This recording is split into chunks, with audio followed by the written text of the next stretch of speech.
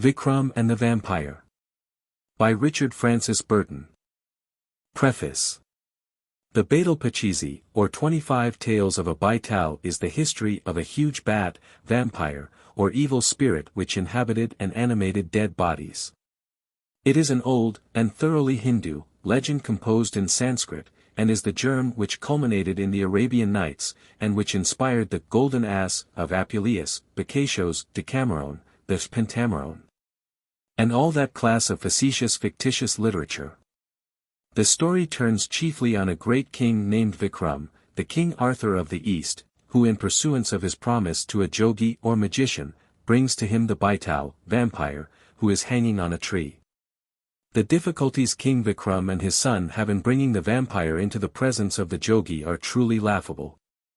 And on this thread is strung a series of Hindu fairy stories, which contain much interesting information on Indian customs and manners. It also alludes to that state, which induces Hindu devotees to allow themselves to be buried alive, and to appear dead for weeks or months, and then to return to life again. A curious state of mesmeric catalepsy, into which they work themselves by concentrating the mind and abstaining from food. A specimen of which I have given a practical illustration in the life of Sir Richard Burton. The following translation is rendered peculiarly valuable and interesting by Sir Richard Burton's intimate knowledge of the language. To all who understand the ways of the East, it is as witty, and as full of what is popularly called chaff as it is possible to be. There is not a dull page in it, and it will especially please those who delight in the weird and supernatural, the grotesque, and the wild life. My husband only gives 11 of the best tales, as it was thought the translation would prove more interesting in its abbreviated form. Isabel Burton. August 18, 1893. How do you find this book? Any thoughts about the book or the author? Any suggestion for improvement? Please take a moment to share your thoughts in a comment. If you like it, share it with your friends who might enjoy it as well. Subscribe to keep in touch. Visit CompleteAudiobooks.com for more quality content. Preface to the first, 1870, edition. The genius of Eastern nations, says an established and respectable authority, was, from the earliest times, much turned towards invention and the love of fiction. The Indians, the Persians, and the Arabians, were all famous for their fables. Amongst the ancient Greeks we hear of the Ionian and Milesian tales, but they have now perished, and, from every account we hear of them, appear to have been loose and indelicate. Similarly, the classical dictionaries define Milesiae fabulae to be licentious themes, stories of an amatory or mirthful nature, or ludicrous and indecent plays. M. Dirige seems indeed to confound them with the Moors du temps illustrated with artistic gouaches, when he says, on Deceives fables milesiennes, rehausses de peinture, que la corruption romaine recherchate alors avec un fol ardeur. My friend, Mr. Richard Charnock, FASL, more correctly defines Milesian fables to have been originally, certain tales or novels, composed by Aristides of Miletus, gay in matter and graceful in manner. They were translated into Latin by the historian Sisenna, the friend of Atticus, and they had a great success at Rome. Plutarch, in his Life of Crassus, tells us that after the defeat of Carthage, some Milesiacs were found in the baggage of the Roman prisoners. The Greek text, and the Latin translation have long been lost. The only surviving fable is the tale of Cupid and Psyche, one which Apuleius calls Milesia Sermo, and it makes us deeply regret the disappearance of the others. Besides this there are the remains of Apollodorus and Conon, and a few traces to be found in Pausanias, Athenaeus, and the Scholiasts. I do not, therefore, agree with Blair, with the dictionaries, or with M. Dirige. Miletus, the great maritime city of Asiatic Ionia, was of old the meeting place of the East and the West. Here the Phoenician trader from the Baltic would meet the Hindu wandering to Intra, from Extra, Ganjem. And the Hyperborean would step on shore side by side with the Nubian and the Ethiop. Here was produced and published for the use of the then civilized world, the genuine Oriental apologue, myth and tale combined, which, by amusing narrative and romantic adventure, insinuates a lesson in morals or in humanity. of which we often in our days must fail to perceive the drift. The Book of Apuleius, before quoted, is subject to as many discoveries of recondite meaning as is Rabelais. As regards the licentiousness of the Milesian fables, this sign of semi-civilization is still inherent in most Eastern books of the description which we call light literature. And the ancestral tale-teller never collects a larger purse of coppers than when he relates the worst of his aurii. But this looseness, resulting from the separation of the sexes, is accidental, not necessary. The following collection will show that it can be dispensed with, and that there is such a thing as comparative purity in Hindu literature. The author, indeed, almost always takes the trouble to marry his hero and his heroine, and if he cannot find a priest, he generally adopts an exceedingly left-hand and Caledonian but legal rite called Gandharbhavivaha. 2. The work of Apuleius, as ample internal evidence shows, is borrowed from the East. The groundwork of the tale is the metamorphosis of Lucius of Corinth into an ass, and the strange accidents which precede his recovering the human form. Another old Hindu storybook relates, in the popular fairy book style, the wondrous adventures of the hero and demigod, the great Gandharbhasena. That son of Indra, who was also the father of Vikramaditya, the subject of this and another collection, offended the ruler of the firmament by his fondness for a certain nymph, and was doomed to wander over earth under the form of a donkey. Through the interposition of the gods, however, he was permitted to become a man during the hours of darkness, thus comparing with the English legend. A Mundeville is lord by day, but the monk is lord by night. Whilst laboring under this curse, Gandharbhasena persuaded the king of Dhara to give him a daughter in marriage, but it unfortunately so happened that at the wedding hour he was unable to show himself in any but asinine shape. After bathing, however, he proceeded to the assembly, and, hearing songs and music, he resolved to give them a specimen of his voice. The guests were filled with sorrow that so beautiful a virgin should be married to a donkey. They were afraid to express their feelings to the king, but they could not refrain from smiling, covering their mouths with their garments. At length someone interrupted the general silence and said, "O king, is this the son of Indra? You have found a fine bridegroom, you are indeed happy, don't delay the marriage, delay is improper in doing good, we never saw so glorious a wedding. It is true that we once heard of a camel being married to a jenny ass. When the ass, looking up to the camel, said, 'Bless me, what a bridegroom,' and the camel, hearing the voice of the ass, exclaimed, 'Bless me, what a musical voice.' In that wedding, however, the bride and the bridegroom were equal. But in this marriage, that such a bride should have such a bridegroom is truly wonderful." Other Brahmins then present said, "O king, at the marriage hour, in sign of joy the sacred shell is blown, but thou hast no need of that," alluding to the donkey's braying. The women all cried out, "O my mother, what is this? At the time of marriage to have an ass! What a miserable thing! What? Will he give that angelic girl in wedlock to a donkey?" At length Gandharbhasena, addressing the king in Sanskrit, urged him to perform his promise. He reminded his future father-in-law that there is no act more meritorious than speaking truth, that the mortal frame is a mere dress, and that wise men never estimate the value of a person by his clothes. He added that he was in that shape from the curse of his sire, and that during the night he had the body of a man. Of his being the son of Indra there could be no doubt. Hearing the donkey thus speak Sanskrit, for it was never known that an ass could discourse in that classical tongue, the minds of the people were changed, and they confessed that, although he had an asinine form, he was unquestionably the son of Indra. The king, therefore, gave him his daughter in marriage. For the metamorphosis brings with it many misfortunes and strange occurrences, and it lasts till fate in the author's hand restores the hero to his former shape and honors. Gandharbhasena is a quasi-historical personage, who lived in the century preceding the Christian era. The story had, therefore, ample time to reach the ears of the learned African Apuleius, who was born AD 130. The Betal Panchavimshati, or 25, Tales of a Baital 5, a vampire or evil spirit which animates dead bodies is an old and thoroughly Hindu repertory.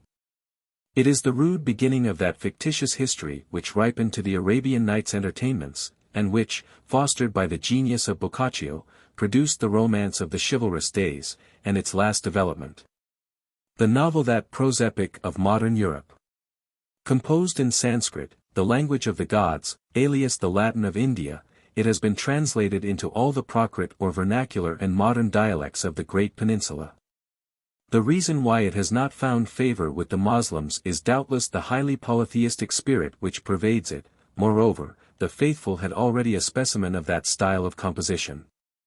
This was the Hitopadesa, or advice of a friend, which, as a line in its introduction informs us, was borrowed from an older book, the Panchatantra, or 5 chapters. It is a collection of apologues recited by a learned Brahmin, Vishnu Sharma by name, for the edification of his pupils, the sons of an Indian Raja. They have been adapted to or translated into a number of languages, notably into Pelvi and Persian, Syriac and Turkish, Greek and Latin, Hebrew and Arabic. And as the fables of Pilpay 6 are generally known, by name at least, to European littérateurs. Voltaire remarks 7, Quand en fait réflexion que presque toute la terre a été infatuée de parelles comes, et ils ont fait l'éducation du genre humain, on trouvé les fables de Pilpay, Lockman, d'Aesop bien raisonnables. These tales, detached, but strung together by artificial means, pearls with a thread drawn through them, are manifest precursors of the Decameron, or 10 days. A modern Italian critic describes the now classical fiction as a collection of 100 of those novels which Boccaccio is believed to have read out at the court of Queen Joanna of Naples, and which later in life were by him assorted together by a most simple and ingenious contrivance. But the great Florentine invented neither his stories nor his plot, if we may so call it. He wrote in the middle of the 14th century, 1344-8, when the West had borrowed many things from the East, rhymes, 8 and romance, lutes and drums, alchemy and knight-errantry. Many of the novelli are, as Orientalists well know, to this day sung and recited almost textually by the wandering tale-tellers, bards, and rhapsodists of Persia and Central Asia. The great Kshatriya, soldier, King Vikramaditya 9 or Vikramarka, meaning the son of heroism, plays in India the part of King Arthur, and of Harun al-Rashid further west. He is a semi-historical personage. The son of Gandharbhasena the donkey and the daughter of the king of Dhara, he was promised by his father the strength of 1,000 male elephants. When his sire died, his grandfather, the deity Indra, resolved that the babe should not be born, upon which his mother stabbed herself. But the tragic event duly happening during the 9th month, Vikram came into the world by himself, and was carried to Indra, who pitied and adopted him, and gave him a good education. The circumstances of his accession to the throne, as will presently appear, are differently told.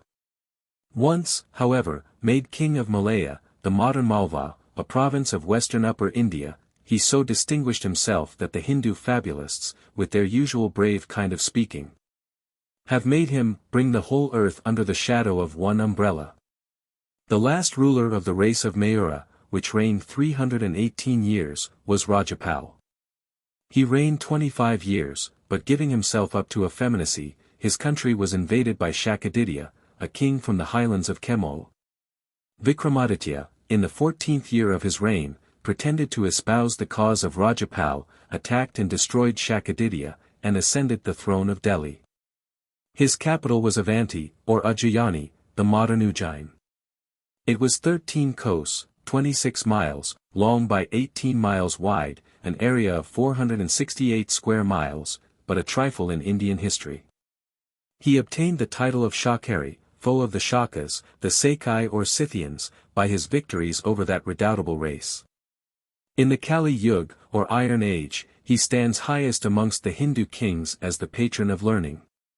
9 persons under his patronage, popularly known as the 9 Gems of Science, hold in India the honorable position of the 7 wise men of Greece.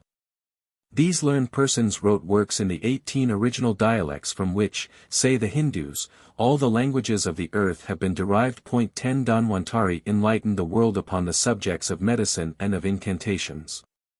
Kshapanika treated the primary elements.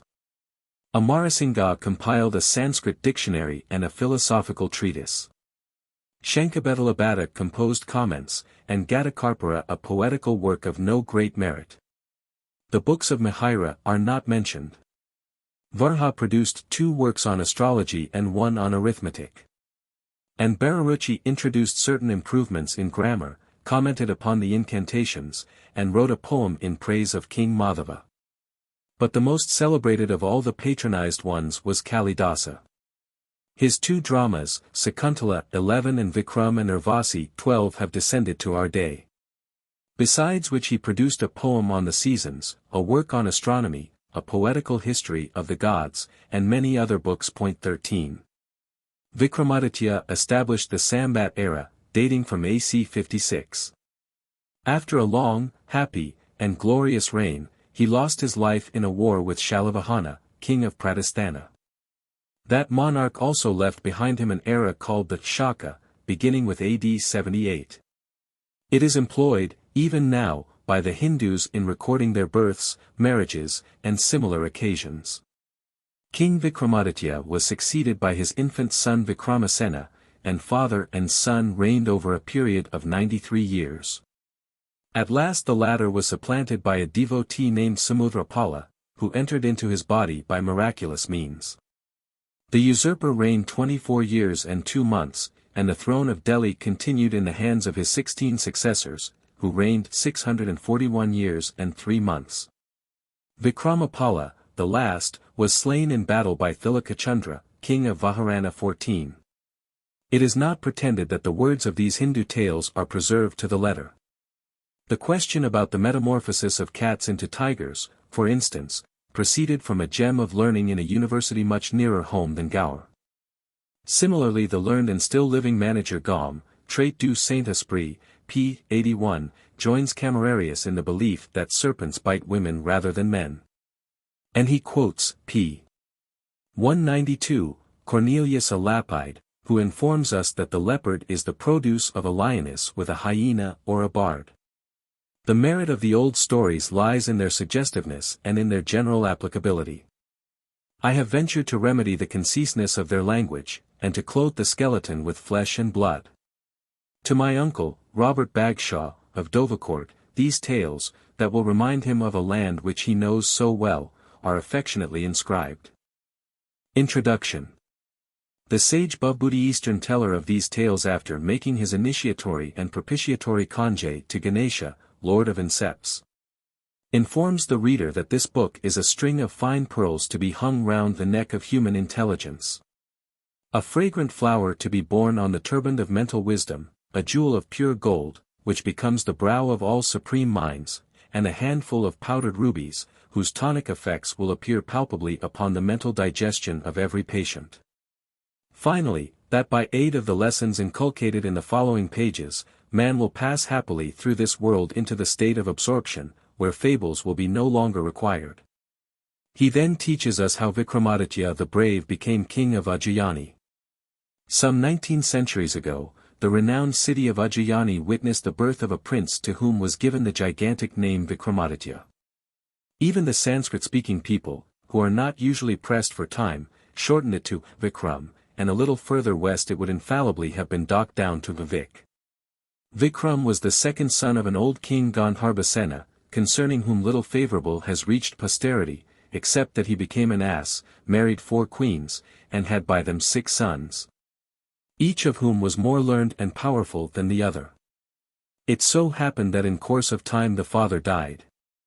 Thereupon his eldest heir, who was known as Shank, succeeded to the carpet of Rajaship, and was instantly murdered by Vikram, his scorpion, the hero of the following pages.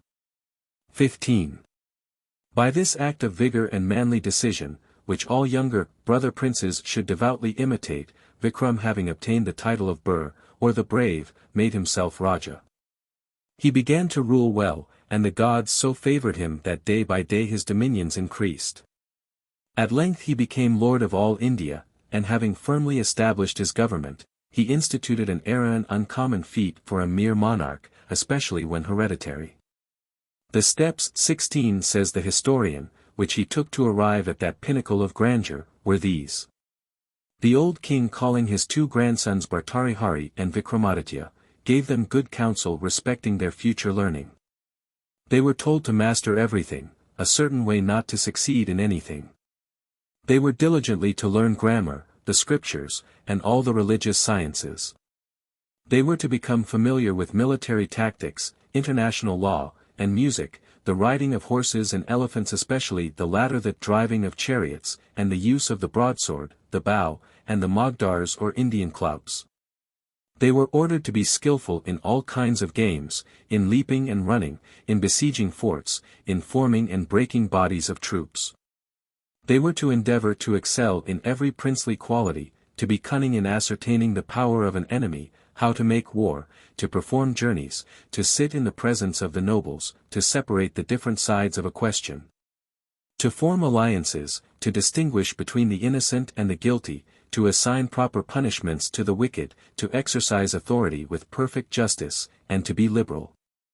The boys were then sent to school, and were placed under the care of excellent teachers, where they became truly famous. Whilst under pupilage, the eldest was allowed all the power necessary to obtain a knowledge of royal affairs, and he was not invested with the regal office till in these preparatory steps he had given full satisfaction to his subjects, who expressed high approval of his conduct. The two brothers often conversed on the duties of kings, when the great Vikramaditya gave the great Bhartarihari the following valuable advice. 17. As Indra, during the 4 rainy months, fills the earth with water, so a king should replenish his treasury with money. As Surya the sun, in warming the earth 8 months, does not scorch it, so a king, in drawing revenues from his people, ought not to oppress them. As Vayu, the wind, surrounds and fills everything, so the king by his officers and spies should become acquainted with the affairs and circumstances of his whole people. As Yama judges men without partiality or prejudice, and punishes the guilty, so should a king chastise, without favor, all offenders. As Varuna, the regent of water, binds with his pasha or divine muse his enemies, so let a king bind every malefactor safely in prison.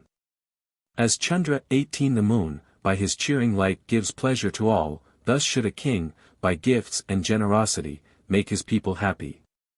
And as Prithvi, the earth, sustains all alike, so should a king feel an equal affection and forbearance towards every one. Become a monarch. Vikram meditated deeply upon what is said of monarchs: a king is fire and air, he is both sun and moon. He is the god of criminal justice, he is the genius of wealth, he is the regent of water, he is the lord of the firmament, he is a powerful divinity who appears in human shape. He reflected with some satisfaction that the scriptures had made him absolute, had left the lives and properties of all his subjects to his arbitrary will, had pronounced him to be an incarnate deity, and had threatened to punish with death even ideas derogatory to his honor.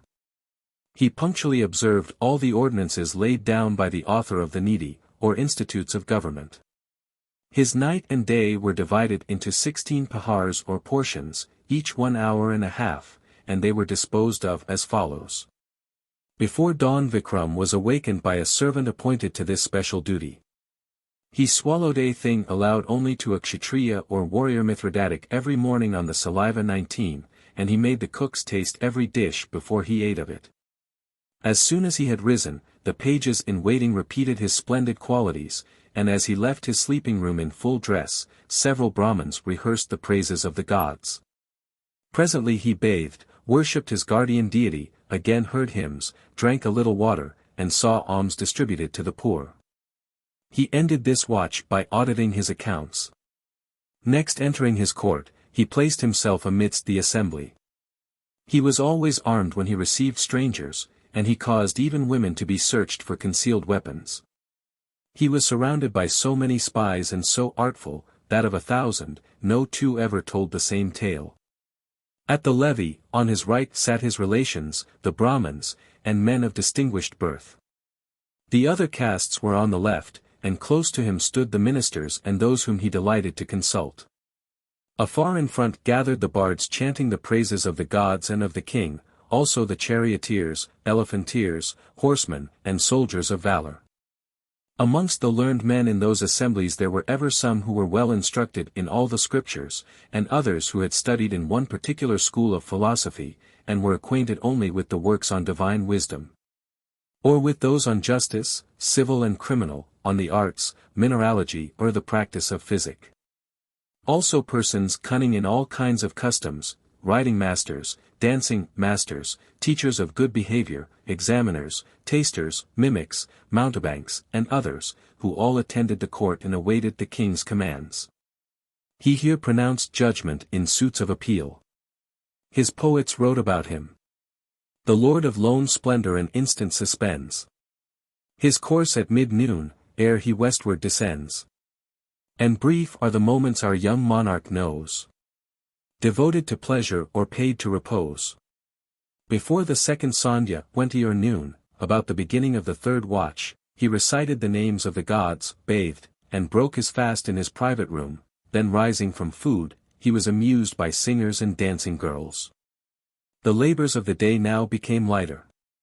After eating he retired, repeating the name of his guardian deity, visited the temples, saluted the gods, conversed with the priests, and proceeded to receive and to distribute presents. Fifthly, he discussed political questions with his ministers and counselors. On the announcement of the herald that it was the sixth watch about 2 or 3 p.m., Vikram allowed himself to follow his own inclinations, to regulate his family, and to transact business of a private and personal nature. After gaining strength by rest, he proceeded to review his troops, examining the men, saluting the officers, and holding military councils. At sunset he bathed a third time and performed the 5 sacraments of listening to a prelection of the Veda, making oblations to the manes, sacrificing to fire in honor of the deities, giving rice to dumb creatures, and receiving guests with due ceremonies. He spent the evening amidst a select company of wise, learned, and pious men, conversing on different subjects, and reviewing the business of the day. The night was distributed with equal care.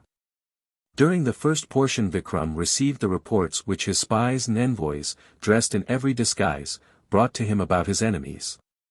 Against the latter he ceased not to use the 5 arts, namely dividing the kingdom, bribes, mischief-making, negotiations, and brute force, especially preferring the first 2 and the last.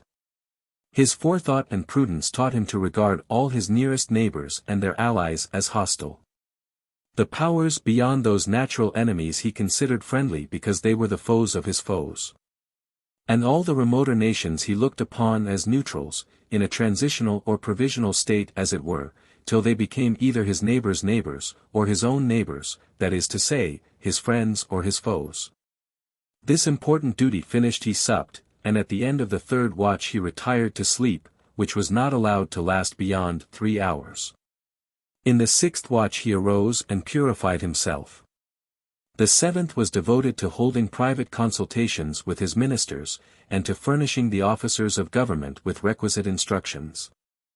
The 8th or last watch was spent with the Purohita or priest, and with Brahmins, hailing the dawn with its appropriate rites. He then bathed, made the customary offerings, and prayed in some unfrequented place near pure water. And throughout these occupations he bore in mind the duty of kings, namely to pursue every object till it be accomplished, to succor all dependents, and hospitably to receive guests, however numerous. He was generous to his subjects respecting taxes, and kind of speech, yet he was inexorable as death in the punishment of offences.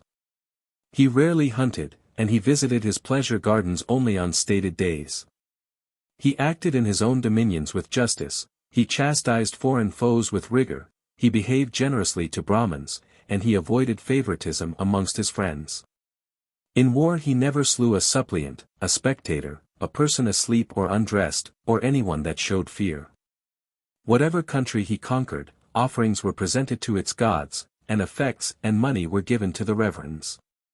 But what benefited him most was his attention to the creature comforts of the 9 gems of science. Those eminent men ate and drank themselves into fits of enthusiasm, and ended by immortalizing their patron's name. Become Vikram the Great, he established his court at a delightful and beautiful location rich in the best of water. The country was difficult of access, and artificially made incapable of supporting a host of invaders, but 4 great roads met near the city. The capital was surrounded with durable ramparts, having gates of defense, and near it was a mountain fortress, under the especial charge of a great captain. The metropolis was well garrisoned and provisioned, and it surrounded the royal palace, a noble building without as well as within. Grandeur seemed embodied there, and prosperity had made it her own. The nearer ground, viewed from the terraces and pleasure pavilions, was a lovely mingling of rock and mountain, plain and valley, field and fallow, crystal lake and glittering stream. The banks of the winding Lavana were fringed with meads whose herbage, pearly with morning dew, afforded choicest grazing for the sacred cow, and were dotted with perfumed clumps of bow trees, tamarinds, and holy figs. In one place Vikram planted 100,000 in a single orchard and gave them to his spiritual advisors. The river valleys separated the stream from a belt of forest growth which extended to a hill range, dark with impervious jungle, and cleared here and there for the cultivator's village. Behind it, rose another sub-range, wooded with a lower bush and already blue with air, whilst in the background towered range upon range, here rising abruptly into points and peaks, their ramp-shaped or wall-formed, with sheer descents. And all of light azure hue adorned with glories of silver and gold. After reigning for some years, Vikram the Brave found himself at the age of 30, a staid and sober middle-aged man. He had several sons. Daughters are not in India by his several wives. And he had some paternal affection for nearly all except of course, for his eldest son, a youth who seemed to conduct himself as though he had a claim to the succession. In fact, the king seemed to have taken up his abode for life at Ujjayini, when suddenly he bethought himself, I must visit those countries of whose names I am ever hearing. The fact is, he had determined to spy out in disguise the lands of all his foes, and to find the best means of bringing against them his formidable army. We now learn how Bhartari Raja becomes regent of Ujjayini.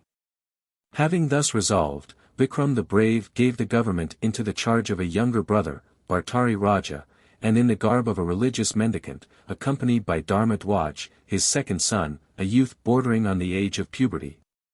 He began to travel from city to city, and from forest to forest. The regent was of a settled melancholic turn of mind, having lost in early youth a very peculiar wife.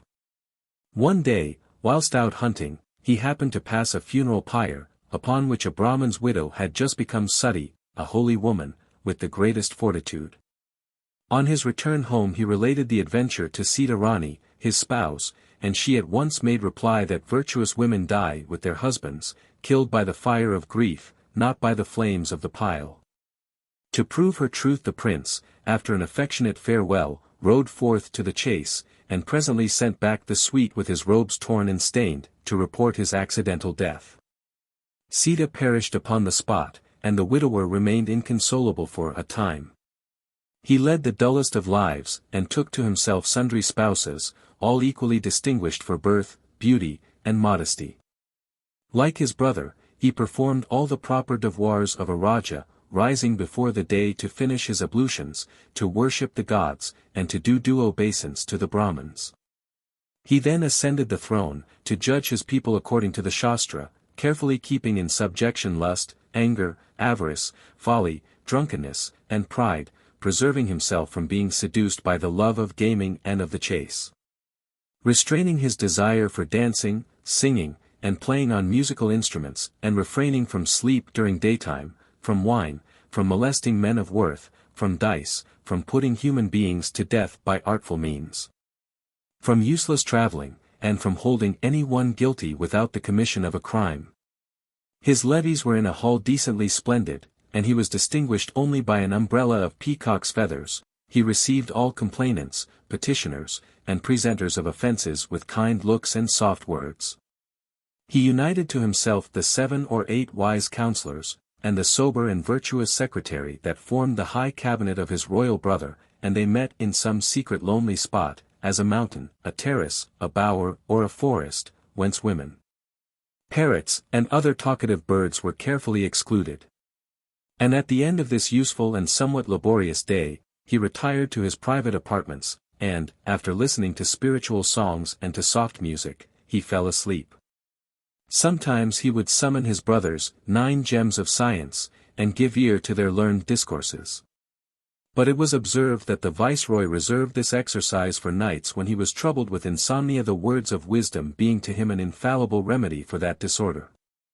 Thus passed onwards his youth, doing nothing that it could desire, forbidden all pleasures because they were unprincely, and working in the palace harder than in the pauper's hut. Having, however, fortunately for himself, few predilections and no imagination, he began to pride himself upon being a philosopher. Much business from an early age had dulled his wits, which were never of the most brilliant.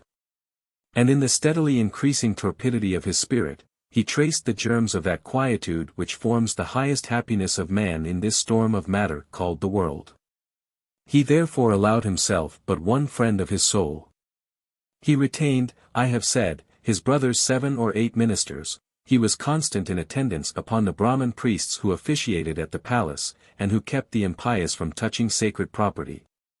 And he was courteous to the commander-in-chief who directed his warriors, to the officers of justice who inflicted punishment upon offenders, and to the lords of towns, varying in number from 1 to 1,000. But he placed an intimate of his own in the high position of confidential counselor, the ambassador to regulate war and peace. Mahipala was a person of noble birth, endowed with shining abilities, popular, dexterous in business, acquainted with foreign parts, famed for eloquence and intrepidity, and as Menu the lawgiver advises, remarkably handsome. Bhartari Raja, as I have said, became a quietist and a philosopher. But Kama, 21, the bright god who exerts his sway over the 3 worlds, heaven and earth and gruesome Hades, 22, had marked out the prince once more as the victim of his blossom-tipped shafts and his flowery bough. How, indeed, could he hope to escape the doom which has fallen equally upon Brahma the creator, Vishnu the preserver, and dreadful Shiva the 3-eyed destroyer? 23. By reason of her exceeding beauty, her face was a full moon shining in the clearest sky, her hair was the purple cloud of autumn when, gravid with rain, it hangs low over earth. And her complexion mocked the pale waxen hue of the large-flowered jasmine. Her eyes were those of the timid antelope, her lips were as red as those of the pomegranate's bud, and when they opened, from them distilled a fountain of ambrosia. Her neck was like a pigeon's, her hand the pink lining of the conch shell, her waist a leopard's, her feet the softest lotuses. In a word, a model of grace and loveliness was Dangala Rani, Raja Bhartari's last and youngest wife. The warrior laid down his arms before her, the politician spoke out every secret in her presence. The religious prince would have slaughtered a cow that sole unforgivable sin to save one of her eyelashes, the absolute king would not drink a cup of water without her permission. The staid philosopher, the sober quietist, to win from her the shadow of a smile, would have danced before her like a singing girl. So desperately enamored became Bhartari Raja. It is written, however, that love, alas, breeds not love. And so it happened to the regent. The warmth of his affection, instead of animating his wife, annoyed her, his protestations wearied her, his vows gave her the headache. And his caresses were a colic that made her blood run cold. Of course, the prince perceived nothing, being lost in wonder and admiration of the beauty's coyness and coquetry. And as women must give away their hearts, whether asked or not, so the lovely Dangala Rani lost no time in lavishing all the passion of her idol's soul upon Mahipala, the handsome ambassador of peace and war. By this means the 3 were happy and were contented. Their felicity, however, being built on a rotten foundation, could not long endure. It soon ended in the following extraordinary way. In the city of Ujjayani, 24, within sight of the palace, dwelt a Brahmin and his wife, who, being old and poor, and having nothing else to do, had applied themselves to the practice of austere devotion. 25 They fasted and refrained from drink, they stood on their heads and held their arms for weeks in the air, they prayed till their knees were like pads, they disciplined themselves with scourges of wire. And they walked about unclad in the cold season, and in summer they sat within a circle of flaming wood, till they became the envy and admiration of all the plebeian gods that inhabit the lower heavens. In fine, as a reward for their exceeding piety, the venerable pair received at the hands of a celestial messenger an apple of the tree Kalpavriksha, fruit which has the virtue of conferring eternal life upon him that tastes it. Scarcely had the god disappeared, when the Brahman, opening his toothless mouth, prepared to eat the fruit of immortality. Then his wife addressed him in these words, shedding copious tears the while. To die, O man, is a passing pain. To be poor is an interminable anguish.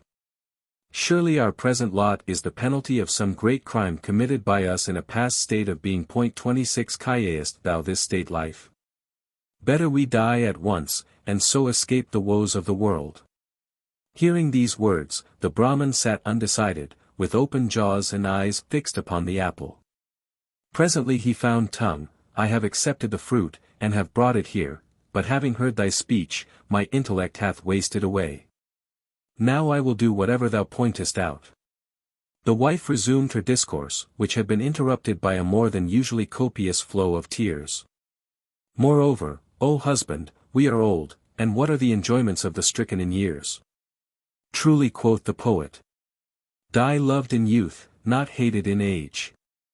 If that fruit could have restored thy dimmed eyes, and deaf ears, and blunted taste, and warmth of love, I had not spoken to thee thus.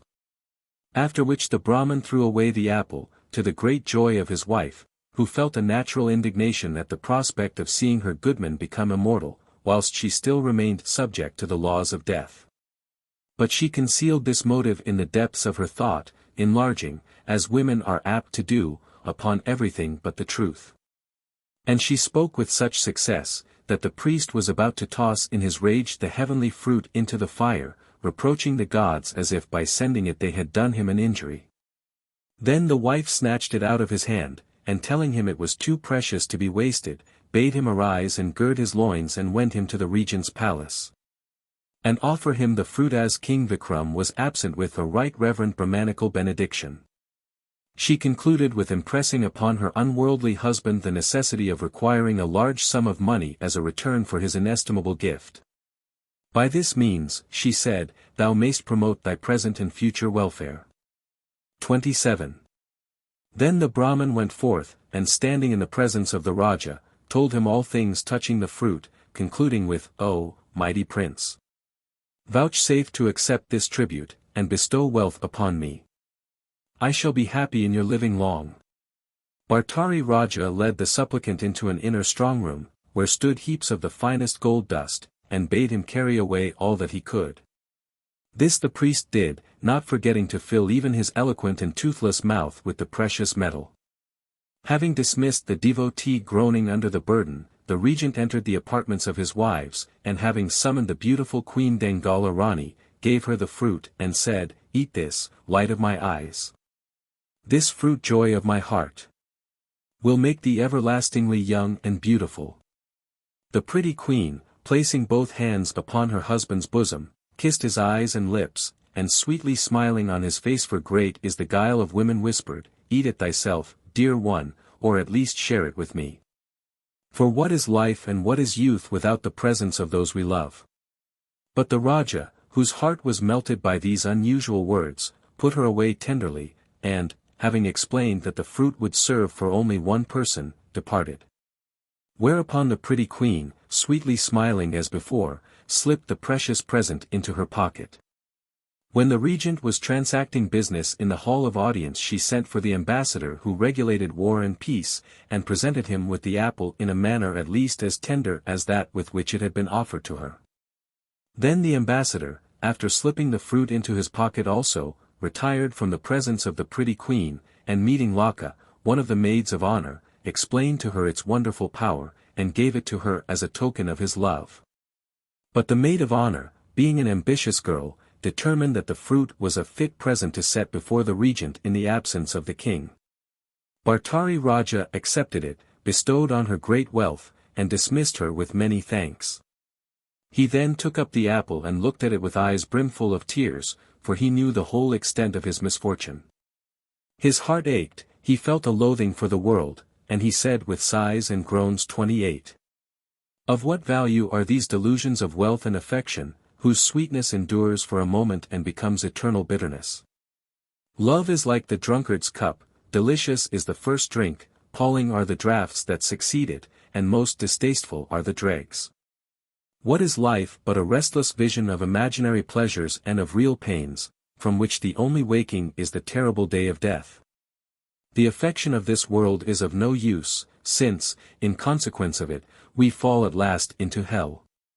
For which reason it is best to practice the austerities of religion, that the deity may bestow upon us hereafter that happiness which he refuses to us here. Thus did Bhartari Raja determine to abandon the world. But before setting out for the forest, he could not refrain from seeing the queen once more, so hot was the flame which Kama had kindled in his heart. He therefore went to the apartments of his women, and having caused Dangala Rani to be summoned, he asked her what had become of the fruit which he had given to her. She answered that, according to his command, she had eaten it. Upon which the regent showed her the apple, and she beholding it stood aghast, unable to make any reply. The Raja gave careful orders for her beheading. He then went out, and having had the fruit washed, ate it. He quitted the throne to be a jogi, or religious mendicant, and without communicating with any one departed into the jungle. There he became such a devotee that death had no power over him, and he is wandering still. But some say that he was duly absorbed into the essence of the deity. We are next told how the valiant Vikram returned to his own country. Thus Vikram's throne remained empty. When the news reached King Indra, regent of the lower firmament and protector of earthly monarchs, he sent Prithwipala, a fierce giant 29 to defend the city of Ujjayani till such time as its lawful master might reappear. And the guardian used to keep watch and ward night and day over his trust. In less than a year the valorous Raja Vikram became thoroughly tired of wandering about the woods half-dressed, now suffering from famine, then exposed to the attacks of wild beasts, and at all times very ill at ease. He reflected also that he was not doing his duty to his wives and children, that the heir apparent would probably make the worst use of the parental absence. And finally, that his subjects, deprived of his fatherly care, had been left in the hands of a man who, for aught he could say, was not worthy of the high trust. He had also spied out all the weak points of friend and foe. Whilst these and other equally weighty considerations were hanging about the Raja's mind, he heard a rumour of the state of things spread abroad, that Bhartari, the regent, having abdicated his throne, had gone away into the forest. Then quoth Vikram to his son, "We have ended our wayfarings, now let us turn our steps homewards." The gong was striking the mysterious hour of midnight as the king and the young prince approached the principal gate. And they were pushing through it when a monstrous figure rose up before them and called out with a fearful voice, "Who are ye, and where are ye going? Stand and deliver your names." "I am Raja Vikram," rejoined the king, half choked with rage, "and I am come to mine own city." "Who art thou that darest to stop or stay me?" "That question is easily answered," cried Prithwipala the giant, in his roaring voice. "The gods have sent me to protect Ujjayani. If thou be really Raja Vikram, prove thyself a man, first fight with me, and then return to thine own."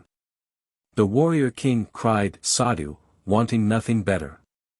He girt his girdle tight round his loins, summoned his opponent into the empty space beyond the gate, told him to stand on guard, and presently began to devise some means of closing with or running in upon him. The giant's fists were large as watermelons, and his knotted arms whistled through the air like falling trees, threatening fatal blows. Besides which the Raja's head scarcely reached the giant's stomach, and the latter, each time he struck out, whooped so abominably loud, that no human nerves could remain unshaken. At last Vikram's good luck prevailed. The giant's left foot slipped, and the hero, seizing his antagonist's other leg, began to trip him up. At the same moment the young prince, hastening to his parents' assistance, jumped viciously upon the enemy's naked toes.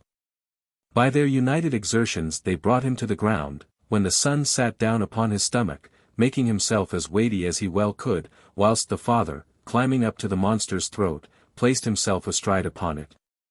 And pressing both thumbs upon his eyes, threatened to blind him if he would not yield. Then the giant, modifying the bellow of his voice, cried out, "O Raja, thou hast overthrown me, and I grant thee thy life. Surely thou art mad, monster," replied the king, in jeering tone, half laughing, half angry. "To whom grantest thou life? If I desire it I can kill thee. How, then, cost thou talk about granting me my life?" "Vikram of Ujjayani," said the giant, "be not too proud. I will save thee from a nearly impending death. Only hearken to the tale which I have to tell thee, and use thy judgment, and act upon it. So shalt thou rule the world free from care, and live without danger, and die happily." "Proceed," quoth the Raja, after a moment's thought, dismounting from the giant's throat, and beginning to listen with all his ears. The giant raised himself from the ground, and when in a sitting posture, began in solemn tones to speak as follows. "In short, the history of the matter is, that 3 men were born in this same city of Ujjayani, in the same lunar mansion. In the same division of the great circle described upon the ecliptic, and in the same period of time. You, the first, were born in the house of a king. The second was an oilman's son, who was slain by the third, a jogi, or anchorite, who kills all he can, wafting the sweet scent of human sacrifice to the nostrils of Durga, goddess of destruction. Moreover, the holy man, after compassing the death of the oilman's son, has suspended him head downwards from a mimosa tree in a cemetery. He is now anxiously plotting thy destruction. He hath murdered his own child." "And how came an anchorite to have a child?" asked Raja Vikram, incredulously. "That is what I am about to tell thee," replied the giant.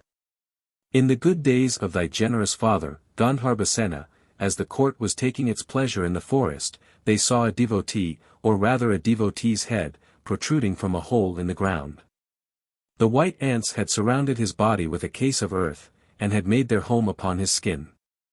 All kinds of insects and small animals crawled up and down the face, yet not a muscle moved.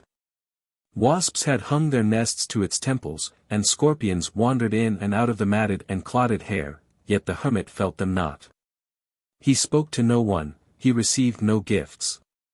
And had it not been for the opening of his nostrils, as he continually inhaled the pungent smoke of a thorn fire, man would have deemed him dead. Such were his religious austerities. Thy father marveled much at the sight, and rode home in profound thought. That evening, as he sat in the hall of audience, he could speak of nothing but the devotee. And his curiosity soon rose to such a pitch, that he proclaimed about the city a reward of 100 gold pieces to any one that could bring to court this anchorite of his own free will. Shortly afterwards, Vasantasena, a singing and dancing girl more celebrated for wit and beauty than for sagesse or discretion, appeared before thy sire, and offered for the petty inducement of a gold bangle to bring the anchorite into the palace, carrying a baby on his shoulder. The king, hearing her speak, was astonished, gave her a betel leaf in token that he held her to her promise, and permitted her to depart, which she did with a laugh of triumph. Vasantasena went directly to the jungle, where she found the pious man faint with thirst, shriveled with hunger, and half dead with heat and cold. She cautiously put out the fire.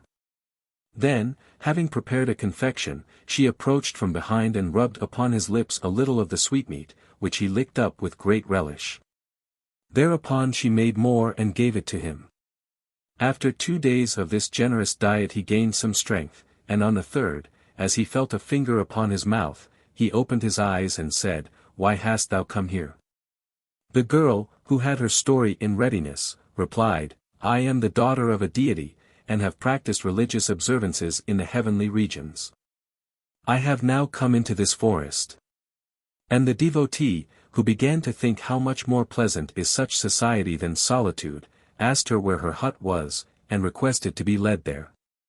Then Vasantasena, having unearthed the holy man and compelled him to purify himself, led him to the abode which she had caused to be built for herself in the wood. She explained its luxuries by the nature of her vow, which bound her to indulge in costly apparel, in food with 6 flavors, and in every kind of indulgence. 30 In course of time the hermit learned to follow her example. He gave up inhaling smoke, and he began to eat and drink as a daily occupation. At length Kama began to trouble him.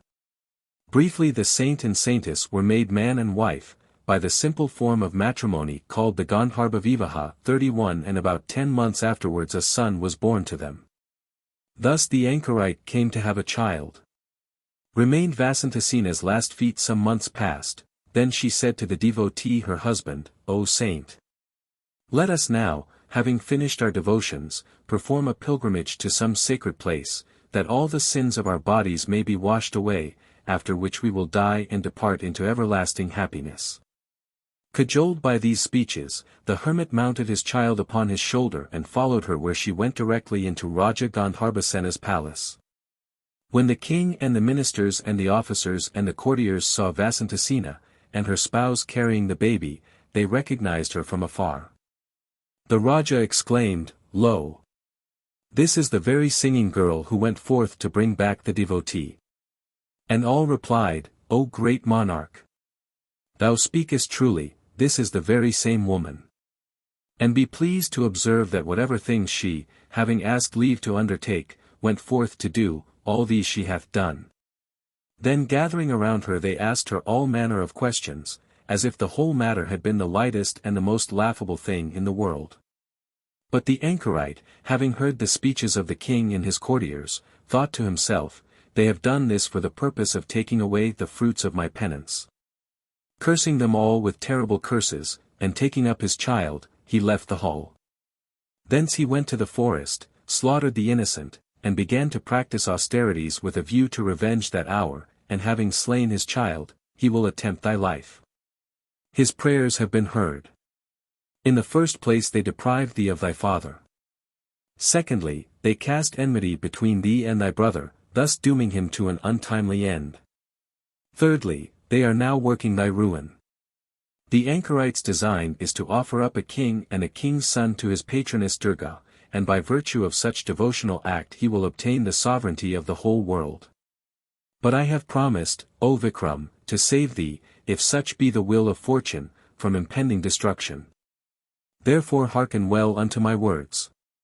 Distrust them that dwell amongst the dead, and remember that it is lawful and right to strike off his head that would slay thee. So shalt thou rule the universal earth, and leave behind thee an immortal name. Suddenly Prithwipala, the giant, ceased speaking, and disappeared. Vikram and his son then passed through the city gates, feeling their limbs to be certain that no bones were broken, and thinking over the scene that had occurred. We now are informed how the valiant King Vikram met with the vampire. It was the spring season when the Raja returned, and the holy festival 32 caused dancing and singing in every house. Ujjayani was extraordinarily happy and joyful at the return of her ruler, who joined in her gladness with all his kingly heart. The faces and dresses of the public were red and yellow with gulal and abir, perfumed powders 33, which were sprinkled upon one another in token of merriment. Musicians deafened the citizens' ears, dancing girls performed till ready to faint with fatigue, the manufacturers of comfits made their fortunes, and the 9 gems of science celebrated the auspicious day with the most long-winded odes. The royal hero, decked in regal attire, and attended by many thousands of state palanquins glittering with their various ornaments, and escorted by a suite of 100 kingly personages, with their martial array of the 4 hosts, of cavalry, elephants, chariots, and infantry, and accompanied by Amazon girls, lovely as the suite of the gods, himself a personification of majesty, bearing the white parasol of dominion, with a golden staff and tassels, began once more to reign. After the first pleasures of return, the king applied himself unremittingly to good government and to eradicating the abuses which had crept into the administration during the period of his wanderings.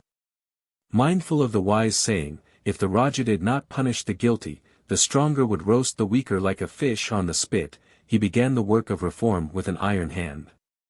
He confiscated the property of a councillor who had the reputation of taking bribes. He branded the forehead of a Sudra or servile man whose breath smelt of ardent spirits, and a goldsmith having been detected in fraud he ordered him to be cut in shreds with razors as the law in its mercy directs.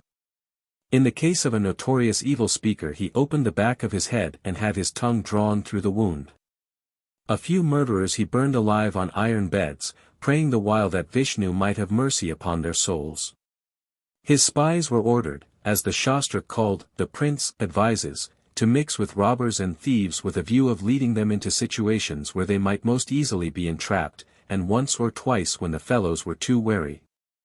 He seized them and their relations and impaled them all, thereby conclusively proving, without any mistake, that he was king of earth.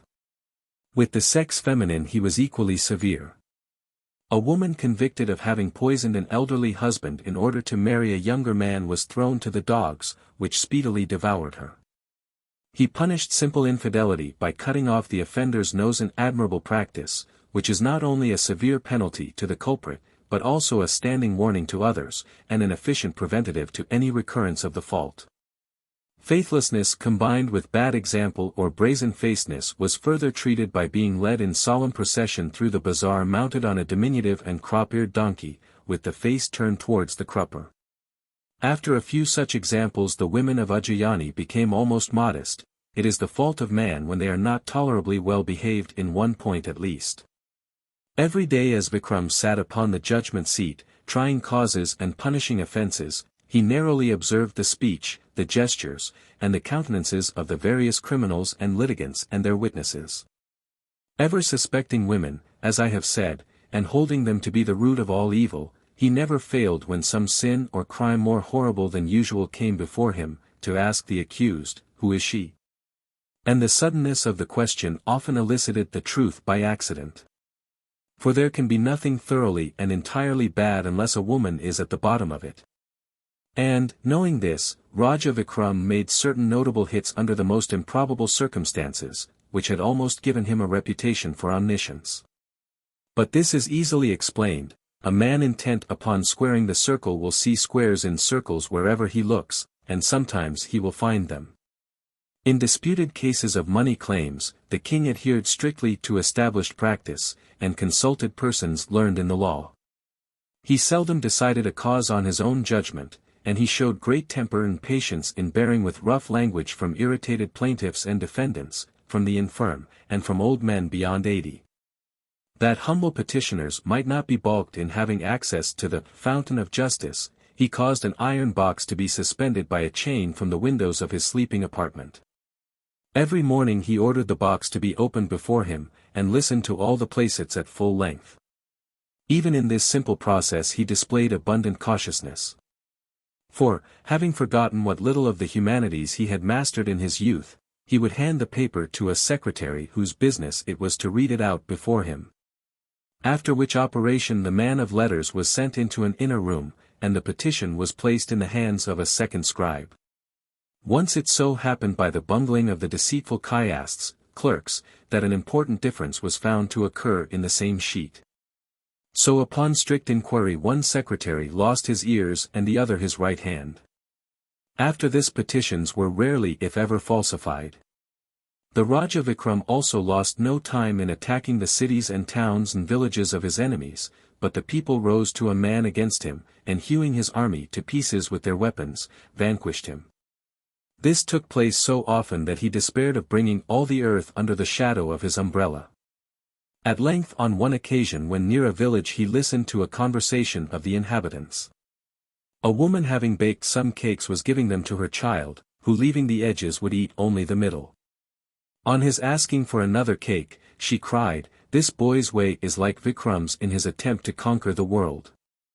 On his inquiring, "Mother, why, what am I doing, and what has Vikram done?" "Thou, my boy," she replied, "throwing away the outside of the cake eatest the middle only. Vikram also in his ambition, without subduing the frontiers before attacking the towns, invades the heart of the country and lays it waste. On that account, both the townspeople and others rising, close upon him from the frontiers to the center, and destroy his army. That is his folly." Vikram took notice of the woman's words. He strengthened his army and resumed his attack on the provinces and cities, beginning with the frontiers, reducing the outer towns and stationing troops in the intervals. Thus he proceeded regularly with his invasions. After a respite, adopting the same system and marshalling huge armies, he reduced in regular course each kingdom and province till he became monarch of the whole world. It so happened that one day as Vikram the Brave sat upon the judgment seat, a young merchant, by name Mal Deo, who had lately arrived at Ujjayani with loaded camels and elephants, and with the reputation of immense wealth, entered the palace court. Having been received with extreme condescension, he gave into the king's hand a fruit which he had brought in his own, and then spreading a prayer carpet on the floor he sat down. Presently, after a quarter of an hour, he arose and went away. When he had gone, the king reflected in his mind, under this disguise, perhaps, is the very man of whom the giant spoke. Suspecting this, he did not eat the fruit, but calling the master of the household he gave the present to him, ordering him to keep it in a very careful manner. The young merchant, however, continued every day to court the honor of an interview, each time presenting a similar gift. By chance one morning Raja Vikram went, attended by his ministers, to see his stables. At this time the young merchant also arrived there, and in the usual manner placed a fruit in the royal hand. As the king was thoughtfully tossing it in the air, it accidentally fell from his fingers to the ground. Then the monkey, who was tethered amongst the horses to draw calamities from their heads, 34 snatched it up and tore it to pieces. Whereupon a ruby of such size and water came forth that the king and his ministers, beholding its brilliancy, gave vent to expressions of wonder. Quoth Vikram to the young merchant severely, for his suspicions were now thoroughly roused, "Why hast thou given to us all this wealth?" "O great king," replied Mal Deo, demurely, "it is written in the scriptures, Shastra, of ceremony, that we must not go empty-handed into the presence of the following persons, namely, Rajas, spiritual teachers, judges, young maidens, and old women whose daughters we would marry. But why, O Vikram, cost thou speak of one ruby only, since in each of the fruits which I have laid at thy feet there is a similar jewel?" Having heard this speech, the king said to the master of his household, "Bring all the fruits which I have entrusted to thee." The treasurer, on receiving the royal command, immediately brought them, and having split them, there was found in each one a ruby, one and all equally perfect in size and water. Raja Vikram, beholding such treasures, was excessively pleased. Having sent for a lapidary, he ordered him to examine the rubies, saying, "We cannot take anything with us out of this world. Virtue is a noble quality to possess here below, so tell justly what is the value of each of these gems." 35. To so moral a speech the lapidary replied, Maha Raja 36. "Thou hast said truly, whoever possesses virtue, possesses everything. Virtue indeed accompanies us always, and is of advantage in both worlds. Hear, O great king! Each gem is perfect in color, quality and beauty. If I were to say that the value of each was 10 million millions of savarnas, gold pieces, even then thou couldst not understand its real worth. In fact, each ruby would buy one of the 7 regions into which the earth is divided." The king on hearing this was delighted, although his suspicions were not satisfied, and, having bestowed a robe of honor upon the lapidary, dismissed him. Thereon, taking the young merchant's hand, he led him into the palace, seated him upon his own carpet in presence of the court, and began to say, "My entire kingdom is not worth one of these rubies. Tell me how it is that thou who buyest and sellest hast given me such and so many pearls." Mal Deo replied, "O great king, the speaking of matters like the following in public is not right. These things, prayers, spells, drugs, good qualities, household affairs, the eating of forbidden food, and the evil we may have heard of our neighbor should not be discussed in full assembly. Privately I will disclose to thee my wishes. This is the way of the world, when an affair comes to 6 ears, it does not remain secret. If a matter is confided to 4 ears it may escape further hearing, and if to 2 ears even Brahma the Creator does not know it. How then can any rumor of it come to man?" Having heard this speech, Raja Vikram took Mal Deo aside, and began to ask him, saying, "O generous man! You have given me so many rubies, and even for a single day you have not eaten food with me. I am exceedingly ashamed, tell me what you desire." "Raja," said the young merchant, "I am not Mal Deo, but Shanta, Shil 37, a devotee. I am about to perform spells, incantations and magical rites on the banks of the river Godavari, in a large smashana, a cemetery where bodies are burned. By this means the 8 powers of nature will all become mine. This thing I ask of you as alms, that you and the young Prince Dharmadwaj will pass one night with me, doing my bidding. By you remaining near me my incantations will be successful." The valiant Vikram nearly started from his seat at the word cemetery, but, like a ruler of men, he restrained his face from expressing his feelings, and he presently replied, "Good, we will come, tell us on what day." "You are to come to me," said the devotee, armed, but without followers, on the Monday evening the 14th of the dark half of the month Bhadra. 38. The Raja said, "Do you go your ways, we will certainly come." In this manner, having received a promise from the king, and having taken leave, the devotee returned to his house, thence he repaired to the temple, and having made preparations, and taken all the necessary things, he went back into the cemetery and sat down to his ceremonies. The valiant Vikram, on the other hand, retired into an inner apartment, to consult his own judgment about an adventure with which, for fear of ridicule, he was unwilling to acquaint even the most trustworthy of his ministers. In due time came the evening moon's day, the 14th of the dark half of the month Bhadra. As the short twilight fell gloomily on earth, the warrior king accompanied by his son, with turbaned ends tied under their chins, and with trusty blades tucked under their arms ready for foes, human, bestial, or devilish, slipped out unseen through the palace wicket, and took the road leading to the cemetery on the river bank. Dark and drear was the night. Urged by the furious blast of the lingering winter rains, masses of bistre-colored cloud, like the forms of unwieldy beasts, rolled heavily over the firmament plain. Whenever the crescent of the young moon, rising from an horizon sable as the sad Tamla's hue, 39 glanced upon the wayfarers, it was no brighter than the fine tip of an elephant's tusk protruding from the muddy wave. A heavy storm was impending. Big drops fell in showers from the forest trees as they groaned under the blast, and beneath the gloomy avenue the clayey ground gleamed ghastly white. As the Raja and his son advanced, a faint ray of light, like the line of pure gold streaking the dark surface of the touchstone, caught their eyes, and directed their footsteps towards the cemetery. When Vikram came upon the open space on the riverbank where corpses were burned, he hesitated for a moment to tread its impure ground. But seeing his son undismayed, he advanced boldly, trampling upon remnants of bones, and only covering his mouth with his turbaned end. Presently, at the further extremity of the smashana, or burning ground, appeared a group. By the lurid flames that flared and flickered round the half-extinguished funeral pyres, with remnants of their dreadful loads, Raja Vikram and Dharmadwaj could note the several features of the ill-omened spot. There was an outer circle of hideous bestial forms, tigers were roaring, and elephants were trumpeting, wolves, whose foul hairy coats blazed with sparks of bluish phosphoric light, were devouring the remnants of human bodies.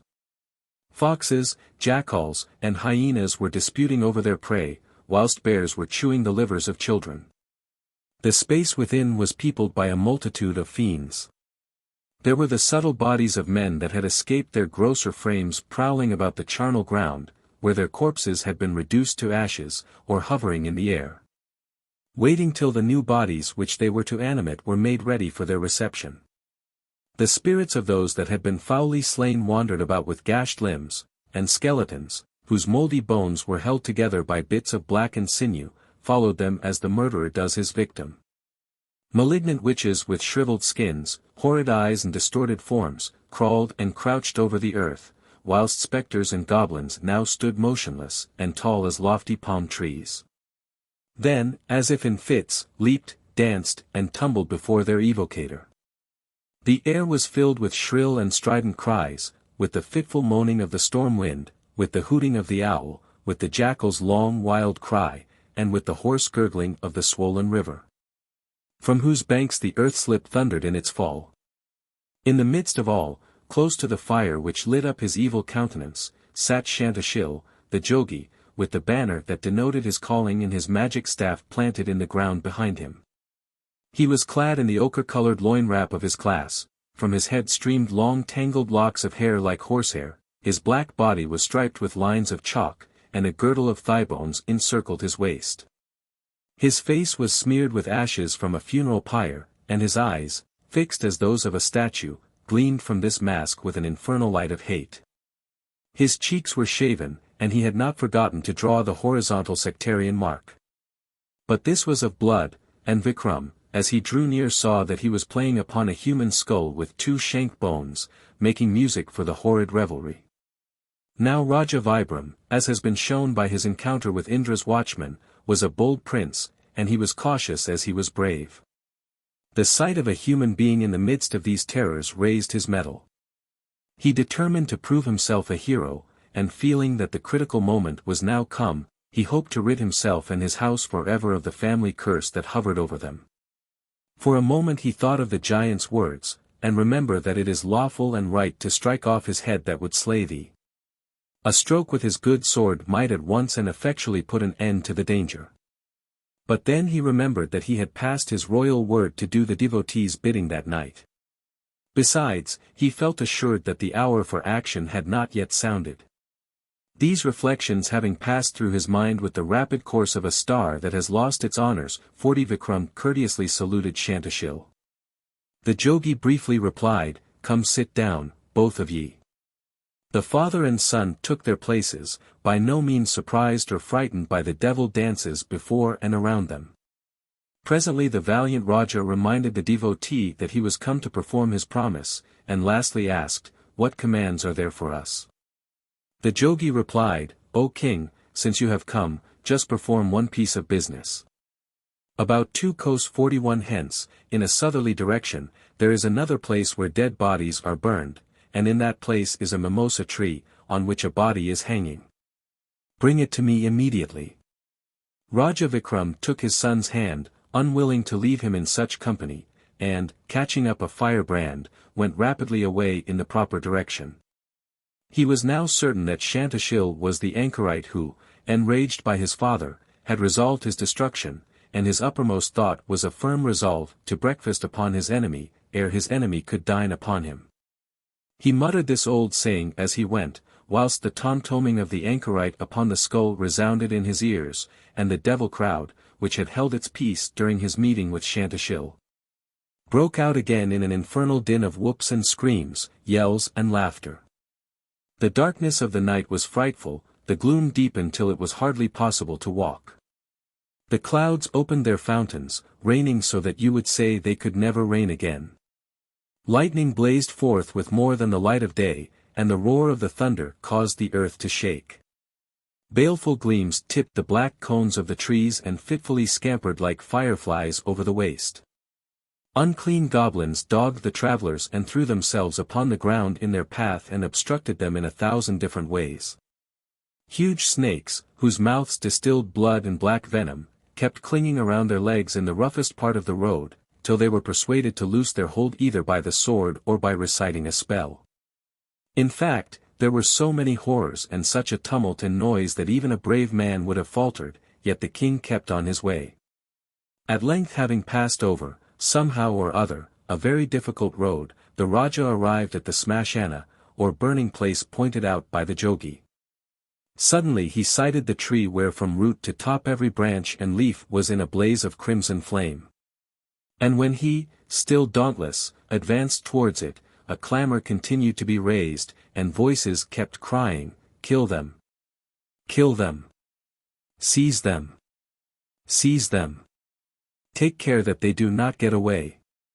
Let them scorch themselves to cinders. Let them suffer the pains of Patala." 42. Far from being terrified by this state of things, the valiant Raja increased in boldness, seeing a prospect of an end to his adventure. Approaching the tree, he felt that the fire did not burn him, and so he sat there for a while to observe the body, which hung, head downwards, from a branch a little above him. Its eyes, which were wide open, were of a greenish-brown, and never twinkled. Its hair also was brown, 43, and brown was its face, 3 several shades which, notwithstanding, approached one another in an unpleasant way, as in an overdried coconut. Its body was thin and ribbed like a skeleton or a bamboo framework, and as it held on to a bough, like a flying fox, 44, by the toe tips, its drawn muscles stood out as if they were ropes of coin. Blood it appeared to have none, or there would have been a decided determination of that curious juice to the head, and as the Raja handled its skin it felt icy cold and clammy as might a snake. The only sign of life was the whisking of a ragged little tail much resembling a goat's. Judging from these signs the brave king at once determined the creature to be a betal vampire. For a short time he was puzzled to reconcile the appearance with the words of the giant, who informed him that the anchorite had hung the oilman's son to a tree. But soon he explained to himself the difficulty, remembering the exceeding cunning of jogis and other reverend men, and determining that his enemy, the better to deceive him, had doubtless altered the shape and form of the young oilman's body.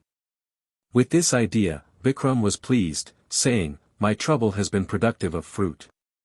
Remained the task of carrying the vampire to Shantashil the devotee. Having taken his sword, the Raja fearlessly climbed the tree, and ordering his son to stand away from below, clutched the vampire's hair with one hand, and with the other struck such a blow of the sword that the bough was cut and the thing fell heavily upon the ground. Immediately on falling it gnashed its teeth and began to utter a loud wailing cry like the screams of an infant in pain. Vikram, having heard the sound of its lamentations, was pleased, and began to say to himself, "This devil must be alive." Then nimbly sliding down the trunk, he made a captive of the body, and asked, "Who art thou?" Scarcely, however, had the words passed the royal lips, when the vampire slipped through the fingers like a worm, and uttering a loud shout of laughter, rose in the air with its legs uppermost. And as before suspended itself by its toes to another bough. And there it swung to and fro, moved by the violence of its cachinnation. "Decidedly this is the young oilman," exclaimed the Raja, after he had stood for a minute or two with mouth open, gazing upwards and wondering what he should do next. Presently he directed Dharma Dwaj not to lose an instant in laying hands upon the thing when it next might touch the ground, and then he again swarmed up the tree. Having reached his former position, he once more seized the betal's hair, and with all the force of his arms, for he was beginning to feel really angry, he tore it from its hold and dashed it to the ground, saying, "O wretch, tell me who thou art."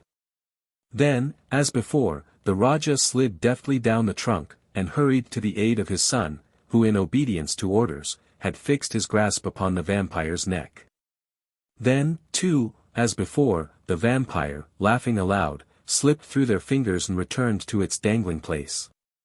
To fail twice was too much for Raja Vikram's temper, which was right kingly and somewhat hot. This time he bade his son strike the betal's head with his sword. Then, more like a wounded bear of Himalaya than a prince who had established an era, he hurried up the tree, and directed a furious blow with his saber at the vampire's lean and calfless legs. The violence of the stroke made its toes loose their hold of the bough, and when it touched the ground, Dharma Dwaj's blade fell heavily upon its matted brown hair. But the blows appeared to have lighted on iron wood, to judge at least from the behavior of the baital, who no sooner heard the question, "O wretch, who art thou?" than it returned in loud glee and merriment to its old position. 5 mortal times did Raja Vikram repeat this profitless labor. But so far from losing heart, he quite entered into the spirit of the adventure. Indeed, he would have continued climbing up that tree and taking that corpse under his arm. He found his sword useless, and bringing it down, and asking it who it was, and seeing it slip through his fingers, 6 times 60 times. Or till the end of the 4th and present age, 45, had such extreme resolution been required. However, it was not necessary.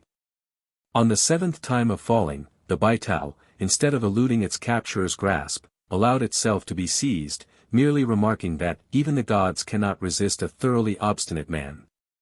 46 And seeing that the stranger, for the better protection of his prize, had stripped off his waistcloth and was making it into a bag, the vampire thought proper to seek the most favorable conditions for himself, and asked his conqueror who he was, and what he was about to do. "Vile wretch," replied the breathless hero, "know me to be Vikram the Great, Raja of Ujjayani, and I bear thee to a man who is amusing himself by drumming to devils on a skull." "Remember the old saying, mighty Vikram," said the baital, with a sneer, "that many a tongue has cut many a throat. I have yielded to thy resolution, and I am about to accompany thee, bound to thy back like a beggar's wallet. But hearken to my words, ere we set out upon the way.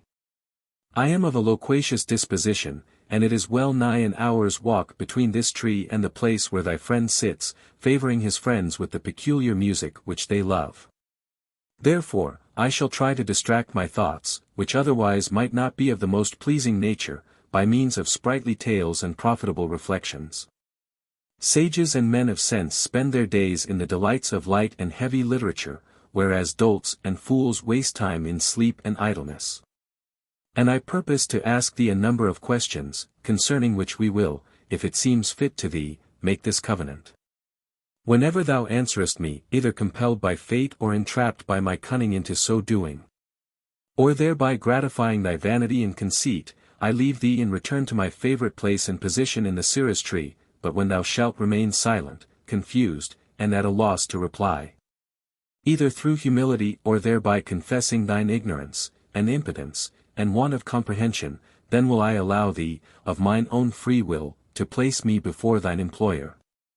Perhaps I should not say so, it may sound like bribing thee, but take my counsel, and mortify thy pride, and assumption, and arrogance, and haughtiness, as soon as possible. So shalt thou derive from me a benefit which none but myself can bestow. Raja Vikram, hearing these rough words, so strange to his royal ear, winced. Then he rejoiced that his heir apparent was not near, then he looked round at his son Dharmadwaj, to see if he was impertinent enough to be amused by the baital. But the first glance showed him the young prince busily employed in pinching and screwing the monster's legs, so as to make it fit better into the cloth. Vikram then seized the ends of the waistcloth, twisted them into a convenient form for handling, stooped, raised the bundle with a jerk, tossed it over his shoulder, and bidding his son not to lag behind, set off at a round pace towards the western end of the cemetery. The shower had ceased, and, as they gained ground, the weather greatly improved. The vampire asked a few indifferent questions about the wind and the rain and the mud. When he received no answer, he began to feel uncomfortable, and he broke out with these words, "O King Vikram, listen to the true story which I am about to tell thee." The vampire's first story, in which a man deceives a woman.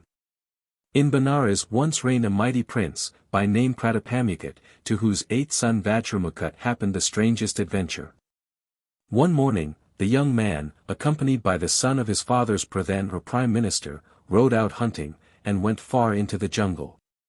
At last the twain unexpectedly came upon a beautiful, tank 47, of a prodigious size.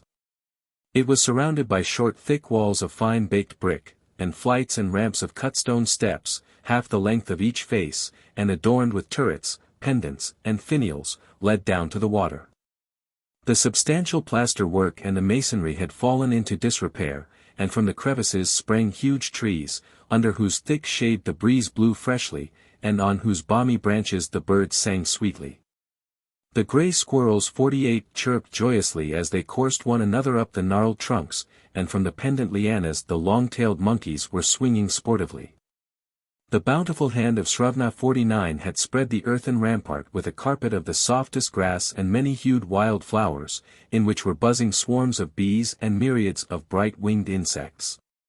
And flocks of water-fowl, wild geese, Brahmini ducks, bitterns, herons, and cranes, male and female, were feeding on the narrow strip of brilliant green that belted the long deep pool, amongst the broad-leaved lotuses with the lovely blossoms, splashing through the pellucid waves, and basking happily in the genial sun.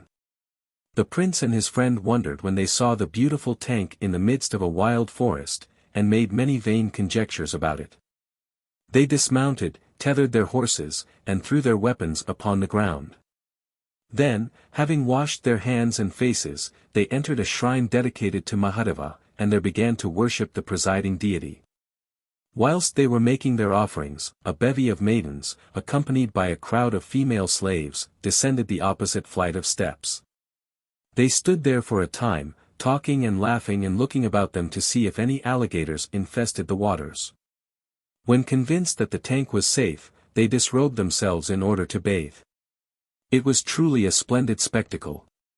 Concerning which the less said the better, interrupted Rajavikram in an offended tone. 50. But did not last long. The Raja's daughter, for the principal maiden was a princess, soon left her companions, who were scooping up water with their palms and dashing it over one another's heads, and proceeded to perform the rites of purification, meditation, and worship. Then she began strolling with a friend under the shade of a small mango grove. The prince also left his companion sitting in prayer, and walked forth into the forest. Suddenly the eyes of the Raja's son and the Raja's daughter met. She started back with a little scream. He was fascinated by her beauty, and began to say to himself, "O thou vile karma, 51, why worriest thou me?" Hearing this, the maiden smiled encouragement, but the poor youth, between palpitation of the heart and hesitation about what to say, was so confused that his tongue craved to his teeth. She raised her eyebrows a little. There is nothing which women despise in a man more than modesty. 52 for Emodatai.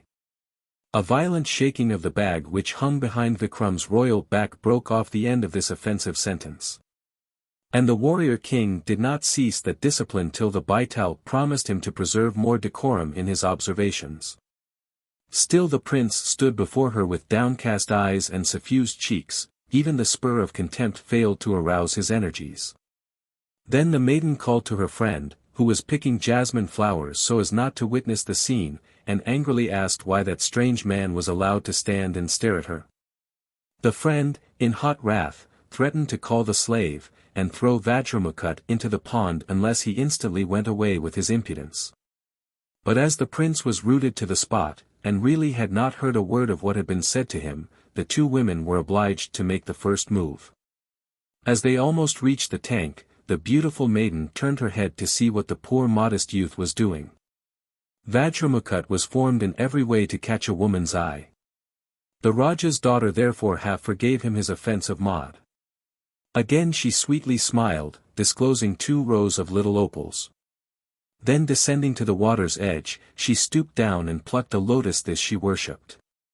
Next she placed it in her hair, then she put it in her ear, then she bit it with her teeth, then she trod upon it with her foot, then she raised it up again, and lastly she stuck it in her bosom. After which she mounted her conveyance and went home to her friends, whilst the prince, having become thoroughly desponding and drowned in grief at separation from her, returned to the minister's son. Females.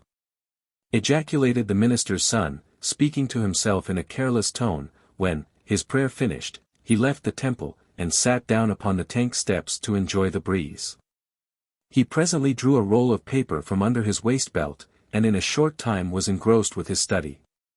The women seeing this conduct, exerted themselves in every possible way of wile to attract his attention and to distract his soul. They succeeded only so far as to make him roll his head with a smile, and to remember that such is always the custom of man's bane, after which he turned over a fresh page of manuscript. And although he presently began to wonder what had become of the prince his master, he did not look up even once from his study. He was a philosopher, that young man. But after all, Raja Vikram, what is mortal philosophy? Nothing but another name for indifference. Who was ever philosophical about a thing truly loved or really hated? No one. Philosophy, says Shankaracharya, is either a gift of nature or the reward of study. But I, the baital, the devil, ask you, what is a born philosopher, save a man of cold desires? And what is a bred philosopher but a man who has survived his desires? A young philosopher, a cold-blooded youth. An elderly philosopher. A leucophlegmatic old man. Much nonsense, of a verity, ye hear in praise of nothing from your Rajaship's 9 gems of science, and from sundry other such wise fools. Then the prince began to relate the state of his case, saying, O friend, I have seen a damsel, but whether she be a musician from Indra's heaven, a maiden of the sea, a daughter of the serpent kings, or the child of an earthly Raja, I cannot say. Describe her, said the statesman in embryo. Her face, quoth the prince, was that of the full moon, her hair like a swarm of bees hanging from the blossoms of the acacia, the corners of her eyes touched her ears, her lips were sweet with lunar ambrosia, her waist was that of a lion. And her walk the walk of a king goose. 53 As a garment, she was white, as a season, the spring, as a flower, the jasmine, as a speaker, the kokala bird, as a perfume, musk, as a beauty, Kamadeva, and as a being, love. And if she does not come into my possession I will not live. This I have certainly determined upon.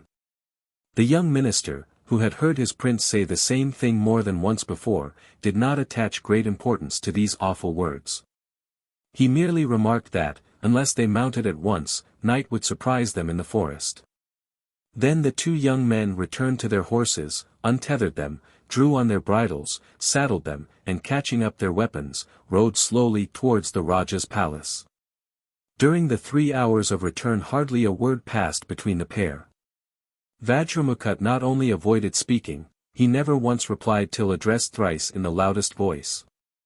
The young minister put no more questions, for, quoth he to himself, when the prince wants my counsel, he will apply for it. In this point he had borrowed wisdom from his father, who held in peculiar horror the giving of unasked for advice. So, when he saw that conversation was irksome to his master, he held his peace and meditated upon what he called his day thought. It was his practice to choose every morning some tough food for reflection, and to chew the cud of it in his mind at times when, without such employment, his wits would have gone wool-gathering. You may imagine, Raja Vikram, that with a few years of this head work, the minister's son became a very crafty young person. After the second day the Prince Vajramukht, being restless from grief at separation, fretted himself into a fever. Having given up writing, reading, drinking, sleeping, the affairs entrusted to him by his father, and everything else, he sat down, as he said, to die. He used constantly to paint the portrait of the beautiful lotus-gatherer, and to lie gazing upon it with tearful eyes, then he would start up and tear it to pieces and beat his forehead, and begin another picture of a yet more beautiful face. At last, as the Pradhan's son had foreseen, he was summoned by the young Raja, whom he found upon his bed, looking yellow and complaining bitterly of headache. Frequent discussions upon the subject of the tender passion had passed between the two youths, and one of them had ever spoken of it so very disrespectfully that the other felt ashamed to introduce it. But when his friend, with a view to provoke communicativeness, advised a course of boiled and bitter herbs and great attention to diet, quoting the hemistich attributed to the learned physician Sharndatta. A fever starve, but feed a cold. The unhappy Vajramukht's fortitude abandoned him. He burst into tears, and exclaimed, "Whosoever enters upon the path of love cannot survive it, and if, by chance, he should live, what is life to him but a prolongation of his misery?" "Yea," replied the minister's son, "the sage hath said, the road of love is that which hath no beginning nor end. Take thou heed of thyself, man, ere thou place foot upon it." And the wise, knowing that there are 3 things whose effect upon himself no man can foretell, namely, desire of woman, the dice-box, and the drinking of ardent spirits, find total abstinence from them the best of rules. Yet, after all, if there is no cow, we must milk the bull. The advice was, of course, excellent, but the hapless lover could not help thinking that on this occasion it came a little too late. However, after a pause he returned to the subject and said, "I have ventured to tread that dangerous way, be its end pain or pleasure, happiness or destruction." He then hung down his head and sighed from the bottom of his heart. "She is the person who appeared to us at the tank?" asked the Pradhan's son, moved to compassion by the state of his master. The prince assented. "O great king," resumed the minister's son, "at the time of going away had she said anything to you? Or had you said anything to her?" "Nothing," replied the other laconically, when he found his friend beginning to take an interest in the affair. "Then," said the minister's son, "it will be exceedingly difficult to get possession of her." "Then," repeated the Raja's son, "I am doomed to death, to an early and melancholy death." "Humph," ejaculated the young statesman rather impatiently, "did she make any sign, or give any hint? Let me know all that happened, half confidences are worse than none." Upon which the prince related everything that took place by the side of the tank, bewailing the false shame which had made him dumb, and concluding with her pantomime. The Pradhan's son took thought for a while. He thereupon seized the opportunity of representing to his master all the evil effects of bashfulness when women are concerned, and advised him, as he would be a happy lover, to brazen his countenance for the next interview. Which the young Raja faithfully promised to do. And, now, said the other, be comforted, O my master. I know her name and her dwelling place. When she suddenly plucked the lotus flower and worshipped it, she thanked the gods for having blessed her with a sight of your beauty. Vajramukht smiled, the first time for the last month. When she applied it to her ear, it was as if she would have explained to thee, I am a daughter of the Carnatic, 54 and when she bit it with her teeth, she meant to say that, my father is Raja Dantawat, 55, who, by the by, has been, is, and ever will be, a mortal foe to thy father. Vajramukht shuddered. When she put it under her foot it meant, my name is Padmavati. 56 foot. Vajramukht uttered a cry of joy. And when she placed it in her bosom, you are truly dwelling in my heart was meant to be understood. At these words the young Raja started up full of new life, and after praising with enthusiasm the wondrous sagacity of his dear friend, begged him by some contrivance to obtain the permission of his parents, and to conduct him to her city. The minister's son easily got leave for Vajramukht to travel, under pretext that his body required change of water, and his mind change of scene. They both dressed and armed themselves for the journey, and having taken some jewels, mounted their horses and followed the road in that direction in which the princess had gone.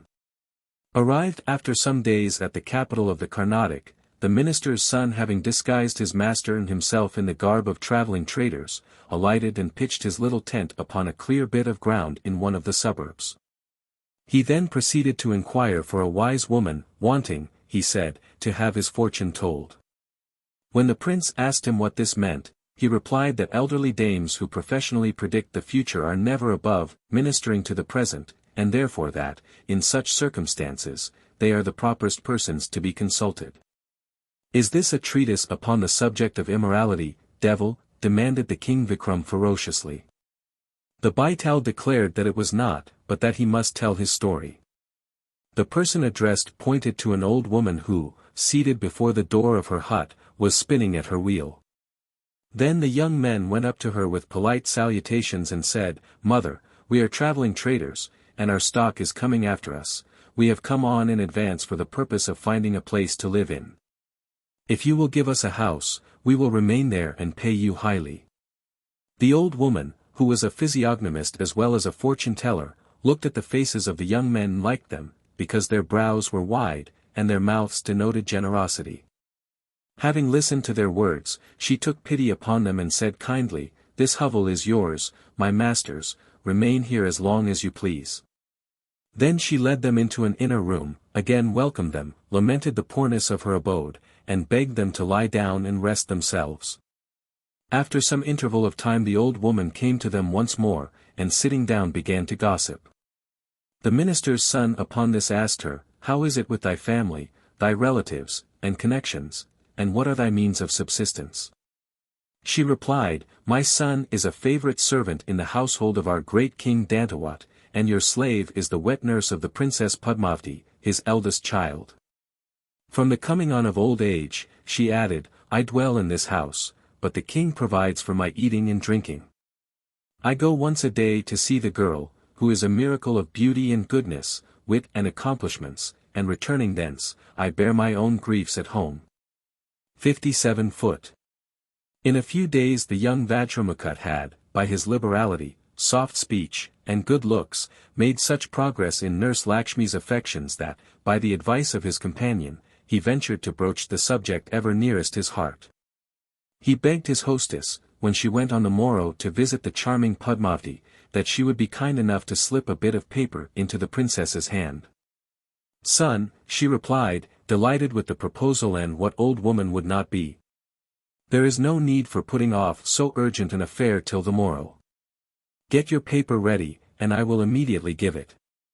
Trembling with pleasure, the prince ran to find his friend, who was seated in the garden reading, as usual, and told him what the old nurse had engaged to do. He then began to debate about how he should write his letter, to cull sentences and to weigh phrases, whether light of my eyes was not too trite, and blood of my liver rather too forcible. At this the minister's son smiled, and bade the prince not trouble his head with composition. He then drew his inkstand from his waist shawl, nibbed a reed pen, and choosing a piece of pink and flowered paper, he wrote upon it a few lines. He then folded it, gummed it, sketched a lotus flower upon the outside, and handing it to the young prince, told him to give it to their hostess, and that all would be well. The old woman took her staff in her hand and hobbled straight to the palace. Arrived there, she found the Raja's daughter sitting alone in her apartment.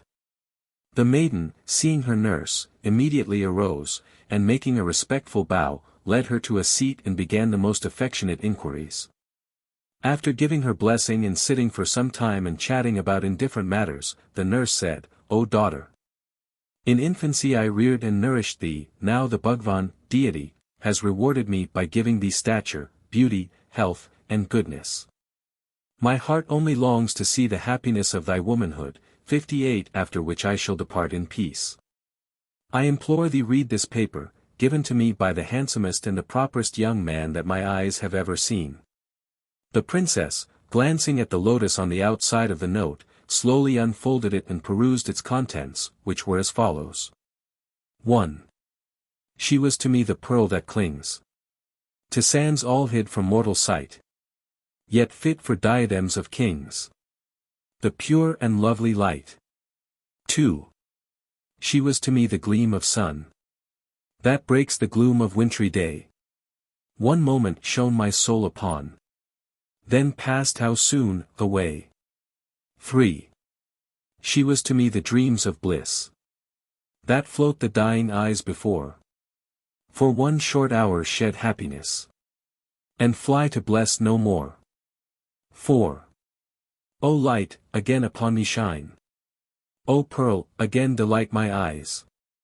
O dreams of bliss, again be mine. No, earth may not be paradise. I must not forget to remark, parenthetically, that the minister's son, in order to make these lines generally useful, had provided them with a last stanza in triplicate. For lovers, he said sagely, are either in the optative mood, the desperative, or the exultative. This time he had used the optative. For the desperative he would substitute. 4. The joys of life lie dead, lie dead. The light of day is quenched in gloom. The spark of hope my heart hath fled. What now withholds me from the tomb? And this was the termination exultative, as he called it. 4. O joy, the pearl is mine again. Once more the day is bright and clear. And now 'tis real, then 'twas vain. My dream of bliss. O heaven is here. The Princess Padmavati, having perused this doggerel with a contemptuous look, tore off the first word of the last line, and said to the nurse, angrily, "Get thee gone, O mother of Yama, 59, O unfortunate creature. And take back this answer," giving her the scrap of paper, "to the fool who writes such bad verses. I wonder where he studied the humanities. Begone, and never do such an action again." The old nurse, distressed at being so treated, rose up and returned home. Vajramukht was too agitated to await her arrival, so he went to meet her on the way. Imagine his disappointment when she gave him the fatal word and repeated to him exactly what happened, not forgetting to describe a single look. He felt tempted to plunge his sword into his bosom. But fortune interfered, and sent him to consult his confidant. "Be not so hasty and desperate, my prince," said the Pradhan's son, seeing his wild grief, "you have not understood her meaning. Later in life you will be aware of the fact that, in 9 cases out of 10, a woman's no is a distinct yes. This morning's work has been good." The maiden asked where you learnt the humanities, which being interpreted signifies, "Who are you?" On the next day the prince disclosed his rank to old Lakshmi, who naturally declared that she had always known it. The trust they reposed in her made her ready to address Padmavati once more on the forbidden subject. So she again went to the palace, and having lovingly greeted her nursling, said to her, "The Raja's son, whose heart thou didst fascinate on the brim of the tank, on the 5th day of the moon, in the light half of the month Yeth, has come to my house, and sends this message to thee, perform what you promised. We have now come, and I also tell thee that this prince is worthy of thee, just as thou art beautiful, so is he endowed with all good qualities of mind and body. When Padmavati heard this speech she showed great anger, and, rubbing sandal on her beautiful hands, she slapped the old woman's cheeks, and cried, "Wretch, Dana, witch! Get out of my house! Did I not forbid thee to talk such folly in my presence?" The lover and the nurse were equally distressed at having taken the advice of the young minister, till he explained what the crafty damsel meant. When she smeared the sandal on her 10 fingers, he explained, and struck the old woman on the face, she signified that when the remaining 10 moonlight nights shall have passed away she will meet you in the dark. At the same time he warned his master that to all appearances the lady Padmavati was far too clever to make a comfortable wife. The minister's son especially hated talented intellectual, and strong-minded women. He had been heard to describe the torments of Naglock 60 as the compulsory companionship of a polemical divine and a learned authoress, well stricken in years and of forbidding aspect, as such persons mostly are. Amongst womankind he admired theoretically, as became a philosopher, the small, plump, laughing, chattering, unintellectual, and material-minded.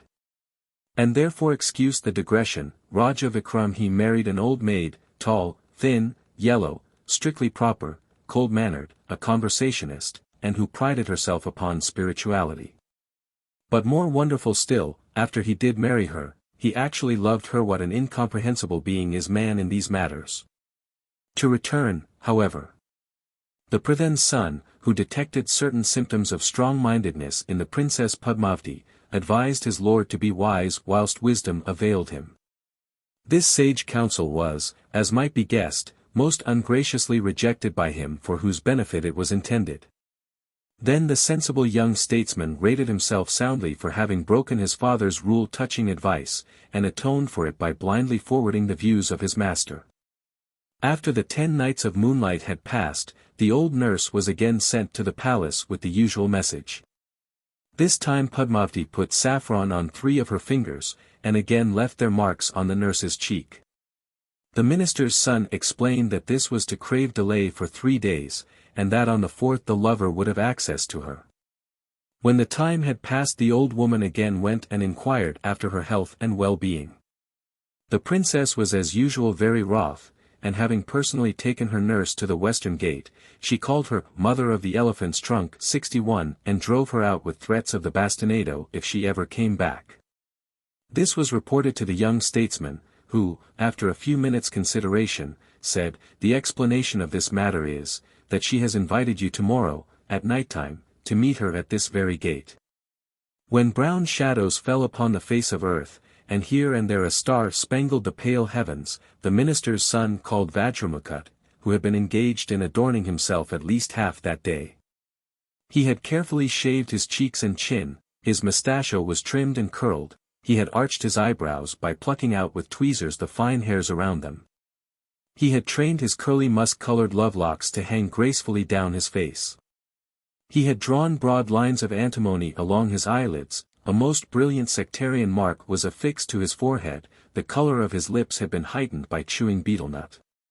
One would imagine that you are talking of a silly girl. Not of a prince, fiend. Interrupted Vikram, who did not wish his son to hear what he called these fopperies and frivolities. And whitened his neck by having it shaved, continued the baital, speaking quickly, as if determined not to be interrupted, and reddened the tips of his ears by squeezing them, and made his teeth shine by rubbing copper powder into the roots. And set off the delicacy of his fingers by staining the tips with henna. He had not been less careful with his dress, he wore a well-arranged turban, which had taken him at least 2 hours to bind, and a rich suit of brown stuff chosen for the adventure he was about to attempt.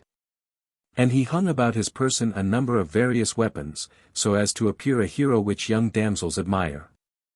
Vajramukut asked his friend how he looked, and smiled happily when the other replied, "Admirable."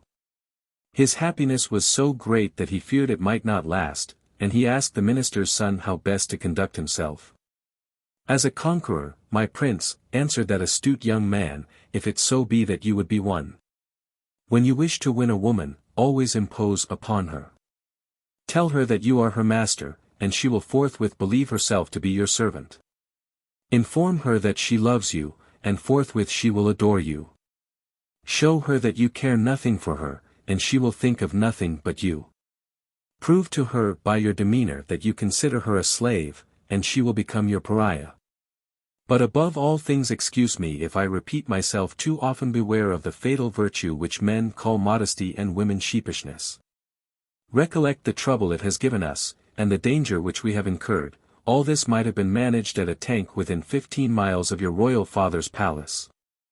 And allow me to say that you may still thank your stars. In love a lost opportunity is seldom if ever recovered. The time to woo a woman is the moment you meet her, before she has had time to think. Allow her the use of reflection and she may escape the net. And after avoiding the rock of modesty, fall not, I conjure you, into the gulf of security. I fear the Lady Padmavati, she is too clever and too prudent. When damsels of her age draw the sword of love, they throw away the scabbard of precaution. But you yawn, I weary you, it is time for us to move. 2 watches of the night had passed, and there was profound stillness on earth. The young men then walked quietly through the shadows, till they reached the western gate of the palace, and found the wicket ajar. The minister's son peeped in and saw the porter dozing, stately as a Brahmin deep in the Vedas, and behind him stood a veiled woman seemingly waiting for somebody. He then returned on tiptoe to the place where he had left his master, and with a parting caution against modesty and security, bade him fearlessly glide through the wicket. Then, having stayed a short time at the gate listening with anxious ear, he went back to the old woman's house. Vajramukht, penetrating to the staircase, felt his hand grasped by the veiled figure, who, motioning him to tread lightly, led him quickly forwards. They passed under several arches, through dim passages and dark doorways, till at last, running up a flight of stone steps, they reached the apartments of the princess. Vajramukht was nearly fainting as the flood of splendor broke upon him.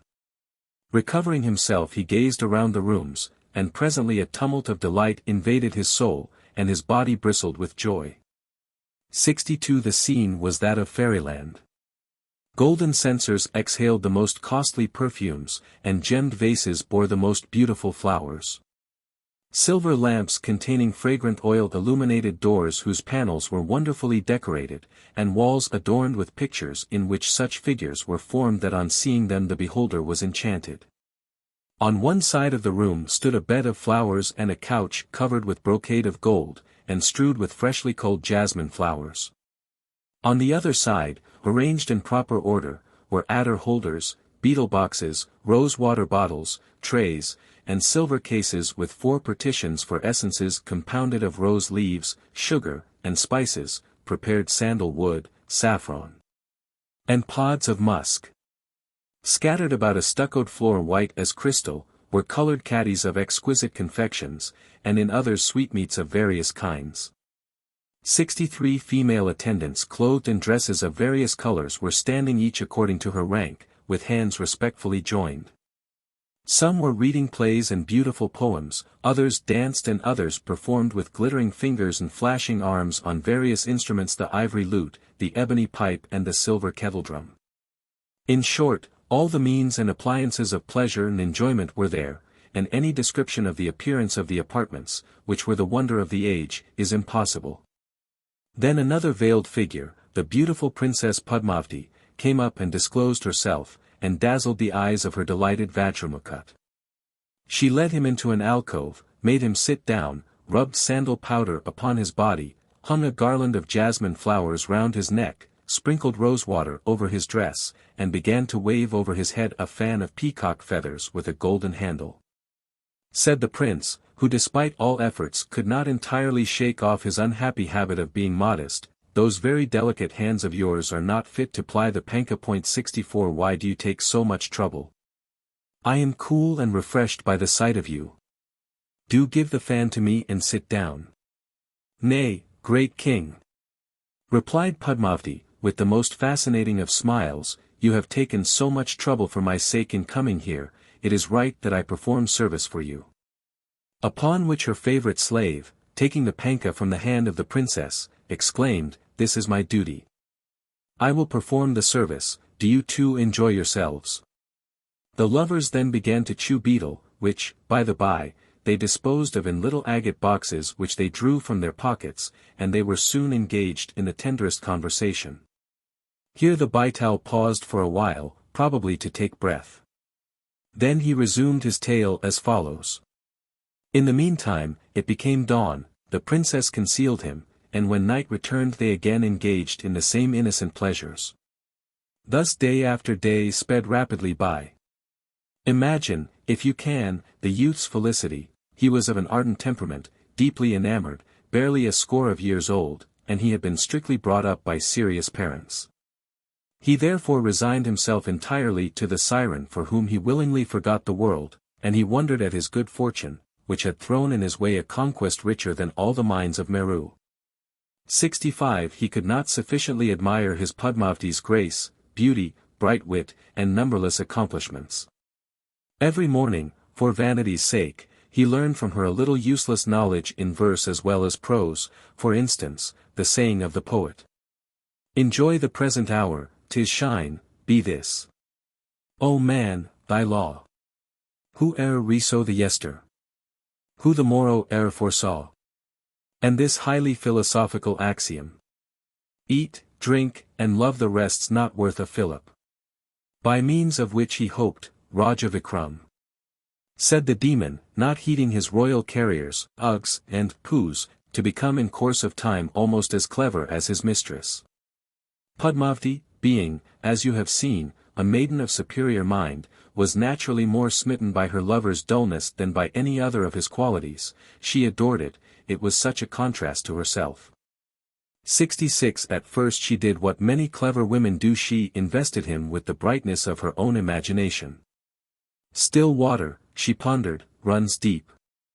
Certainly under this disguise must lurk a brilliant fancy, a penetrating but a mature and ready judgment. Are they not written by nature's hand on that broad high brow? With such lovely mustachios can he be aught but generous, noble-minded, magnanimous? Can such eyes belong to any but a hero? And she fed the delusion. She would smile upon him with intense fondness, when, after wasting hours over a few lines of poetry, he would misplace all the adjectives and barbarously entreat the meter. She laughed with gratification, when, excited by the bright sayings that fell from her lips, the youth put forth some platitude, dim as the lamp in the expiring firefly. When he slipped in grammar she saw malice under it, when he retailed a borrowed jest she called it a good one, and when he used as princes sometimes will bad language, she discovered in it a charming simplicity. At first she suspected that the stratagems which had won her heart were the results of a deep-laid plot proceeding from her lover. But clever women are apt to be rarely sharp-sighted in every matter which concerns themselves. She frequently determined that a third was in the secret. She therefore made no allusion to it. Before long the enamored Vajramukha had told her everything, beginning with the diatribe against love pronounced by the minister's son, and ending with the solemn warning that she, the pretty princess, would some day or other play her husband a foul trick. If I do not revenge myself upon him, thought the beautiful Padmavati, smiling like an angel as she listened to the youth's confidence, may I become a gardener's ass in the next birth. Having thus registered a vow, she broke silence, and praised to the skies the young Pradhan's wisdom and sagacity. Professed herself ready from gratitude to become his slave, and only hoped that one day or other she might meet that true friend by whose skill her soul had been gratified in its dearest desire. Only, she concluded, I am convinced that now my Vajramukha knows every corner of his little Padmavati's heart, he will never expect her to do anything but love, admire, adore, and kiss him. Then suiting the action to the word, she convinced him that the young minister had for once been too crabbed and cynic in his philosophy.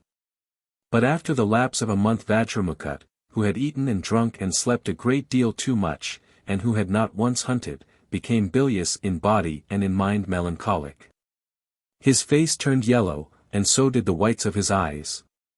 He yawned, as liver patients generally do, complained occasionally of sick headaches, and lost his appetite. He became restless and anxious, and once when alone at night he thus thought aloud, I have given up country, throne, home, and everything else, but the friend by means of whom this happiness was obtained I have not seen for the long length of 30 days. What will he say to himself, and how can I know what has happened to him? In this state of things he was sitting, and in the meantime the beautiful princess arrived. She saw through the matter, and lost not a moment in entering upon it. She began by expressing her astonishment at her lover's fickleness and fondness for change, and when he was ready to wax wroth, and quoted the words of the sage, a barren wife may be superseded by another in the 8th year. She whose children all die, in the 10th, she who brings forth only daughters, in the 11th.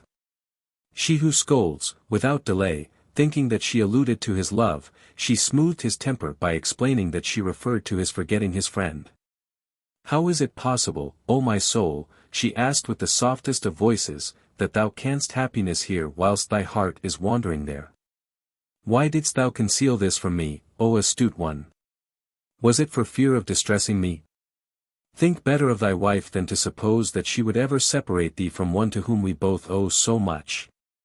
After this Padmavati advised, nay ordered, her lover to go forth that night, and not to return till his mind was quite at ease.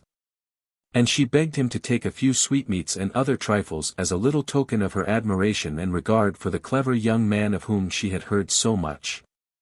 Vajramukht embraced her with a transport of gratitude, which so inflamed her anger, that fearing lest the cloak of concealment might fall from her countenance, she went away hurriedly to find the greatest delicacies which her comfit boxes contained. Presently she returned, carrying a bag of sweetmeats of every kind for her lover, and as he rose up to depart, she put into his hand a little parcel of sugar plums especially intended for the friend.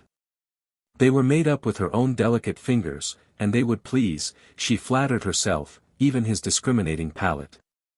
The young prince, after enduring a number of farewell embraces and hopings for a speedy return, and last words ever beginning again, passed safely through the palace gate, and with a relieved aspect walked briskly to the house of the old nurse. Although it was midnight his friend was still sitting on his mat. The two young men fell upon one another's bosoms and embraced affectionately. They then began to talk of matters nearest their hearts. The Raja's son wondered at seeing the jaded and haggard looks of his companion, who did not disguise that they were caused by his anxiety as to what might have happened to his friend at the hand of so talented and so superior a princess. Upon which Vajramukht, who now thought Padmavati an angel, and his late abode a heaven, remarked with formality and 2 blunders to 1 quotation that abilities properly directed win for a man the happiness of both worlds. The Pradhan's son rolled his head. Again on your hobby horse, nagging at talent whenever you find it in others, cried the young prince with a pun, which would have delighted Padmavati. Surely you are jealous of her. He resumed, anything but pleased with the dead silence that had received his joke, jealous of her cleverness, and of her love for me. She is the very best creature in the world. Even you, woman-hater as you are, would own it if you only knew all the kind messages she sent, and the little pleasant surprise that she has prepared for you. There. Take and eat, they are made by her own dear hands, cried the young Raja, producing the sweetmeats. As she herself taught me to say.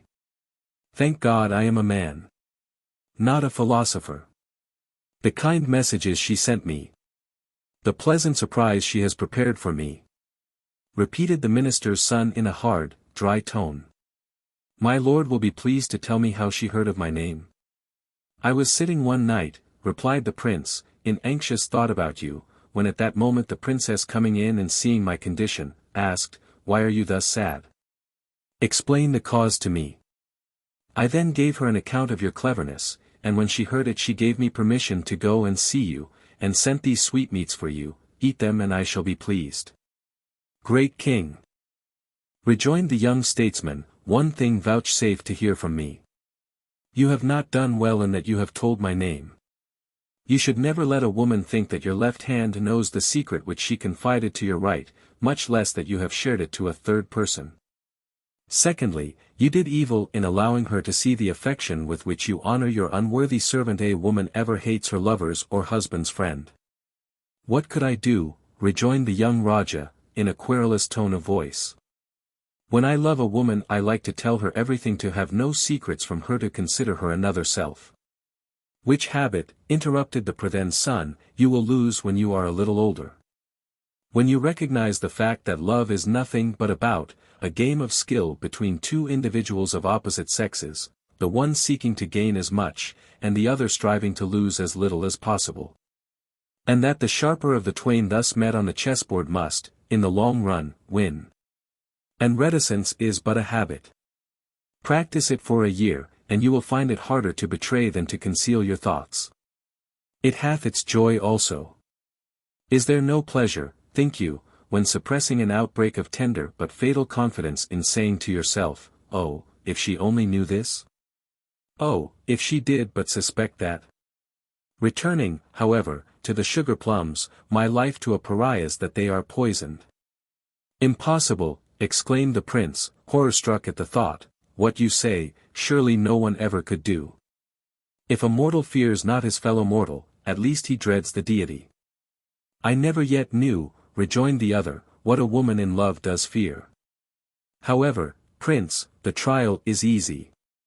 Come here, Mutie. Cried he to the old woman's dog, and off with thee to that three-headed kinsman of Shine, that attends upon his amiable-looking master. 67.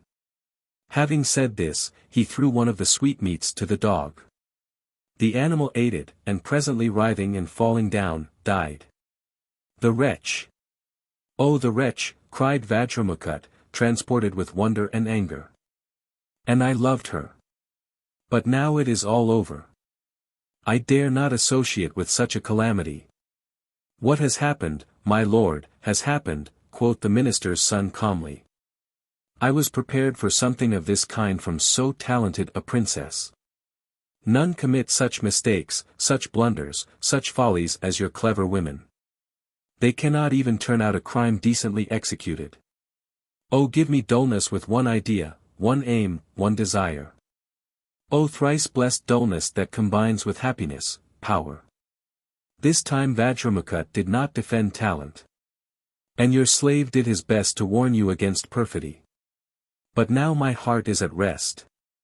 I have tried her strength.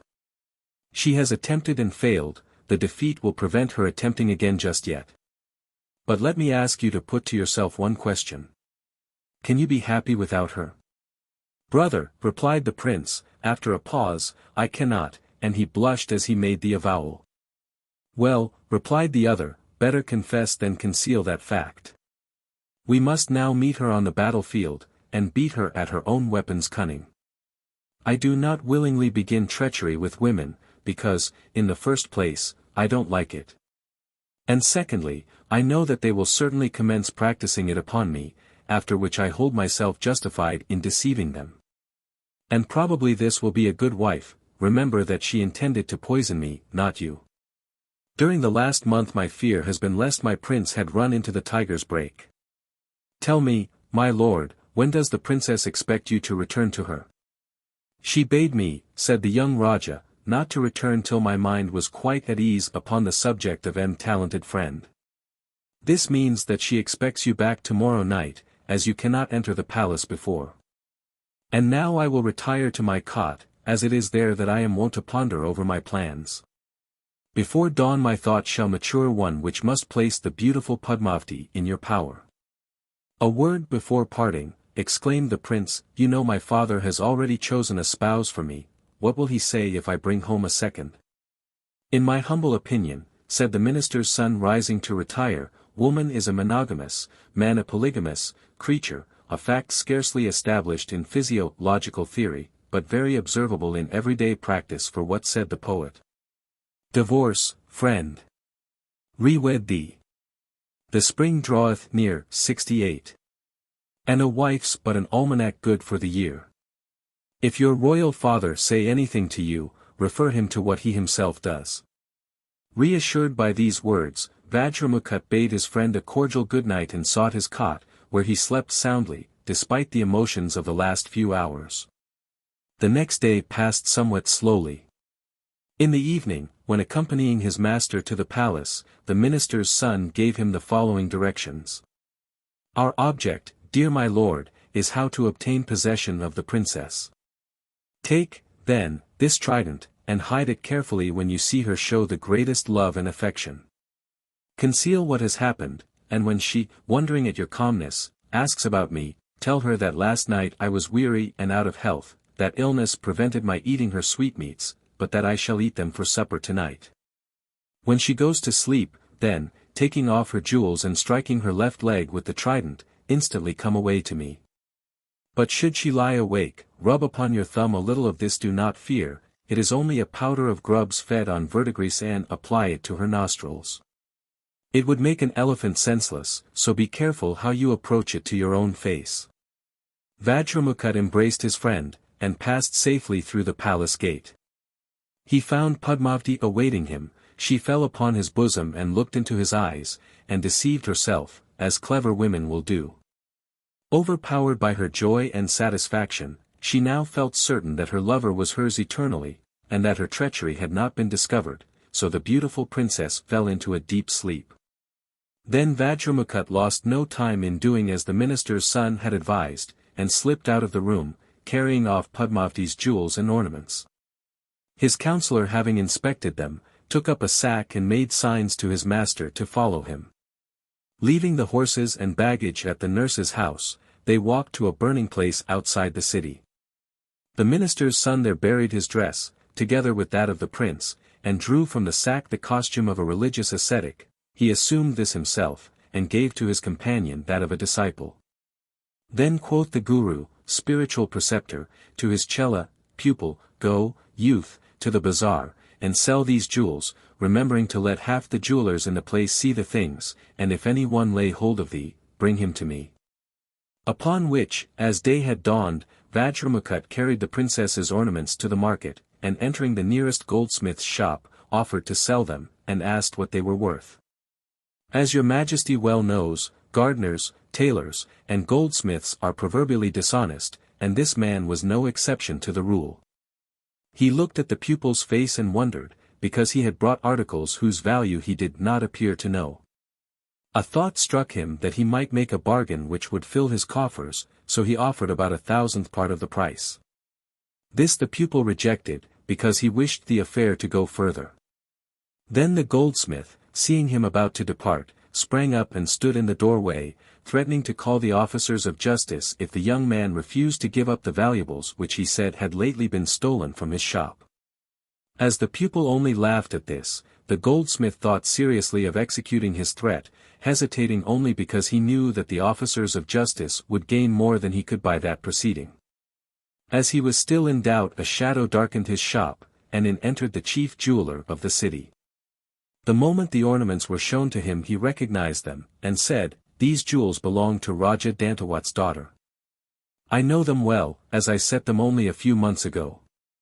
Then he turned to the disciple, who still held the valuables in his hand, and cried, Tell me truly whence you received them.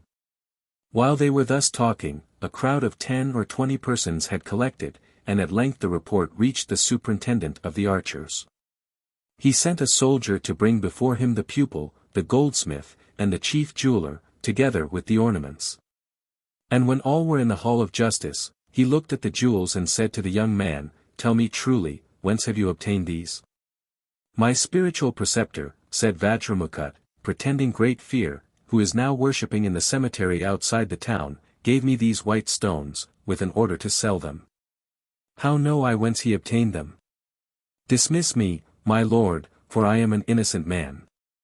Let the ascetic be sent for, commanded the Kotwal. 69. Then, having taken both of them, along with the jewels, into the presence of King Dantawat, he related the whole circumstances. Master, said the king on hearing the statement, whence have you obtained these jewels? The spiritual preceptor, before deigning an answer, pulled from under his arm the hide of a black antelope, which he spread out and smoothed deliberately before using it as an asin. 70. He then began to finger a rosary of beads each as large as an egg, and after spending nearly an hour in mutterings and in rollings of the head, he looked fixedly at the Raja, and repined. By Shiva! Great king, they are mine own. On the 14th of the dark half of the moon at night, I had gone into a place where dead bodies are burned, for the purpose of accomplishing a witch's incantation. After long and toilsome labor she appeared, but her demeanor was so unruly that I was forced to chastise her. I struck her with this, my trident, on the left leg, if memory serves me.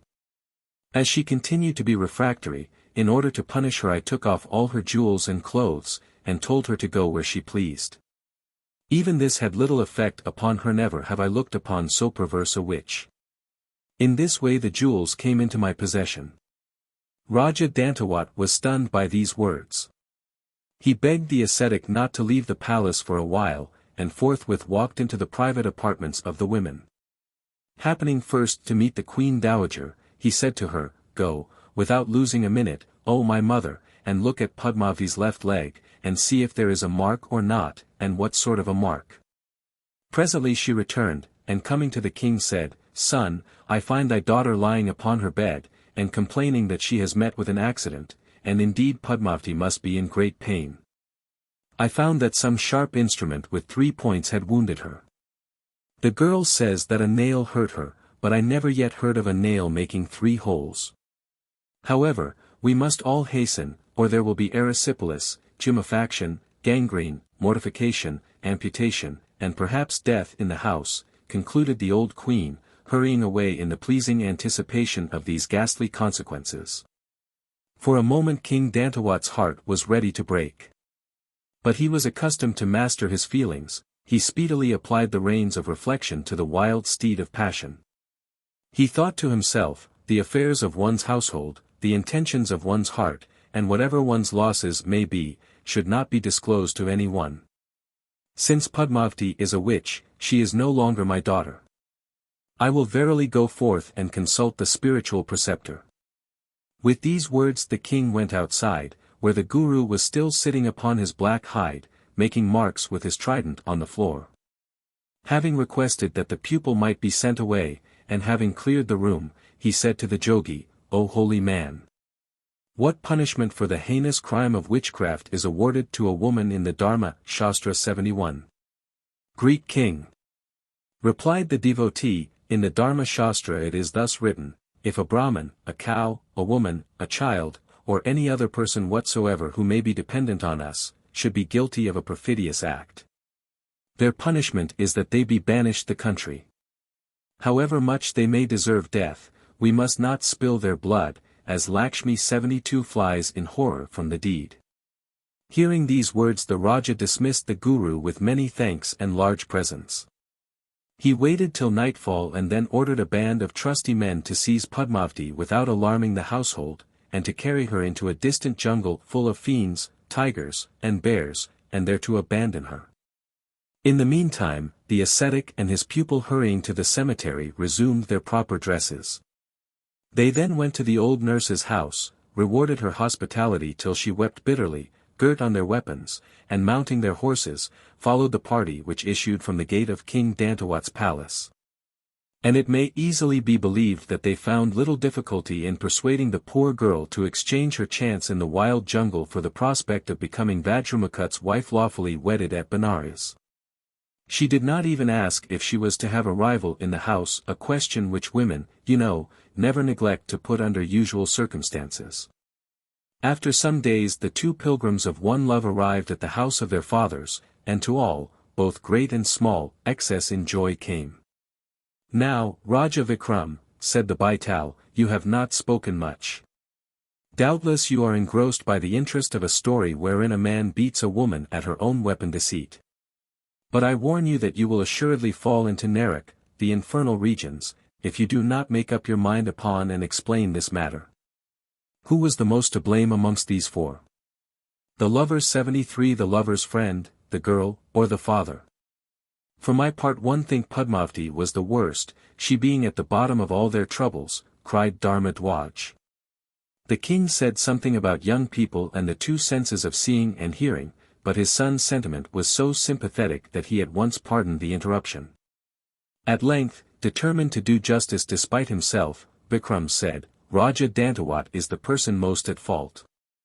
"In what way was he at fault?" asked the baital curiously. King Vikram gave him this reply, "The Prince Vajramakut being tempted of the love god was insane, and therefore not responsible for his actions. The minister's son performed his master's business obediently, without considering causes or asking questions, a very excellent quality in a dependent who is merely required to do as he is bid. With respect to the young woman, I have only to say that she was a young woman, and thereby of necessity a possible murderess. But the Raja, a prince, a man of a certain age and experience, a father of 8. He ought never to have been deceived by so shallow a trick, nor should he, without reflection, have banished his daughter from the country. "Gramercy to you!" cried the vampire, bursting into a discordant shout of laughter. "Now return to my tree. By my tail! I never yet heard a Raja so readily condemn a Raja." With these words he slipped out of the cloth, leaving it to hang empty over the great king's shoulder. Vikram stood for a moment, fixed to the spot with blank dismay. Presently, recovering himself, he retraced his steps, followed by his son, ascended the sire's tree, tore down the baital, packed him up as before, and again set out upon his way. Soon afterwards a voice sounded behind the warrior king's back, and began to tell another true story. The vampire's second story, of the relative villainy of men and women. In the great city of Bhagavati dwelt, once upon a time, a young prince, concerning whom I may say that he strikingly resembled this amiable son of your majesty. Raja Vikram was silent, nor did he acknowledge the Betal's indirect compliment. He hated flattery, but he liked, when flattered, to be flattered in his own person. A feature in their royal patron's character which the 9 gems of science had turned to their own account. Now the young Prince Raja Ram, continued the tale-teller, had an old father, concerning whom I may say that he was exceedingly unlike your Rajaship, both as a man and as a parent. He was fond of hunting, dicing, sleeping by day, drinking at night, and eating perpetual tonics, while he delighted in the idleness of watching nautch girls, and the vanity of falling in love. But he was adored by his children because he took the trouble to win their hearts. He did not lay it down as a law of heaven that his offspring would assuredly go to Patala if they neglected the duty of bestowing upon him without cause all their affections, as your moral, virtuous, and highly respectable fathers are only too apt. AIE. AIE. These sounds issued from the vampire's lips as the warrior king, speechless with wrath, passed his hand behind his back, and viciously twisted up a piece of the speaker's skin. This caused the vampire to cry aloud, more however, it would appear, in derision than in real suffering, for he presently proceeded with the same subject. Fathers, great king, may be divided into 3 kinds. And be it set aside, that mothers are the same. Firstly, we have the parent of many ideas, amusing, pleasant, of course poor, and the idol of his children. Secondly, there is the parent with 1 idea and a half. This sort of man would, in your place, say to himself, that demon fellow speaks a manner of truth. I am not above learning from him, despite his position in life. I will carry out his theory, just to see how far it goes. And so saying, he wends his way home, and treats his young ones with prodigious kindness for a time, but it is not lasting. Thirdly, there is the real one-idead type of parent yourself, O warrior King Vikram, an admirable example. You learn in youth what you are taught, for instance, the blessed precept that the green stick is of the trees of paradise, and in age you practice what you have learned. You cannot teach yourselves anything before your beards sprout, and when they grow stiff you cannot be taught by others. If any one attempt to change your opinions you cry, what is new is not true. What is true is not new. And you rudely pull his hand from the subject. Yet have you your uses like other things of earth. In life you are good working camels for the mill track, and when you die your ashes are not worse compost than those of the wise. Your Rajaship will observe, continued the vampire, as Vikram began to show symptoms of ungovernable anger, that I have been concise in treating this digression. Had I not been so, it would have led me far indeed from my tale. Now to return. When the old king became air mixed with air, the young king, though he found hardly 10 pieces of silver in the paternal treasury and legacies for thousands of golden ounces, yet mourned his loss with the deepest grief. He easily explained to himself the reckless emptiness of the royal coffers as a proof of his dear kind parent's goodness, because he loved him. But the old man had left behind him, as he could not carry it off with him, a treasure more valuable than gold and silver, one Churaman, a parrot, who knew the world, and who besides discoursed in the most correct Sanskrit. By sage counsel and wise guidance this admirable bird soon repaired his young master's shattered fortunes. One day the prince said, "Parrot, thou knowest everything, tell me where there is a mate fit for me. The Shastras inform us, respecting the choice of a wife, she who is not descended from his paternal or maternal ancestors within the 6th degree is eligible by a high caste man for nuptials. In taking a wife let him studiously avoid the following families, be they ever so great, or ever so rich in kine, goats, sheep, gold, or grain, the family which has omitted prescribed acts of devotion, that which has produced no male children. That in which the Veda, scripture, has not been read, that which has thick hair on the body, and that in which members have been subject to hereditary disease. Let a person choose for his wife a girl whose person has no defect. Who has an agreeable name, who walks gracefully, like a young elephant, whose hair and teeth are moderate in quantity and in size, and whose body is of exquisite softness." "Great king," responded the parrot Churaman, "there is in the country of Magha the Raja, Magadheshwar by name, and he has a daughter called Chandravati. You will marry her, she is very learned, and, what is better far, very fate.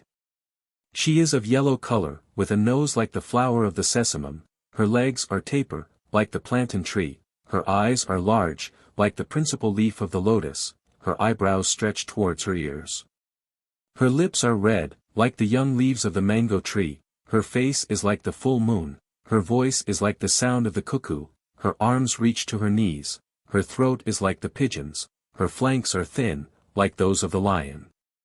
Her hair hangs in curls only down to her waist, her teeth are like the seeds of the pomegranate, and her gait is that of the drunken elephant or the goose." On hearing the parrot's speech, the king sent for an astrologer, and asked him, "Whom shall I marry?" The wise man, having consulted his art, replied, "Chandravati is the name of the maiden, and your marriage with her will certainly take place." Thereupon the young Raja, though he had never seen his future queen, became incontinently enamored of her. He summoned a Brahmin, and sent him to King Magadheshwar, saying, "If you arrange satisfactorily this affair of our marriage we will reward you amply," a promise which lent wings to the priest.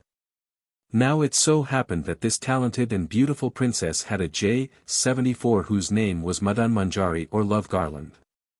She also possessed encyclopedic knowledge after her degree, and, like the parrot, she spoke excellent Sanskrit. Be it briefly said, O warrior king, for you think that I am talking fables, that in the days of old, men had the art of making birds discourse in human language.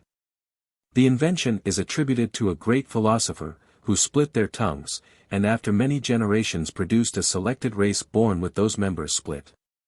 He altered the shapes of their skulls by fixing ligatures behind the occiput, which caused the sinciput to protrude, their eyes to become prominent, and their brains to master the art of expressing thoughts in words. But this wonderful discovery, like those of great philosophers generally, had in it a terrible practical flaw. The birds beginning to speak, spoke wisely and so well, they told the truth so persistently. They rebuked their brethren of the featherless skins so openly, they flattered them so little and they counseled them so much, that mankind presently grew tired of hearing them discourse. Thus the art gradually fell into desuetude, and now it is numbered with the things that were. One day the charming Princess Chandravati was sitting in confidential conversation with her J. The dialogue was not remarkable, for maidens in all ages seldom consult their confidants or speculate upon the secrets of futurity, or ask to have dreams interpreted, except upon one subject. At last the princess said, for perhaps the 100th time that month, "Where, O J, is there a husband worthy of me?"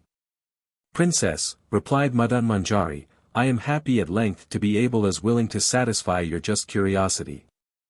For just it is, though the delicacy of our sex." "Now, no preaching," said the maiden, "or thou shalt have salt instead of sugar for supper. Jays, your Rajaship, are fond of sugar." So the confidant retained a quantity of good advice which she was about to produce, and replied. I now see clearly the ways of fortune. Raja Ram, king of Bhagavati, is to be thy husband.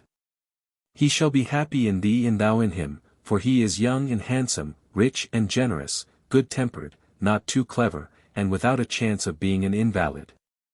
Thereupon the princess, although she had never seen her future husband, at once began to love him. In fact, though neither had set eyes upon the other, both were mutually in love. How can that be, sire? Asked the young Dharma Dwaj of his father. I always thought that. The great Vikram interrupted his son, and bade him not to ask silly questions.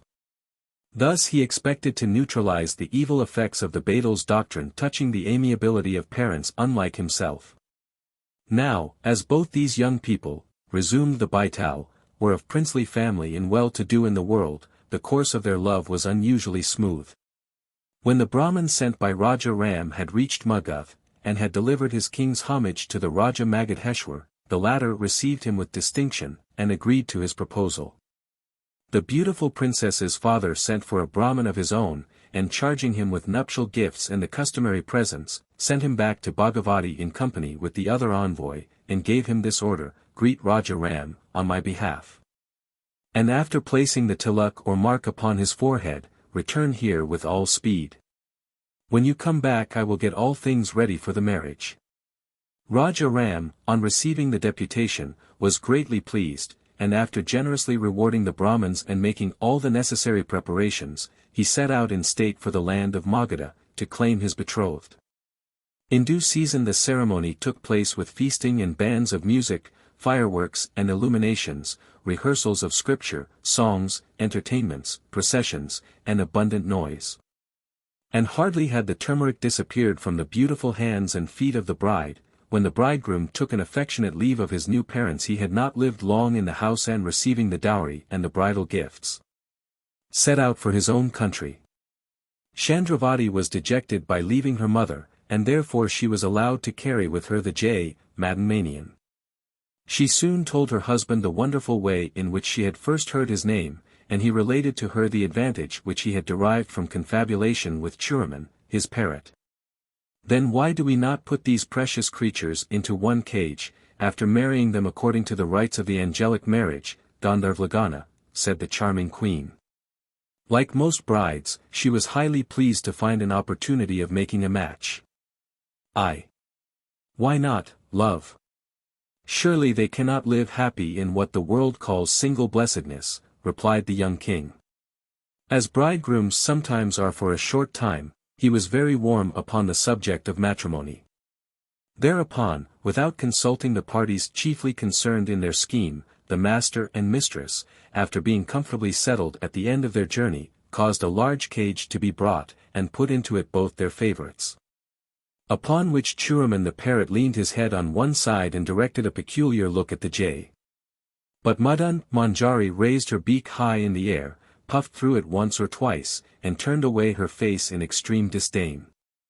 Perhaps, quoth the parrot, at length breaking silence, you will tell me that you have no desire to be married?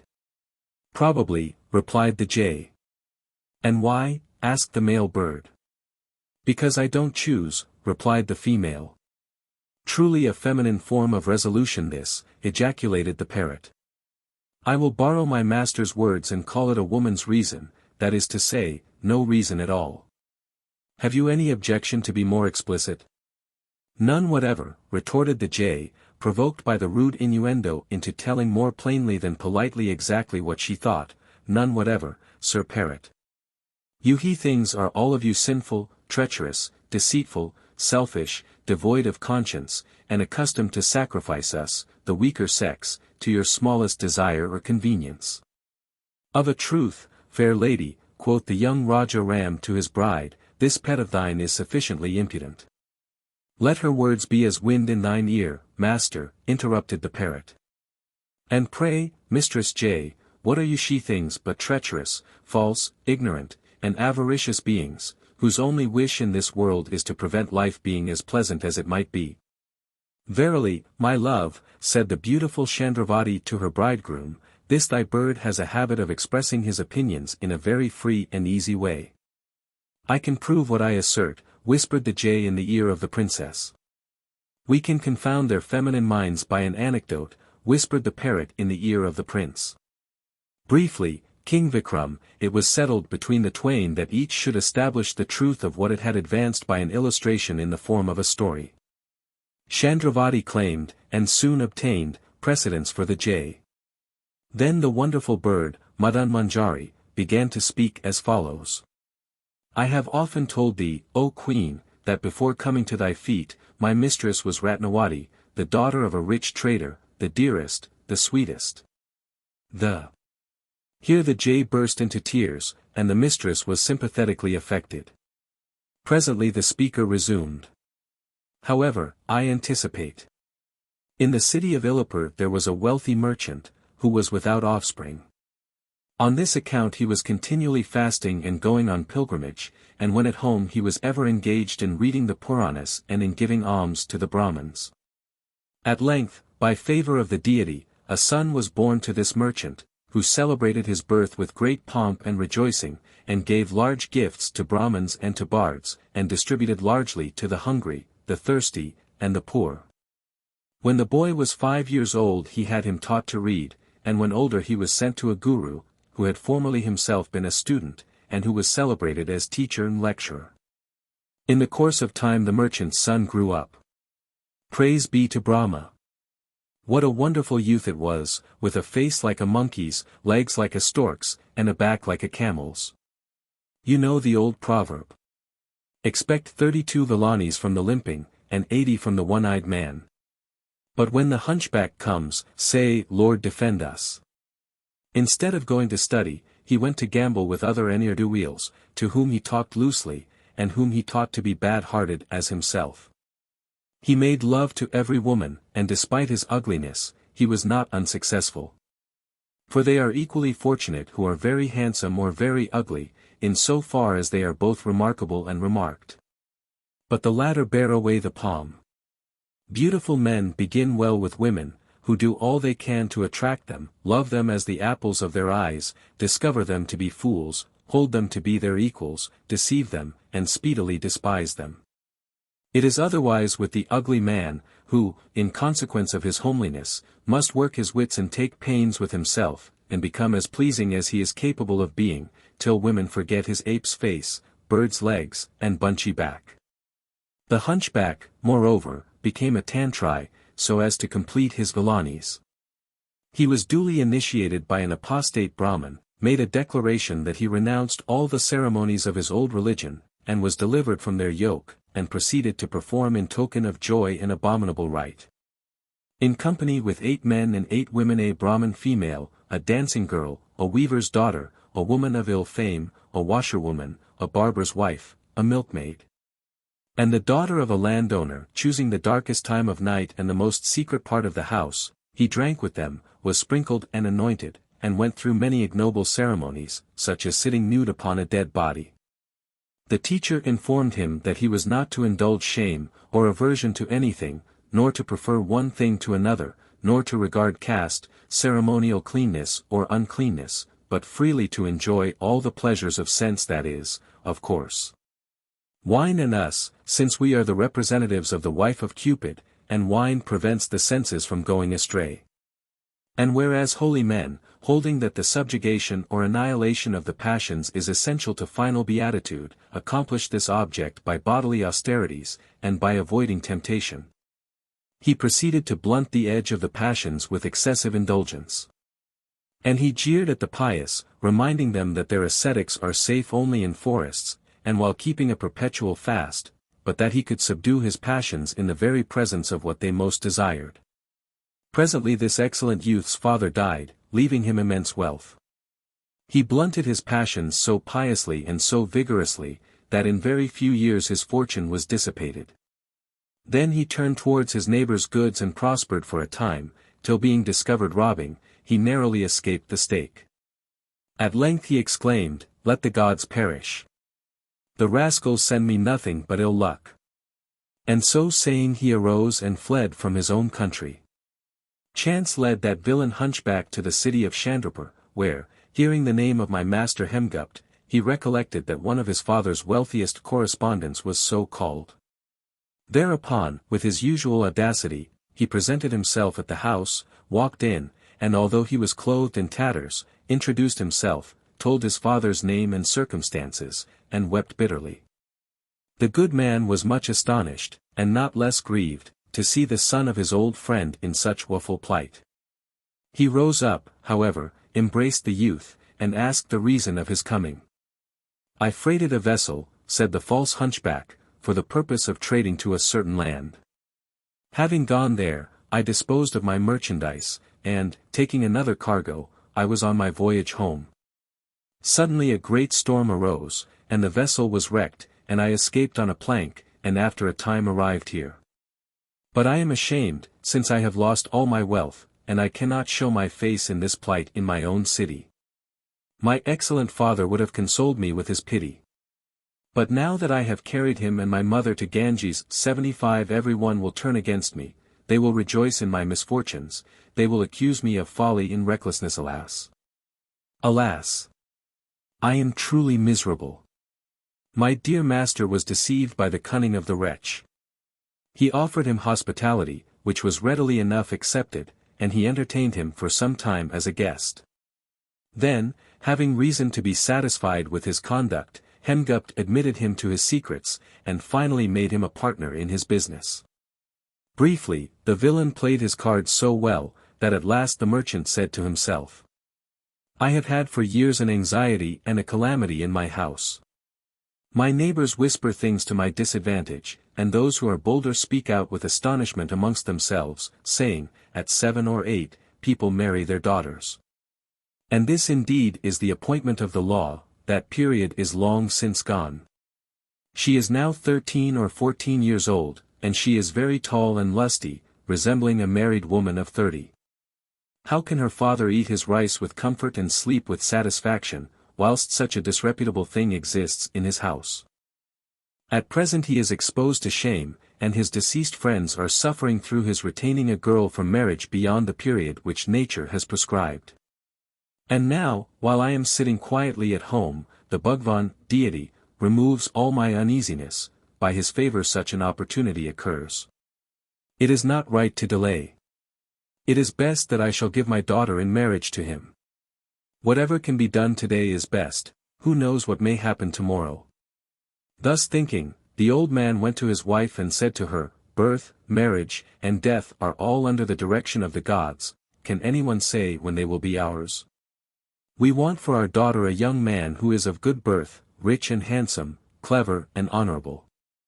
But we do not find him. If the bridegroom be faulty, thou sayest, all will go wrong. I cannot put a string round the neck of our daughter and throw her into the ditch. If, however, thou think well of the merchant's son, now my partner, we will celebrate Ratnawadi's marriage with him." The wife, who had been won over by the hunchback's hypocrisy, was also pleased, and replied, "My lord, when the deity so plainly indicates his wish, we should do it. Since, though we have sat quietly at home, the desire of our hearts is accomplished. It is best that no delay be made, and, having quickly summoned the family priest, and having fixed upon a propitious planetary conjunction, that the marriage be celebrated." Then they called their daughter me. What a beautiful being she was, and worthy the love of a Gandharv, demigod. Her long hair, purple with the light of youth, was glossy as the Brahma's 76 wing, her brow was pure and clear as the agate. The ocean coral looked pale beside her lips, and her teeth were as two chaplets of pearls. Everything in her was formed to be loved. Who could look into her eyes without wishing to do it again? Who could hear her voice without hoping that such music would sound once more? And she was good as she was fair. Her father adored her, her mother, though a middle-aged woman, was not envious or jealous of her. Her relatives doted on her, and her friends could find no fault with her. I should never end were I to tell her precious qualities. Alas, alas! My poor Ratnawadi! So saying, the jay wept abundant tears. Then she resumed. When her parents informed my mistress of their resolution, she replied, "Sadhu, it is well." She was not like most young women, who hate nothing so much as a man whom their seniors order them to love. She bowed her head and promised obedience, although, as she afterwards told her mother, she could hardly look at her intended, on account of his prodigious ugliness. But presently the hunchback's wit surmounted her disgust. She was grateful to him for his attention to her father and mother, she esteemed him for his moral and religious conduct. She pitied him for his misfortunes, and she finished with forgetting his face, legs, and back in her admiration of what she supposed to be his mind. She had vowed before marriage faithfully to perform all the duties of a wife, however distasteful to her they might be, but after the nuptials, which were not long deferred, she was not surprised to find that she loved her husband. Not only did she omit to think of his features and figure, I verily believe that she loved him the more for his repulsiveness. Ugly, very ugly men prevail over women for two reasons. Firstly, we begin with repugnance, which in the course of nature turns to affection, and we all like the most that which, when unaccustomed to it, we most disliked. Hence the poet says, with as much truth as is in the male, "Never despair, O man, when woman spite detests thy name and sickens at thy sight. Sometime her heart shall learn to love thee more, for the wild hatred which it felt before, and secondly, the very ugly man appears, deceitfully enough, to think little of his appearance, and he will give himself the trouble to pursue a heart because he knows that the heart will not follow after him. Moreover, we women, said the jay, are by nature pitiful, and this our enemies term a strange perversity. A widow is generally disconsolate if she loses a little, wizen-faced, shrunken-shanked, ugly, spiteful, distempered thing that scolded her and quarrelled with her, and beat her and made her hours bitter. Whereas she will follow her husband to Ganges with exemplary fortitude if he was brave, handsome, generous. Either hold your tongue or go on with your story, cried the warrior king, in whose mind these remarks awakened disagreeable family reflections. Hi! Hi! Hi! Laughed the demon, I will obey your majesty, and make Madan Manjari, the misanthropical jay, proceed. Yes, she loved the hunchback, and how wonderful is our love! Quoth the jay. A light from heaven which rains happiness on this dull, dark earth. A spell falling upon the spirit, which reminds us of a higher existence. A memory of bliss. A present delight. An earnest of future felicity. It makes hideousness beautiful and stupidity clever, old age young and wickedness good, moroseness amiable, and low-mindedness magnanimous, perversity pretty and vulgarity piquant. Truly it is sovereign alchemy and excellent flux for blending contradictions is our love, exclaimed the jay. And so saying, she cast a triumphant look at the parrot, who only remarked that he could have desired a little more originality in her remarks. For some months, resumed Madan Manjari, the bride and the bridegroom lived happily together in Hemgupt's house. But it is said, never yet did the tiger become a lamb. And the hunchback felt that the edge of his passions again wanted blunting. He reflected, wisdom is exemption from attachment, and affection for children, wife, and home. Then he thus addressed my poor young mistress. I have been now in thy country some years, and I have heard no tidings of my own family, hence my mind is sad, I have told thee everything about myself. Thou must now ask thy mother leave for me to go to my own city, and, if thou wishest, thou mayest go with me. Ratnawati lost no time in saying to her mother, my husband wishes to visit his own country. Will you so arrange that he may not be pained about this matter? The mother went to her husband, and said, your son-in-law desires leave to go to his own country. Hemgupt replied, very well, we will grant him leave. One has no power over another man's son. We will do what he wishes. The parents then called their daughter, and asked her to tell them her real desire whether she would go to her father-in-law's house, or would remain in her mother's home. She was abashed at this question, and could not answer, but she went back to her husband, and said, as my father and mother have declared that you should do as you like, do not leave me behind. Presently the merchant summoned his son-in-law, and having bestowed great wealth upon him, allowed him to depart. He also bade his daughter farewell, after giving her a palanquin and a female slave. And the parents took leave of them with wailing and bitter tears, their hearts were like to break. And so was mine. For some days the hunchback travelled quietly along with his wife, in deep thought. He could not take her to his city, where she would find out his evil life, and the fraud which he had passed upon her father. Besides which, although he wanted her money, he by no means wanted her company for life. After turning on many projects in his evil-begotten mind, he hit upon the following. He dismissed the palanquin bearers when halting at a little shed in the thick jungle through which they were travelling, and said to his wife, "This is a place of danger. Give me thy jewels, and I will hide them in my waist shawl. When thou reachest the city thou canst wear them again." She then gave up to him all her ornaments, which were of great value. Thereupon he inveigled the slave girl into the depths of the forest, where he murdered her, and left her body to be devoured by wild beasts. Lastly, returning to my poor mistress, he induced her to leave the hut with him, and pushed her by force into a dry well, after which exploit he set out alone with his ill-gotten wealth, walking towards his own city. In the meantime, a wayfaring man, who was passing through that jungle, hearing the sound of weeping, stood still, and began to say to himself, "How came to my ears the voice of a mortal's grief in this wild wood?" Then followed the direction of the noise, which led him a pit, and peeping over the side, he saw a woman crying at the bottom. The traveller at once loosened his girded cloth, knotted it to his turband, and letting down the line pulled out the poor bride. He asked her who she was and how she came to fall into that well. She replied, "I am the daughter of Hemgupt, the wealthiest merchant in the city of Chandrapur, and I was journeying with my husband to his own country, when robbers set upon us and surrounded us. They slew my slave girl, they threw me into a well, and having bound my husband they took him away, together with my jewels. I have no tidings of him, nor he of me." And so saying, she burst into tears and lamentations.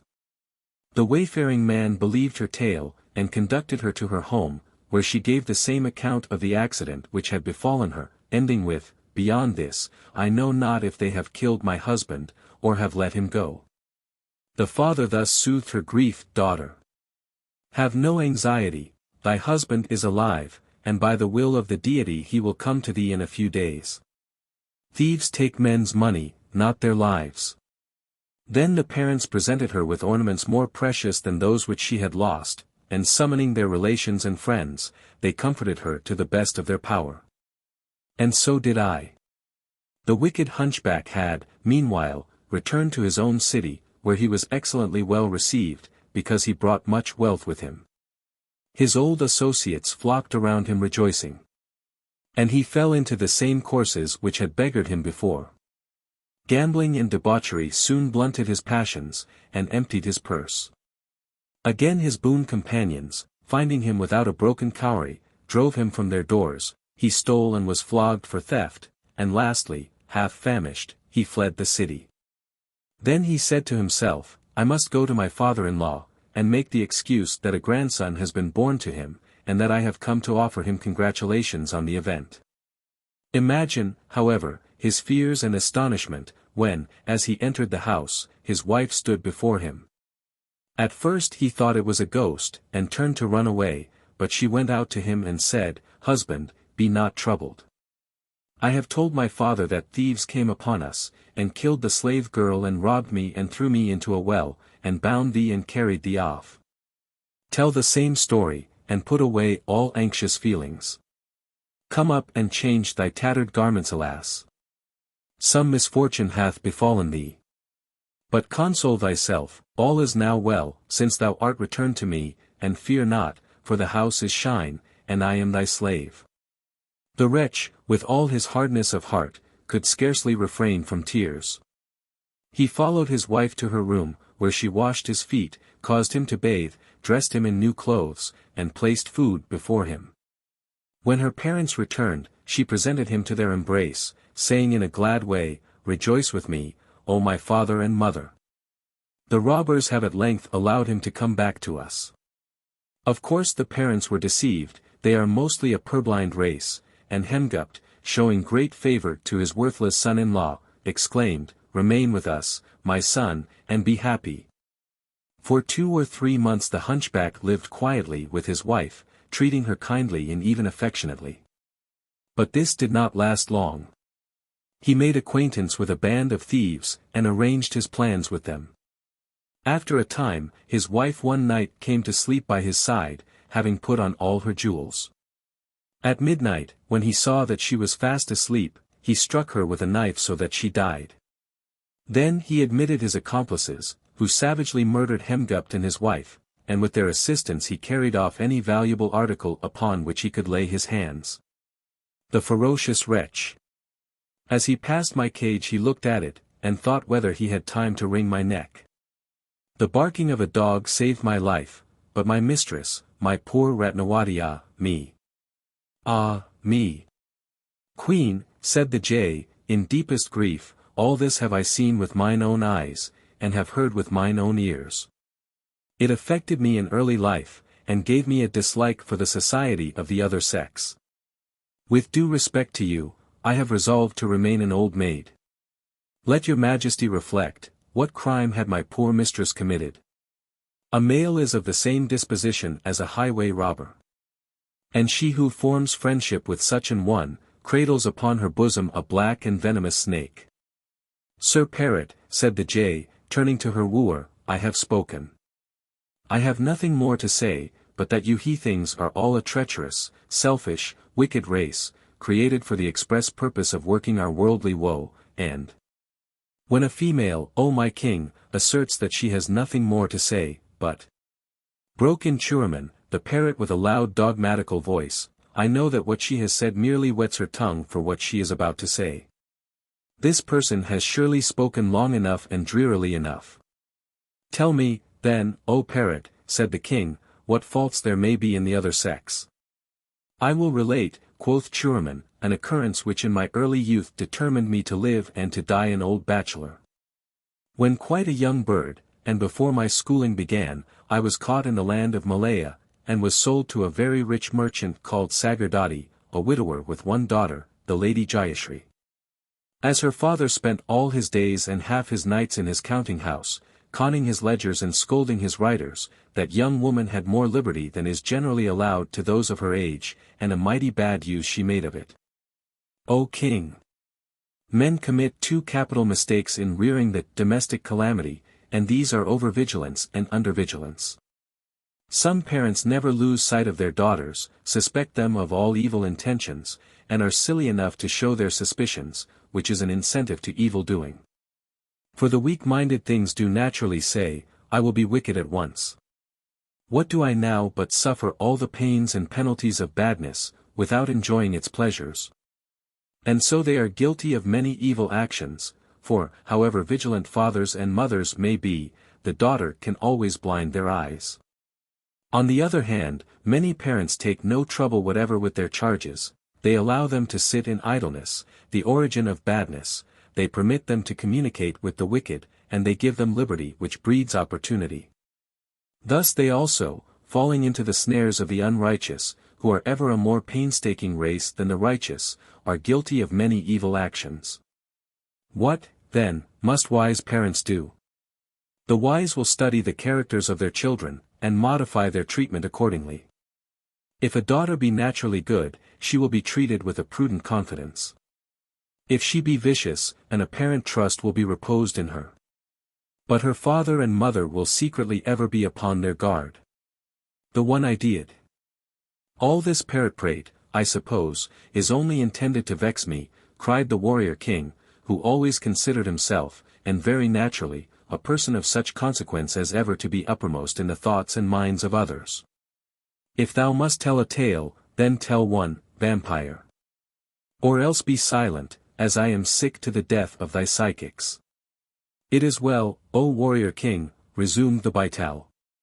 After that Churaman the parrot had given the young Raja Ram a golden mine full of good advice about the management of daughters, he proceeded to describe Jayashri. She was tall, stout, and well made, of lymphatic temperament, and yet strong passions. Her fine large eyes had heavy and rather full eyelids, which are to be avoided. Her hands were symmetrical without being small, and the palms were ever warm and damp. Though her lips were good, her mouth was somewhat underhung, and her voice was so deep, that at times it sounded like that of a man. Her hair was smooth as the cocola's plume, and her complexion was that of the young jasmine, and these were the points at which most persons looked. Altogether, she was neither handsome nor ugly, which is an excellent thing in woman. Sita the goddess 77 was lovely to excess, therefore she was carried away by a demon. Raja Bali was exceedingly generous, and he emptied his treasury. In this way, exaggeration, even of good, is exceedingly bad. Yet must I confess, continued the parrot, that, as a rule, the beautiful woman is more virtuous than the ugly. The former is often tempted, but her vanity and conceit enable her to resist, by the self-promise that she shall be tempted again and again. On the other hand, the ugly woman must tempt instead of being tempted, and she must yield, because her vanity and conceit are gratified by yielding, not by resisting. Ho, there, broke in the jay contemptuously. What woman cannot win the hearts of the silly things called men? Is it not said that a pig-faced female who dwells in Landenpur has a lover? I was about to remark, my king, said the parrot, somewhat nettled, if the aged virgin had not interrupted me, that as ugly women are more vicious than handsome women, so they are most successful. We love the pretty, we adore the plain, is a true saying amongst the worldly wise. And why do we adore the plain? Because they seem to think less of themselves than of us, a vital condition of adoration. Jayashri made some conquests by the portion of good looks which she possessed, more by her impudence, and most by her father's reputation for riches. She was truly shameless, and never allowed herself fewer than half a dozen admirers at the time. Her chief amusement was to appoint interviews with them successively, at intervals so short that she was obliged to hurry away one in order to make room for another. And when a lover happened to be jealous, or ventured in any way to criticize her arrangements, she replied at once by showing him the door. Answer unanswerable. When Jayashri had reached the ripe age of 13, the son of a merchant, who was her father's gossip and neighbor, returned home after a long sojourn in far lands, whither he had travelled in the search of wealth. The poor wretch, whose name, by the by, was Shridat, gift of fortune, had loved her in her childhood. And he came back, as men are apt to do after absence from familiar scenes, painfully full of affection for house and home and all belonging to it. From his cross, stingy old uncle to the snarling superannuated beast of a watchdog, he viewed all with eyes of love and melting heart. He could not see that his idol was greatly changed, and nowise for the better.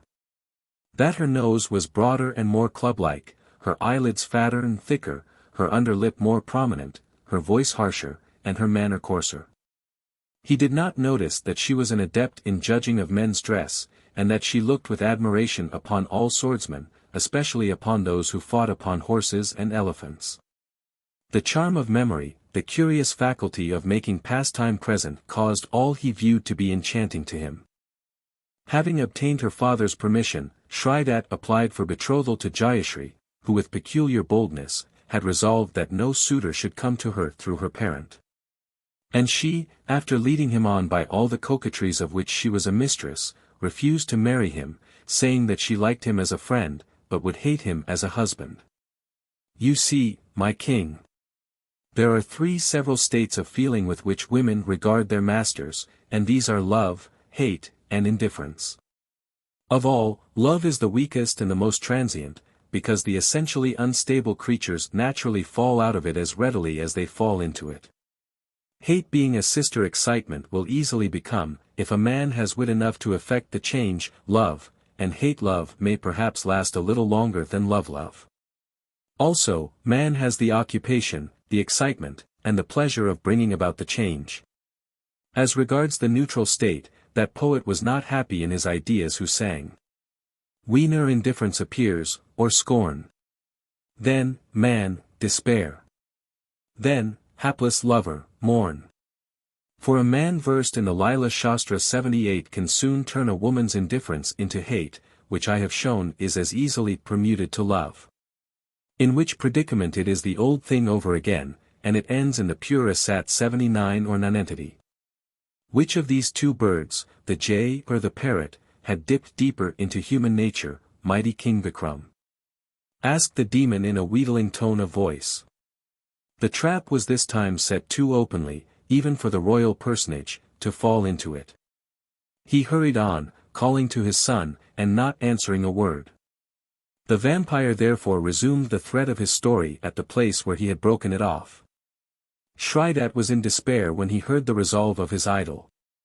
He thought of drowning himself, of throwing himself down from the summit of Mount Girnar, 80 of becoming a religious beggar, in short, of a multitude of follies.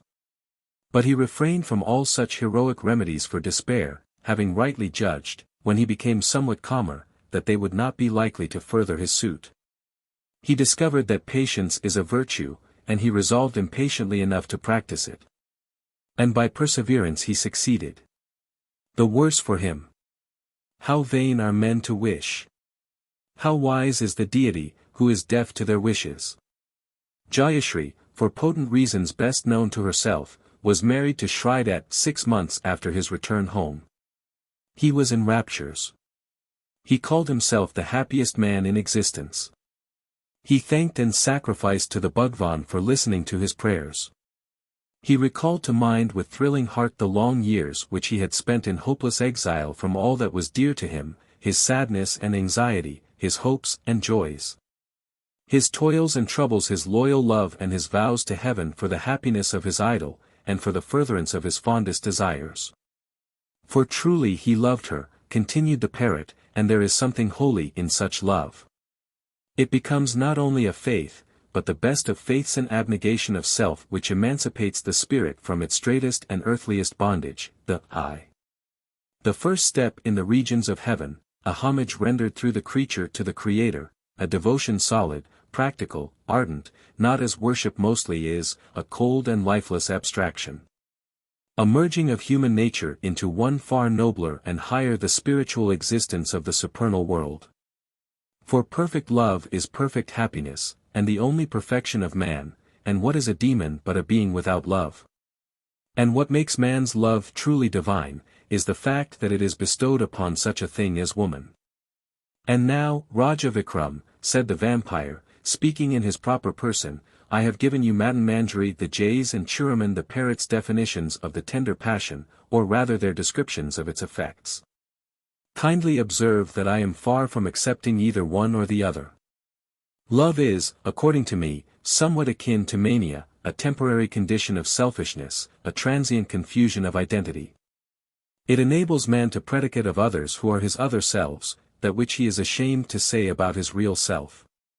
I will suppose the beloved object to be ugly, stupid, vicious, perverse, selfish, low-minded, or the reverse.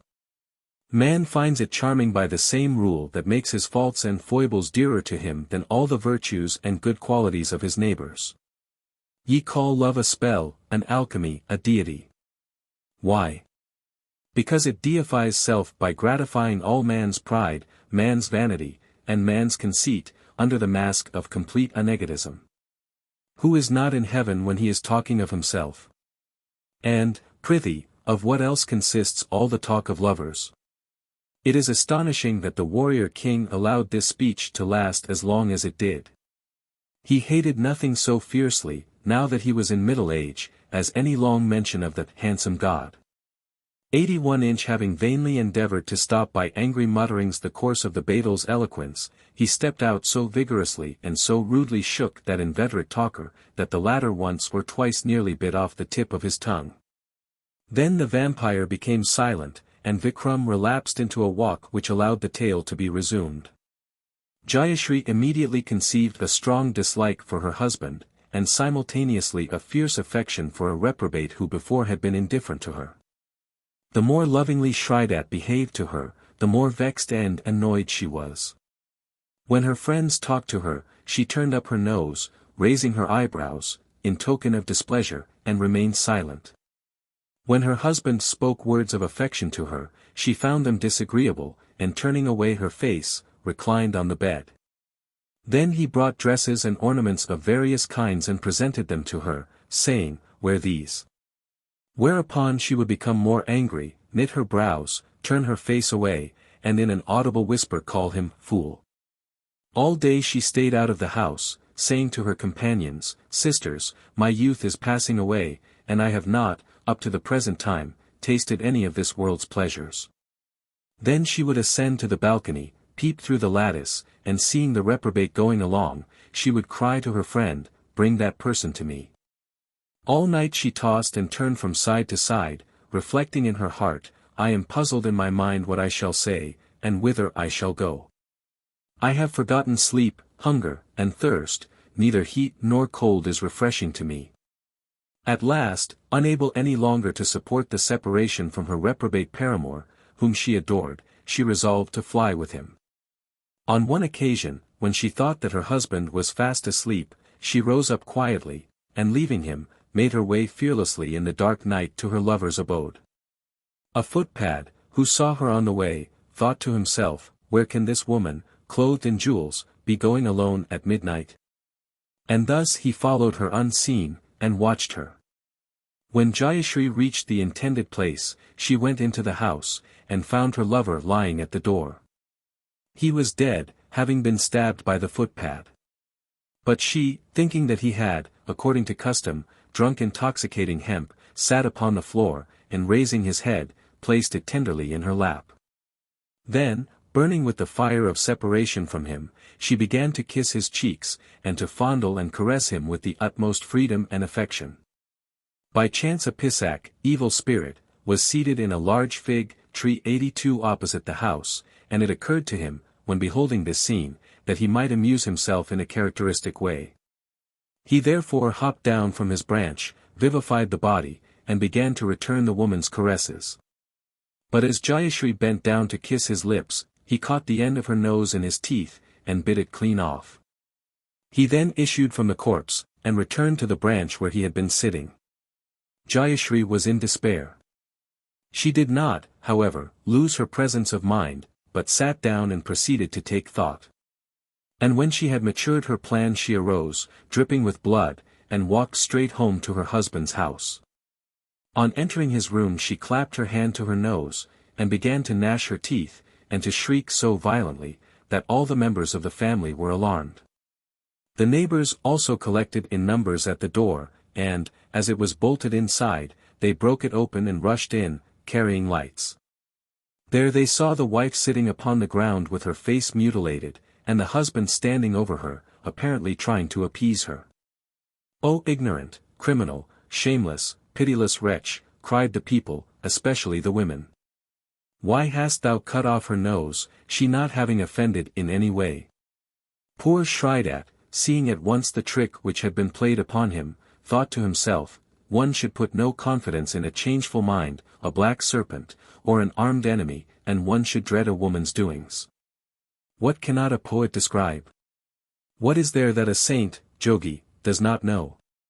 What nonsense will not a drunken man talk?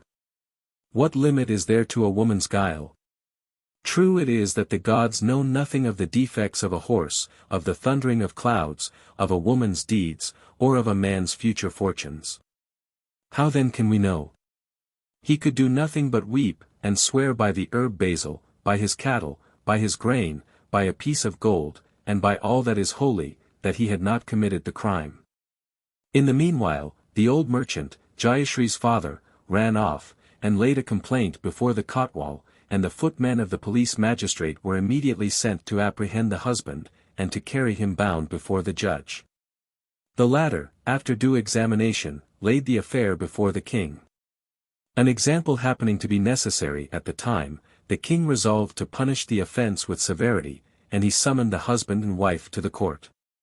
When the merchant's daughter was asked to give an account of what had happened, she pointed out the state of her nose, and said, "Maharaj, why inquire of me concerning what is so manifest?" The king then turned to the husband, and bade him state his defense. He said, "I know nothing of it," and in the face of the strongest evidence he persisted in denying his guilt. Thereupon the king, who had vainly threatened to cut off Shridat's right hand, infuriated by his refusing to confess and to beg for mercy, exclaimed, "How must I punish such a wretch as thou art?" The unfortunate man answered, "Whatever your majesty may consider just, that be pleased to do." Thereupon the king cried, "Away with him, and impale him," and the people, hearing the command, prepared to obey it. Before Shridat had left the court, the footpad, who had been looking on, and who saw that an innocent man was about to be unjustly punished, raised a cry for justice and, pushing through the crowd, resolved to make himself heard. He thus addressed the throne, "Great king, the cherishing of the good, and the punishment of the bad, is the invariable duty of kings." The ruler having caused him to approach, asked him who he was, and he replied boldly, "Maharaj, I am a thief, and this man is innocent and his blood is about to be shed unjustly. Your majesty has not done what is right in this affair." Thereupon the king charged him to tell the truth according to his religion. And the thief related explicitly the whole circumstances, omitting of course, the murder. "Go ye," said the king to his messengers, "and look in the mouth of the woman's lover who has fallen dead. If the nose be there found, then has this thief witness told the truth, and the husband is a guiltless man." The nose was presently produced in court, and Shridat escaped the stake.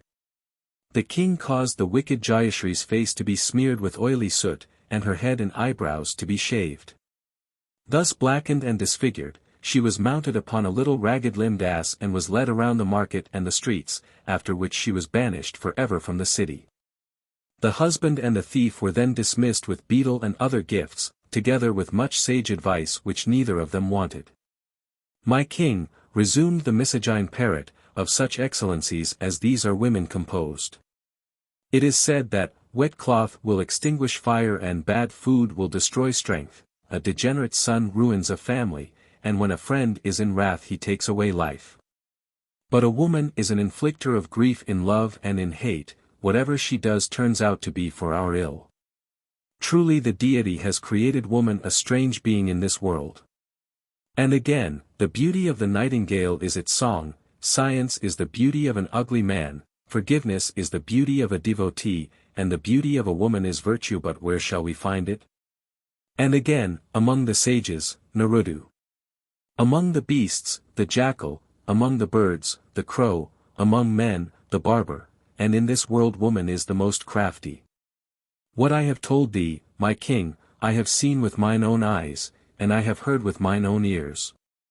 At the time I was young, but the event so affected me that I have ever since held female kind to be a walking pest, a two-legged plague, whose mission on earth, like flies and other vermin, is only to prevent our being too happy. Oh, why do not children and young parrots sprout in crops from the ground from budding trees or vine stalks? I was thinking, sire, said the young Dharmadwaj to the warrior king his father, what women would say of us if they could compose Sanskrit verses. Then keep your thoughts to yourself, replied the Raja, nettled at his son daring to say a word in favor of the sex. You always take the part of wickedness and depravity. Permit me, your majesty, interrupted the baital, to conclude my tale. When Madan Manjari, the jay, and Churaman, the parrot, had given these illustrations of their belief, they began to wrangle, and words ran high. The former insisted that females are the salt of the earth, speaking, I presume, figuratively. The latter went so far as to assert that the opposite sex have no souls, and that their brains are in a rudimental and inchoate state of development. Thereupon he was tartly taken to task by his master's bride, the beautiful Chandravati, who told him that those only have a bad opinion of women who have associated with none but the vicious and the low. And that he should be ashamed to abuse feminine parrots, because his mother had been one. This was truly logical.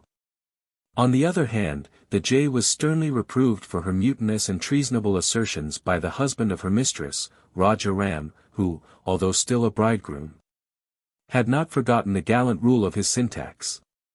The masculine is more worthy than the feminine. Till Madan Manjari burst into tears and declared that her life was not worth having. And Raja Ram looked at her as if he could have wrung her neck. In short, Raja Vikram, all the four lost their tempers, and with them what little wits they had. Two of them were but birds, and the others seem not to have been much better, being young, ignorant, inexperienced, and lately married. How then could they decide so difficult a question as that of the relative wickedness and villainy of men and women? Had your Majesty been there, the knot of uncertainty would soon have been undone by the trenchant edge of your wit and wisdom, your knowledge and experience. You have, of course, long since made up your mind upon the subject. Dharma Dwaj would have prevented his father's reply. But the youth had been twice reprehended in the course of this tale, and he thought it wisest to let things take their own way. Women, quoth the Raja, oracularly, are worse than we are. A man, however depraved he may be, ever retains some notion of right and wrong, but a woman does not. She has no such regard whatever. The beautiful Bangala Rani for instance, said the baital, with a demoniac sneer. At the mention of a word, the uttering of which was punishable by extirpation of the tongue, Raja Vikram's brain whirled with rage. He staggered in the violence of his passion, and putting forth both hands to break his fall, he dropped the bundle from his back. Then the baital, disentangling himself and laughing lustily, ran off towards the tree as fast as his thin brown legs would carry him. But his activity availed him little. The king, puffing with fury, followed him at the top of his speed, and caught him by his tail before he reached the cirrus tree, hurled him backwards with force, put foot upon his chest, and after shaking out the cloth, rolled him up in it with extreme violence, bumped his back half a dozen times against the stony ground, and finally, with a jerk, threw him on his shoulder, as he had done before. The young prince, afraid to accompany his father whilst he was pursuing the fiend, followed slowly in the rear, and did not join him for some minutes. But when matters were in their normal state, the vampire, who had endured with exemplary patience the penalty of his impudence, began in honeyed accents. Listen, O warrior king, whilst thy servant recounts unto thee another true tale. The vampire's third story, of a high-minded family. In the venerable city of Bardwan, O warrior king. Quoth the vampire, during the reign of the mighty Rupsan, flourished one Rajeshvar, a Rajput warrior of distinguished fame. By his valor and conduct he had risen from the lowest ranks of the army to command it as its captain. And arrived at that dignity, he did not put a stop to all improvements, like other chiefs, who rejoiced to rest and return thanks. On the contrary, he became such a reformer that, to some extent, he remodeled the art of war. Instead of attending to rules and regulations, drawn up in their studies by pundits and Brahmins, he consulted chiefly his own experience and judgment. He threw aside the systematic plans of campaigns laid down in the Shastras or books of the ancients, and he acted upon the spur of the moment. He displayed a skill in the choice of ground, in the use of light troops, and in securing his own supplies whilst he cut off those of the enemy, which Kartikeya himself, god of war, might have envied. Finding that the bows of his troops were clumsy and slow to use, he had them all changed before compelled so to do by defeat. He also gave his attention to the sword handles, which cramped the men's grasp but which having been used for 1800 years were considered perfect weapons. And having organized a special corps of warriors using fire arrows, he soon brought it to such perfection that, by using it against the elephants of his enemies, he gained many a campaign. One instance of his superior judgment I am about to quote to thee, O Vikram, after which I return to my tale, for thou art truly a warrior king, very likely to imitate the innovations of the great general Rajeshvar. A grunt from the monarch was the result of the vampire's sneer. He found his master's armies recruited from northern Hindustan, and officered by Kshatriya warriors, who grew great only because they grew old and fat. Thus the energy and talent of the younger men were wasted in troubles and disorders. Whilst the seniors were often so ancient that they could not mount their chargers unaided, nor, when they were mounted, could they see anything a dozen yards before them. But they had served in a certain obsolete campaign, and until Rajeshvar gave them pensions and dismissals, they claimed a right to take first part in all campaigns present and future. The commander-in-chief refused to use any captain who could not stand steady on his legs, or endure the sun for a whole day. When a soldier distinguished himself in action, he raised him to the powers and privileges of the warrior caste. And whereas it had been the habit to lavish circles and bars of silver and other metals upon all those who had joined in the war, whether they had sat behind a heap of sand or had been foremost to attack the foe, he broke through the pernicious custom, and he rendered the honor valuable by conferring it only upon the deserving. I need hardly say that, in an inordinately short space of time, his army beat every king and general that opposed it. One day the great commander-in-chief was seated in a certain room near the threshold of his gate, when the voices of a number of people outside were heard. Rajeshvar asked, "Who is at the door, and what is the meaning of the noise I hear?" The porter replied, "It is a fine thing your honor has asked. Many persons come sitting at the door of the rich for the purpose of obtaining a livelihood and wealth. When they meet together they talk of various things. It is these very people who are now making this noise." Rajeshvar, on hearing this, remained silent.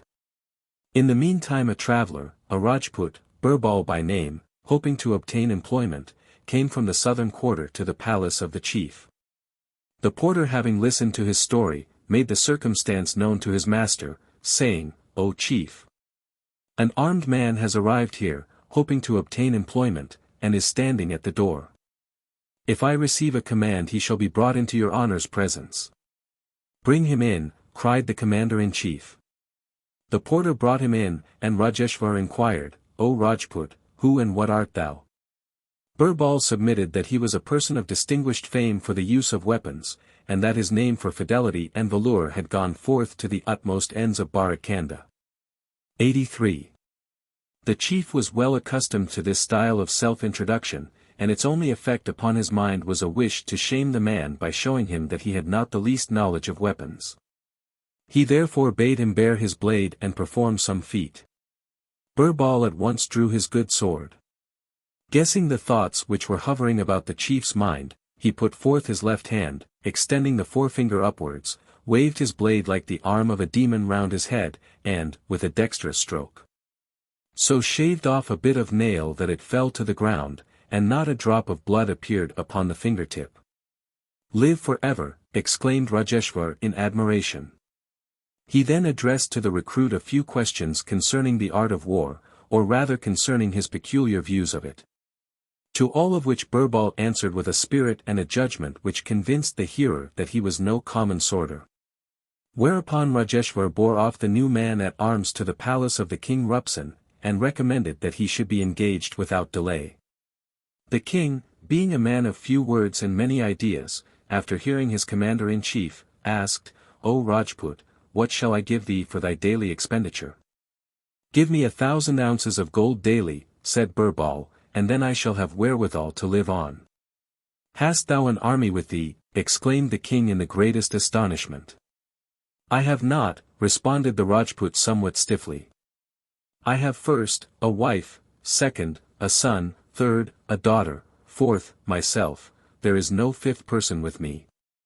All the people of the court on hearing this turned aside their heads to laugh, and even the women, who were peeping at the scene, covered their mouths with their veils. The Rajput was then dismissed the presence. It is, however, noticeable amongst you humans, that the world often takes you at your own valuation.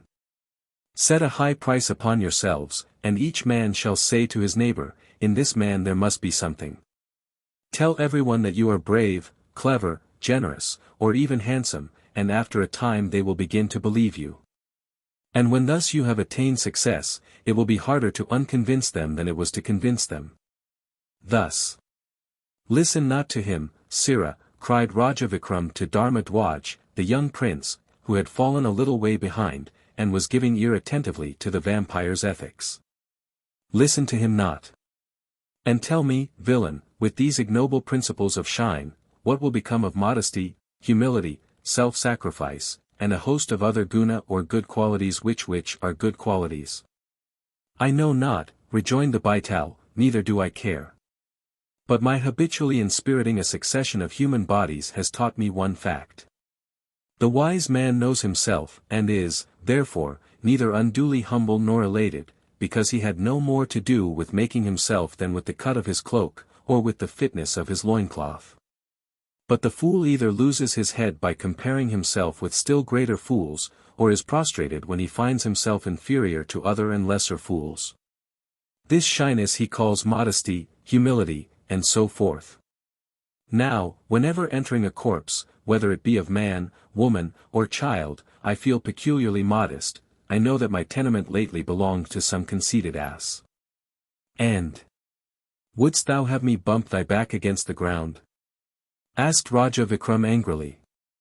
The baital muttered some reply scarcely intelligible about his having this time stumbled upon a metaphysical thread of ideas, and then continued his story. Now Rupsen, the king, began by inquiring of himself why the Rajput had rated his services so highly. Then he reflected that if this recruit had asked so much money, it must have been for some reason which would afterwards become apparent. Next, he hoped that if he gave him so much, his generosity might some day turn out to his own advantage.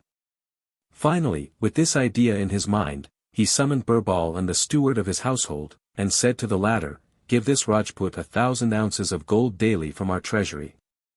It is related that Birbal made the best possible use of his wealth. He used every morning to divide it into 2 portions, one of which was distributed to Brahmins and Parahitas. 84 of the remaining moiety, having made 2 parts, he gave one as alms to pilgrims, to Bairages or Vishnu's mendicants, and to sannyasis or worshippers of Shiva, whose bodies, smeared with ashes, were hardly covered with a narrow cotton cloth and a rope about their loins, and whose heads of artificial hair, clotted like a rope, besieged his gate.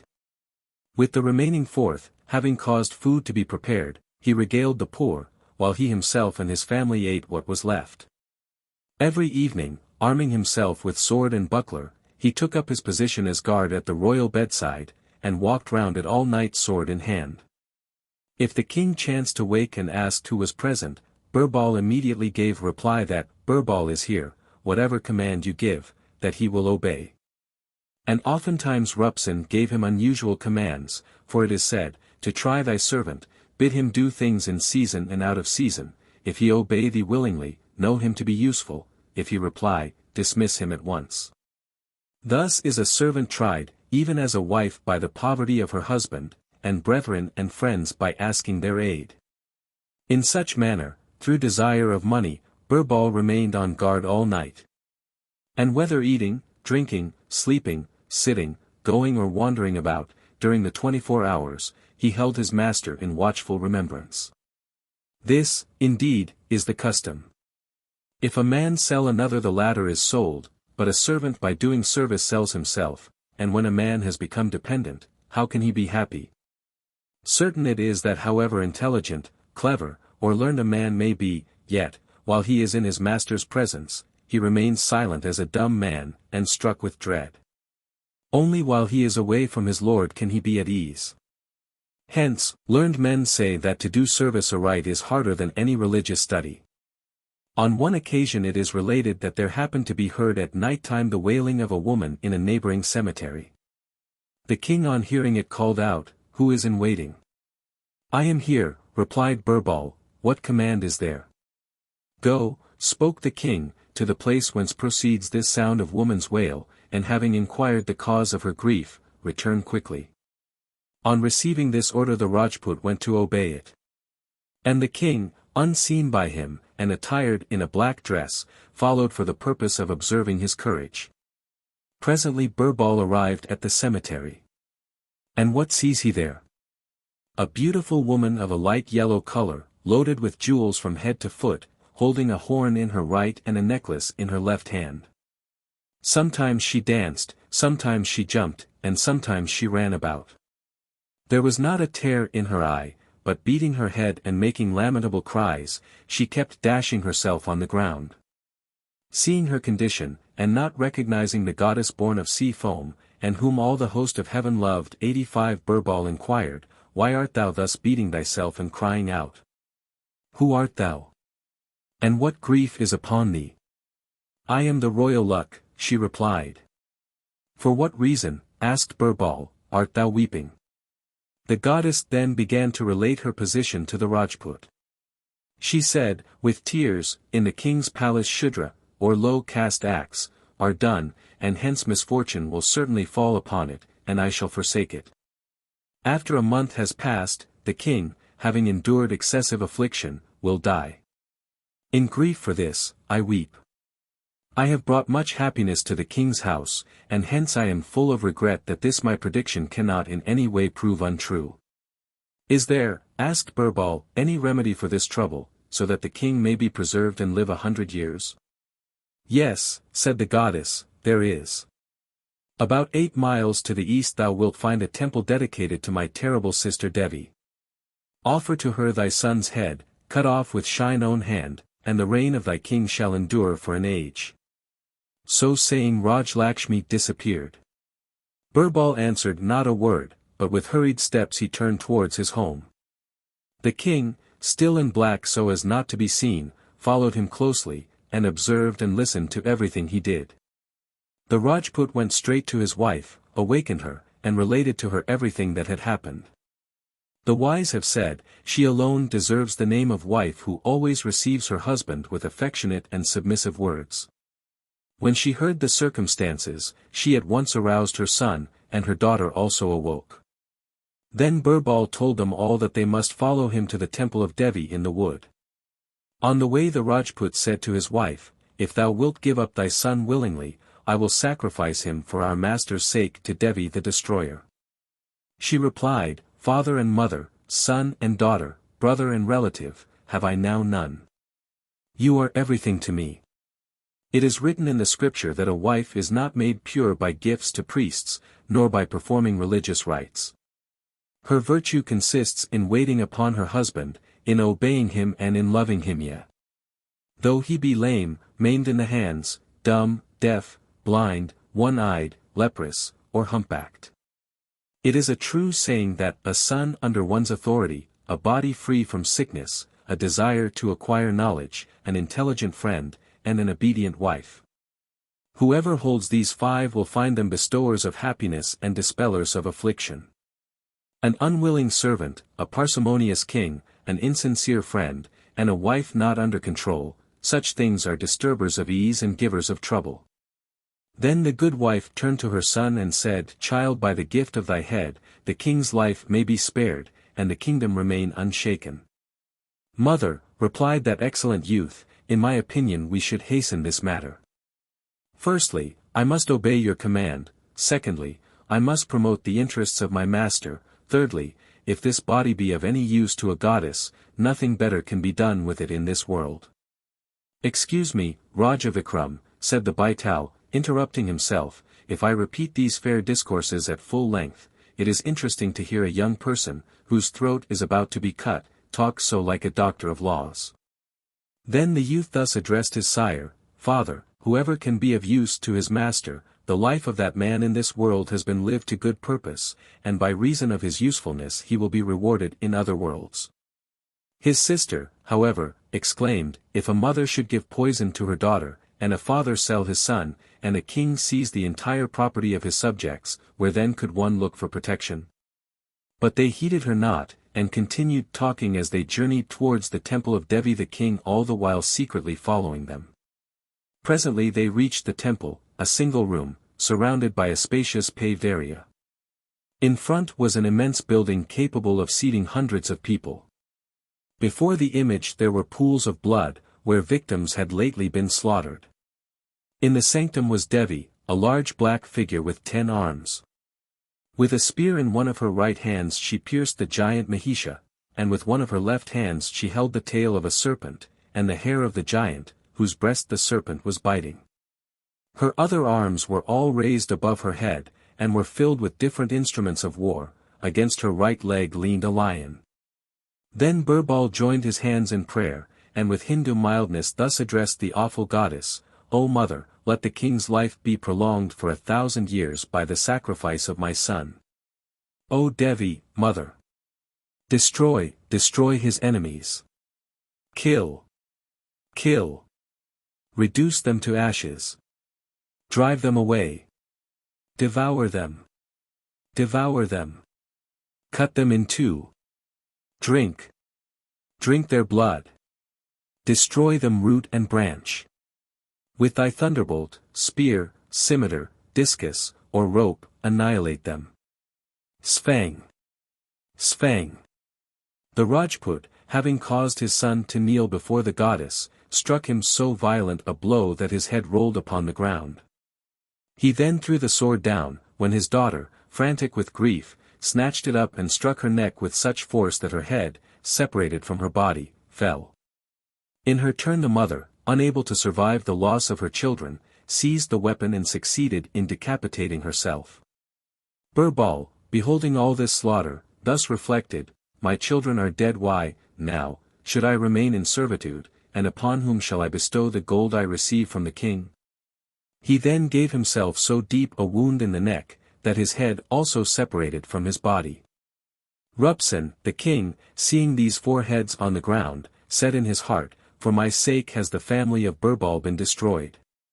Kingly power, for the purpose of upholding which the destruction of a whole household is necessary, is a mere curse, and to carry on government in this manner is not just. He then took up the sword and was about to slay himself, when the destroying goddess, probably satisfied with bloodshed, stayed his hand, bidding him at the same time ask any boon he pleased. The generous monarch begged, thereupon, that his faithful servant might be restored to life, together with all his high-minded family. And the goddess Devi in the twinkling of an eye fetched from Patala, the regions below the earth, a vase full of Amrita, the water of immortality, sprinkled it upon the dead, and raised them all as before. After which the whole party walked leisurely home, and in due time the king divided his throne with his friend Birbal. Having stopped for a moment, the baital proceeded to remark, in a sententious tone, "Happy the servant who grudges not his own life to save that of his master. And happy, thrice happy the master who can annihilate all greedy longing for existence and worldly prosperity. Raja, I have to ask thee one searching question of these 5, who was the greatest fool?" "Demon!" exclaimed the great Vikram, all whose cherished feelings about fidelity and family affection, obedience, and high-mindedness, were outraged by this vampire view of the question. "If thou meanest by the greatest fool the noblest mind, I reply without hesitating Rupsen, the king." "Why, prithee?" asked the baital. "Because, dull demon," said the king, "Birbal was bound to offer up his life for a master who treated him so generously. The son could not disobey his father, and the women naturally and instinctively killed themselves, because the example was set to them. But Rupsen the king gave up his throne for the sake of his retainer, and valued not a straw his life and his high inducements to live. For this reason I think him the most meritorious." "Surely, mighty Vikram," laughed the vampire, "you will be tired of ever clambering up yon tall tree, even had you the legs and arms of Hanuman 86 himself." And so saying he disappeared from the cloth, although it had been placed upon the ground. But the poor baital had little reason to congratulate himself on the success of his escape. In a short time he was again bundled into the cloth with the usual want of ceremony, and he revenged himself by telling another true story. The vampire's 4th story, of a woman who told the truth. "Listen, great king," again began the baital. "An unimportant Baniya 87, trader, Hiranyadat, had a daughter, whose name was Madansina Sundari, the beautiful army of Cupid. Her face was like the moon, her hair like the clouds, her eyes like those of a muskrat, her eyebrows like a bent bow, her nose like a parrot's bill, her neck like that of a dove, her teeth like pomegranate grains. The red color of her lips like that of a gourd, her waist lithe and bending like the pards, her hands and feet like softest blossoms, her complexion like the jasmine. In fact, day by day the splendor of her youth increased. When she had arrived at maturity, her father and mother began often to resolve in their minds the subject of her marriage. And the people of all that countryside ruled by Birbar king of Medanpur bruited it abroad that in the house of Hiranyadat had been born a daughter by whose beauty gods, men, and munis, sages, were fascinated. Thereupon many, causing their portraits to be painted, sent them by messengers to Hiranyadat the Baniya, who showed them all to his daughter. But she was capricious, as beauties sometimes are, and when her father said, "Make choice of a husband thyself," she told him that none pleased her, and moreover she begged of him to find her a husband who possessed good looks, good qualities. and good sense. At length, when some days had passed, 4 suitors came from 4 different countries. The father told them that he must have from each some indication that he possessed the required qualities. That he was pleased with their looks, but that they must satisfy him about their knowledge. I have, the first said, a perfect acquaintance with the Shastras, or scriptures. In science there is none to rival me. As for my handsome mien, it may plainly be seen by you. The second exclaimed, my attainments are unique in the knowledge of archery. I am acquainted with the art of discharging arrows and killing anything which though not seen is heard, and my fine proportions are plainly visible to you. The third continued, I understand the language of land and water animals, of birds, and of beasts, and I have no equal in strength. Of my comeliness you yourself may judge. I have the knowledge, quoth the fourth, how to make a certain cloth which can be sold for 5 rubies, having sold it I give the proceeds of 1 ruby to a Brahmin, of the second I make an offering to a deity, a third I wear on my own person. A fourth I keep for my wife. And, having sold the 5th, I spend it in giving feasts. This is my knowledge, and none other is acquainted with it. My good looks are apparent. The father hearing these speeches began to reflect. It is said that excess in anything is not good. Sita 88 was very lovely, but the demon Ravana carried her away, and Bali king of Mahabharata gave much alms, but at length he became poor. 89 My daughter is too fair to remain a maiden, to which of these shall I give her? So saying, Hiranyadat went to his daughter, explained the qualities of the 4 suitors, and asked, to which shall I give thee? On hearing these words she was abashed, and, hanging down her head, knew not what to reply. Then the Baniya, having reflected, said to himself, he who is acquainted with the Shastras is a Brahmin, he who could shoot an arrow at the sound was a Kshatriya or warrior, and he who made the cloth was a Shudra or servile. But the youth who understands the language of birds is of our own caste. To him, therefore, will I marry her. And accordingly he proceeded with the betrothal of his daughter. Meanwhile Madansina went one day, during the spring season into the garden for a stroll. It happened, just before she came out, that Somdat, the son of the merchant Dharmdat, had gone for pleasure into the forest, and was returning through the same garden to his home. He was fascinated at the sight of the maiden, and said to his friend, Brother, if I can obtain her my life will be prosperous, and if I do not obtain her my living in the world will be in vain. Having thus spoken, and becoming restless from the fear of separation, he involuntarily drew near to her, and seizing her hand, said If thou wilt not form an affection for me, I will throw away my life on thy account. Be pleased not to do this, she replied, it will be sinful, and it will involve me in the guilt and punishment of shedding blood, hence I shall be miserable in this world and in that to be. Thy blandishments, he replied, have pierced my heart, and the consuming thought of parting from thee has burnt up my body, and memory and understanding have been destroyed by this pain, and from excess of love I have no sense of right or wrong. But if thou wilt make me a promise, I will live again. She replied, Truly the Kali Yuga, Iron Age, has commenced, since which time falsehood has increased in the world and truth has diminished.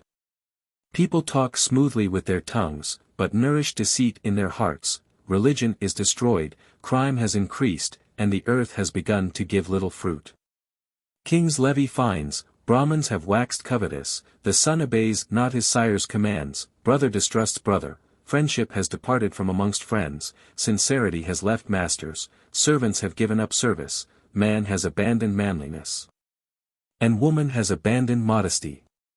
5 days hence, my marriage is to be, but if thou slay not thyself, I will visit thee first, and after that I will remain with my husband. Having given this promise, and having sworn by the Ganges, she returned home. The merchant's son also went his way. Presently the marriage ceremonies came on, and Hiranyadat the Baniya expended 1,00,000 of rupees in feasts and presents to the bridegroom. The bodies of the twain were anointed with turmeric, the bride was made to hold in her hand the iron box for eye paint, and the youth a pair of betel scissors. During the night before the wedding there was loud and shrill music, the heads and limbs of the young couple were rubbed with an ointment of oil, and the bridegroom's head was duly shaved. The wedding procession was very grand. The streets were a blaze of flambeaux and torches carried in the hand, fireworks by the ton were discharged as the people passed, elephants, camels, and horses richly caparisoned, were placed in convenient situations. And before the procession had reached the house of the bride, half a dozen wicked boys and bad young men were killed or wounded. 90 after the marriage formulas were repeated, the Baniya gave a feast or supper, and the food was so excellent that all sat down quietly, no one uttered a complaint, or brought dishonor on the bride's family, or cut with scissors the garments of his neighbor. The ceremony thus happily concluded, the husband brought Madansina home to his own house. After some days the wife of her husband's youngest brother, and also the wife of his eldest brother, led her at night by force to her bridegroom, and seated her on a bed ornamented with flowers.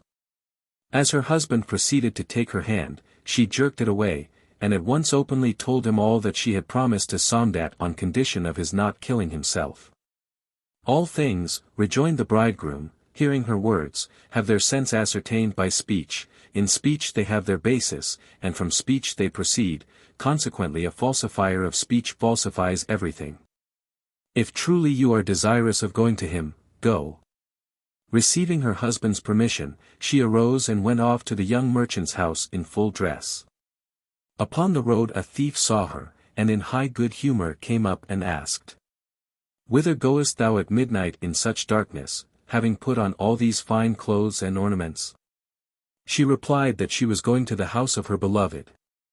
"And who here," said the thief, "is thy protector?" "Kamadeva," she replied, "the beautiful youth who by his fiery arrows wounds with love the hearts of the inhabitants of the three worlds, Radhapati, the husband of Rithi, 91 accompanied by the kokala bird, 92 the humming bee in gentle breezes." She then told to the thief the whole story, adding, "Destroy not my jewels, I give thee a promise before I go, that on my return thou shalt have all these ornaments." Hearing this the thief thought to himself that it would be useless now to destroy her jewels, when she had promised to give them to him presently of her own good will. He therefore let her go, and sat down and thus soliloquized. "To me it is astonishing that he who sustained me in my mother's womb should take no care of me now that I have been born and am able to enjoy the good things of this world. I know not whether he is asleep or dead. And I would rather swallow poison than ask man for money or favor. For these 6 things tend to lower a man: friendship with the perfidious, causeless laughter, altercation with women, serving an unworthy master, riding an ass, and speaking any language but Sanskrit. And these 5 things the deity writes on our fate at the hour of birth: first, age; secondly, action; thirdly, wealth; fourthly, science; fifthly, fame. I have now done a good deed, and as long as a man's virtue is in the ascendant, all people becoming his servants obey him. But when virtuous deeds diminish, even his friends become inimical to him." Meanwhile Madansina had reached the place where Somdat the young trader had fallen asleep. She awoke him suddenly, and he springing up in alarm quickly asked her, "Art thou the daughter of a deity? Or of a saint? Or of a serpent? Tell me truly, who art thou? And whence hast thou come?"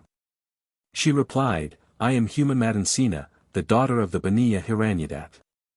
Dost thou not remember taking my hand in that grove, and declaring that thou wouldst slay thyself if I did not swear to visit thee first and after that remain with my husband? Hast thou," he inquired, "told all this to thy husband or not?" She replied, "I have told him everything, and he, thoroughly understanding the whole affair, gave me permission." "This matter," exclaimed Somdat in a melancholy voice, "is like pearls without a suitable dress, or food without clarified butter, 93 or singing without melody, they are all alike unnatural. In the same way, unclean clothes will mar beauty, bad food will undermine strength, a wicked wife will worry her husband to death, a disreputable son will ruin his family, an enraged demon will kill, and a woman, whether she love or hate, will be a source of pain. For there are few things which a woman will not do. She never brings to her tongue what is in her heart, she never speaks out what is on her tongue, and she never tells what she is doing. Truly the deity has created woman a strange creature in this world. He concluded with these words, "Return thou home with another man's wife, I have no concern." Madansina rose and departed. On her way she met the thief, who, hearing her tale, gave her great praise, and let her go unplundered. 94. She then went to her husband, and related the whole matter to him. But he had ceased to love her, and he said, "Neither a king nor a minister, nor a wife, nor a person's hair nor his nails, look well out of their places. And the beauty of the kokila is its note, of an ugly man knowledge, of a devotee forgiveness, and of a woman her chastity." The vampire, having narrated thus far, suddenly asked the king, of these three, whose virtue was the greatest? Vikram, who had been greatly edified by the tale, forgot himself, and ejaculated, "The thieves." "And pray why?" asked the baital. Because, the hero explained, when her husband saw that she loved another man, however purely, he ceased to feel affection for her. Somdat let her go unharmed, for fear of being punished by the king. But there was no reason why the thief should fear the law and dismiss her, therefore he was the best. "Hi! Hi! Hi!" laughed the demon, spitefully. "Here, then, ends my story." Upon which, escaping as before from the cloth in which he was slung behind the Raja's back, the baital disappeared through the darkness of the night, leaving father and son looking at each other in dismay.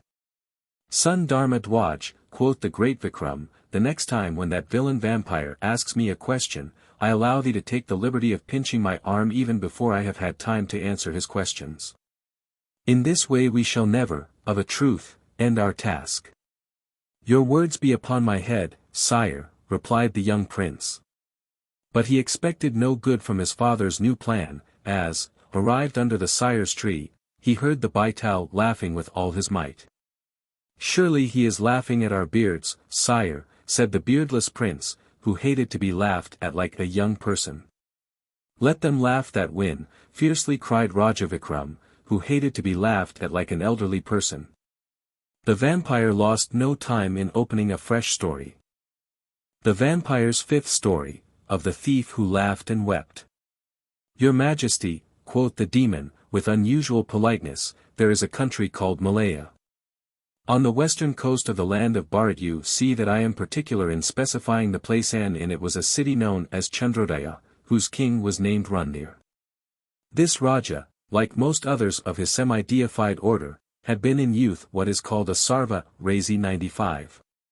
That is, he ate and drank and listened to music, and looked at dancers and made love much more than he studied, reflected, prayed, or conversed with the wise. After the age of 30 he began to reform, and he brought such zeal to the good cause, that in an incredibly short space of time he came to be accounted and quoted as the paragon of correct rajas. This was very praiseworthy.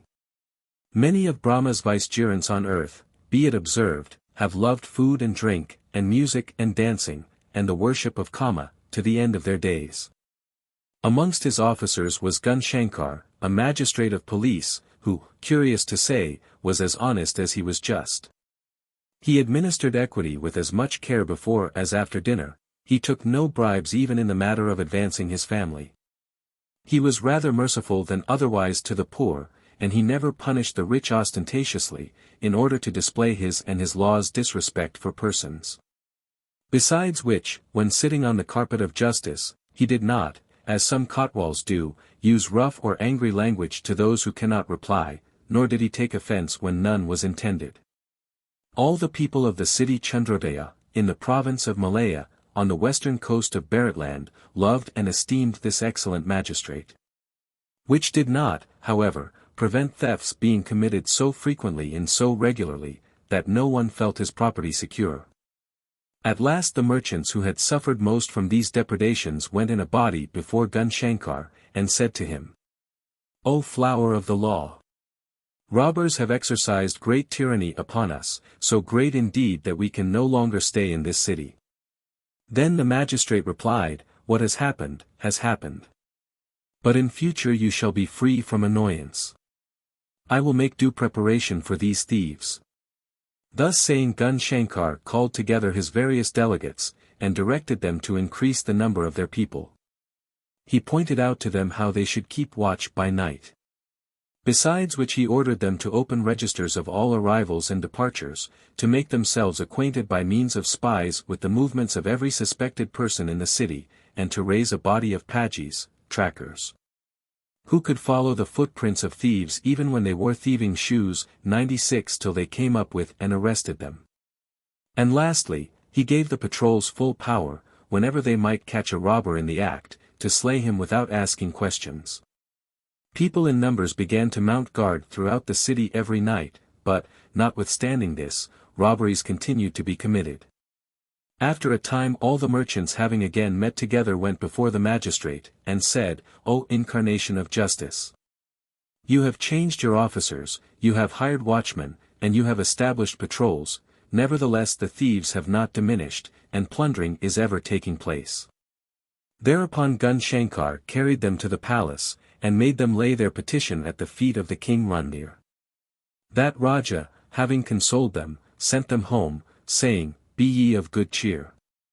I will tonight adopt a new plan, which, with the blessing of the Bhagwan, shall free ye from further anxiety. Observe, O Vikram, that Randhir was one of those concerning whom the poet sang. The unwise run from one end to the other. Not content with becoming highly respectable, correct, and even unimpeachable in point of character, he reformed even his reformation, and he did much more than he was required to do. When Canopus began to sparkle gaily in the southern skies, the king arose and prepared for a night's work. He disguised his face by smearing it with a certain paint, by twirling his mustachios up to his eyes, by parting his beard upon his chin, and conducting the two ends towards his ears, and by tightly tying a hair from a horse's tail over his nose, so as quite to change its shape. He then wrapped himself in a coarse outer garment, girt his loins, buckled on his sword, drew his shield upon his arm, and without saying a word to those within the palace, he went out into the streets alone, and on foot. It was dark, and Raja Randhir walked through the silent city for nearly an hour without meeting anyone. As, however, he passed through a back street in the merchant's quarter, he saw what appeared to be a homeless dog, lying at the foot of a house wall.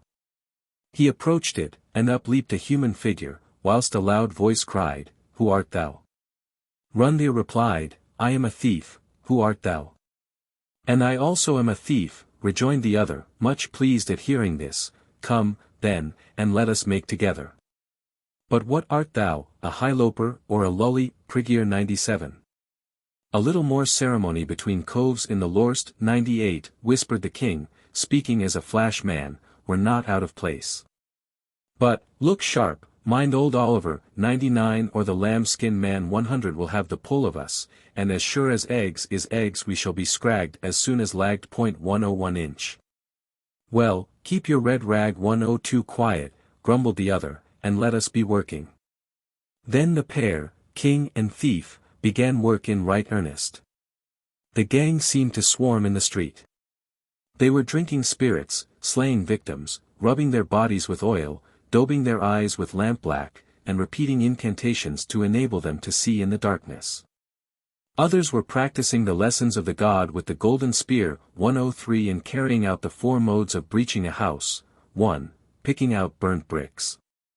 2.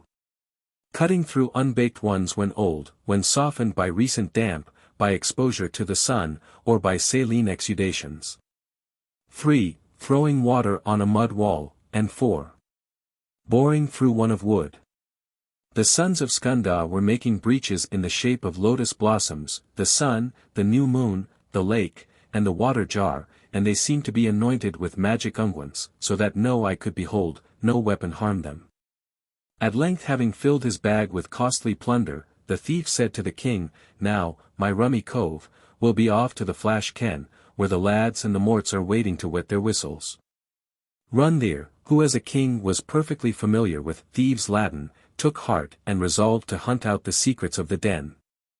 On the way, his companion, perfectly satisfied with the importance which the new cove had attached to a rat hole 104 and convinced that he was a true robber, taught him the whistle, the word, and the sign peculiar to the gang. And promised him that he should smack the lit 105 that night before turning in. So saying the thief rapped twice at the city gate, which was at once opened to him, and preceding his accomplice led the way to a rock about 2 kos, 4 miles, distant from the walls. Before entering the dark forest at the foot of the eminence, the robber stood still for a moment and whistled twice through his fingers with a shrill scream that rang through the silent glades. After a few minutes the signal was answered by the hooting of an owl, which the robber acknowledged by shrieking like a jackal. Thereupon half a dozen armed men arose from their crouching places in the grass, and one advanced towards the newcomers to receive the sign. It was given, and they both passed on, whilst the guard sank, as it were, into the bowels of the earth. All these things Rundhir carefully remarked, besides which he neglected not to take note of all the distinguishable objects that lay on the road, and, when he entered the wood, he scratched with his dagger all the tree trunks within reach. After a sharp walk the pair reached a high perpendicular sheet of rock, rising abruptly from a clear space in the jungle, and profusely printed over with vermilion hands. The thief, having walked up to it, and made his obeisance, stooped to the ground, and removed a bunch of grass. The two then raised by their united efforts a heavy trapdoor, through which poured a stream of light, whilst a confused hubbub of voices was heard below. "This is the ken," said the robber, preparing to descend a thin ladder of bamboo, "follow me." And he disappeared with his bag of valuables. The king did as he was bid, and the pair entered together a large hall, or rather a cave, which presented a singular spectacle. It was lighted up by links fixed to the sombre walls, which threw a smoky glare over the place, and the contrast after the deep darkness reminded Rundhir of his mother's descriptions of Betal, the infernal city. Carpets of every kind, from the choicest tapestry to the coarsest rug, were spread upon the ground, and were strewed with bags, wallets, weapons, heaps of booty, drinking cups, and all the materials of debauchery. Passing through this cave the thief led Rundhir into another, which was full of thieves, preparing for the pleasures of the night. Some were changing garments, ragged and dirted by creeping through gaps in the houses, others were washing the blood from their hands and feet. These combed out their long dishevelled, dusty hair, those anointed their skins with perfumed cocoa-nut oil. There were all manner of murderers present, a villainous collection of Kartikeyas and Bhavani's 106 crew. There were stabbers with their poniards hung to lanyards lashed round their naked waists, Dacharia, poisoners 107 distinguished by the little bags slung under the left arm, and fancigars 108 wearing their fatal kerchiefs round their necks. And Rundhir had reason to thank the good deed in the last life that had sent him there in such strict disguise, for amongst the robbers he found, as might be expected, a number of his own people, spies and watchmen, guards and patrols. The thief, whose importance of manner now showed him to be the chief of the gang, was greeted with applause as he entered the robing room, and he bade all make salaam to the new companion. A number of questions concerning the success of the night's work was quickly put and answered, then the company, having got ready for the revel, flocked into the first cave. There they sat down each in his own place, and began to eat and drink and make merry. After some hours the flaring torches began to burn out, and drowsiness to overpower the strongest heads. Most of the robbers rolled themselves up in the rugs, and covering their heads, went to sleep. A few still sat with their backs to the wall, nodding drowsily or leaning on one side, and too stupefied with opium and hemp to make any exertion. At that moment a servant woman, whom the king saw for the first time, came into the cave, and looking at him exclaimed, "O Raja! How came you with these wicked men? Do you run away as fast as you can, or they will surely kill you when they awake?" "I do not know the way, in which direction am I to go?" asked Rundhir. The woman then showed him the road. He threaded the confused mass of snorers, treading with the foot of a tiger cat, found the ladder, raised the trapdoor by exerting all his strength, and breathed once more the open air of heaven. And before plunging into the depths of the wood he again marked the place where the entrance lay and carefully replaced the bunch of grass. Hardly had Raja Rundhir returned to the palace, and removed the traces of his night's occupation, when he received a second deputation of the merchants, complaining bitterly and with the longest faces about their fresh misfortunes. "O pearl of equity," said the men of money, "but yesterday you consoled us with the promise of some contrivance by the blessing of which our houses and coffers would be safe from theft. Whereas our goods have never yet suffered so severely as during the last 12 hours. Again Rundir dismissed them, swearing that this time he would either die or destroy the wretches who had been guilty of such violence. Then having mentally prepared his measures, the Raja warned a company of archers to hold themselves in readiness for secret service. And as each one of his own people returned from the robber's cave he had him privily arrested and put to death because the deceased, it is said, do not, like baitals, tell tales. About nightfall, when he thought that the thieves, having finished their work of plunder, would meet together as usual for wassail and debauchery, he armed himself, marched out his men, and led them to the rock in the jungle. But the robbers, aroused by the disappearance of the new companion, had made inquiries and had gained intelligence of the impending danger. They feared to flee during the daytime, lest being tracked they should be discovered and destroyed in detail. When night came they hesitated to disperse, from the certainty that they would be captured in the morning. Then their captain, who throughout had been of one opinion, proposed to them that they should resist, and promised them success if they would hear his words. The gang respected him, for he was known to be brave, they all listened to his advice, and they promised to be obedient. As young night began to cast transparent shade upon the jungle ground, the chief of the thieves mustered his men, inspected their bows and arrows, gave them encouraging words, and led them forth from the cave. Having placed them in ambush he climbed the rock to espy the movements of the enemy, whilst others applied their noses and ears to the level ground. Presently the moon shone full upon Rundir and his band of archers, who were advancing quickly and carelessly, for they expected to catch the robbers in their cave. The captain allowed them to march nearly through the line of ambush. Then he gave the signal, and at that moment the thieves, rising suddenly from the bush fell upon the royal troops and drove them back in confusion. The king also fled, when the chief of the robbers shouted out, "Ola! Thou a Rajput and running away from combat?" Rundir hearing this halted, and the two, confronting each other, bared their blades and began to do battle with prodigious fury. The king was cunning of fence, and so was the thief. They opened the duel, as skillful swordsmen should, by bending almost double, skipping in a circle, each keeping his eye well fixed upon the other, with frowning brows and contemptuous lips. At the same time executing divers gambados and measured leaps, springing forward like frogs and backward like monkeys, and beating time with their sabres upon their shields, which rattled like drums. Then Rundir suddenly facing his antagonist, cut at his legs with a loud cry, but the thief sprang in the air, and the blade whistled harmlessly under him. Next moment the robber chief's sword, thrice whirled round his head, descended like lightning in a slanting direction towards the king's left shoulder. The latter, however, received it upon his target and escaped all hurt, though he staggered with the violence of the blow. And thus they continued attacking each other, parrying and replying, till their breath failed them and their hands and wrists were numbed and cramped with fatigue. They were so well matched in courage, strength, and address, that neither obtained the least advantage, till the robber's right foot catching a stone slid from under him, and thus he fell to the ground at the mercy of his enemy. The thieves fled, and the Raja, himself on his prize, tied his hands behind him, and brought him back to the city at the point of his good sword. The next morning Rundir visited his prisoner, whom he caused to be bathed, and washed, and covered with fine clothes. He then had him mounted on a camel and sent him on a circuit of the city, accompanied by a crier proclaiming aloud, "Who hears?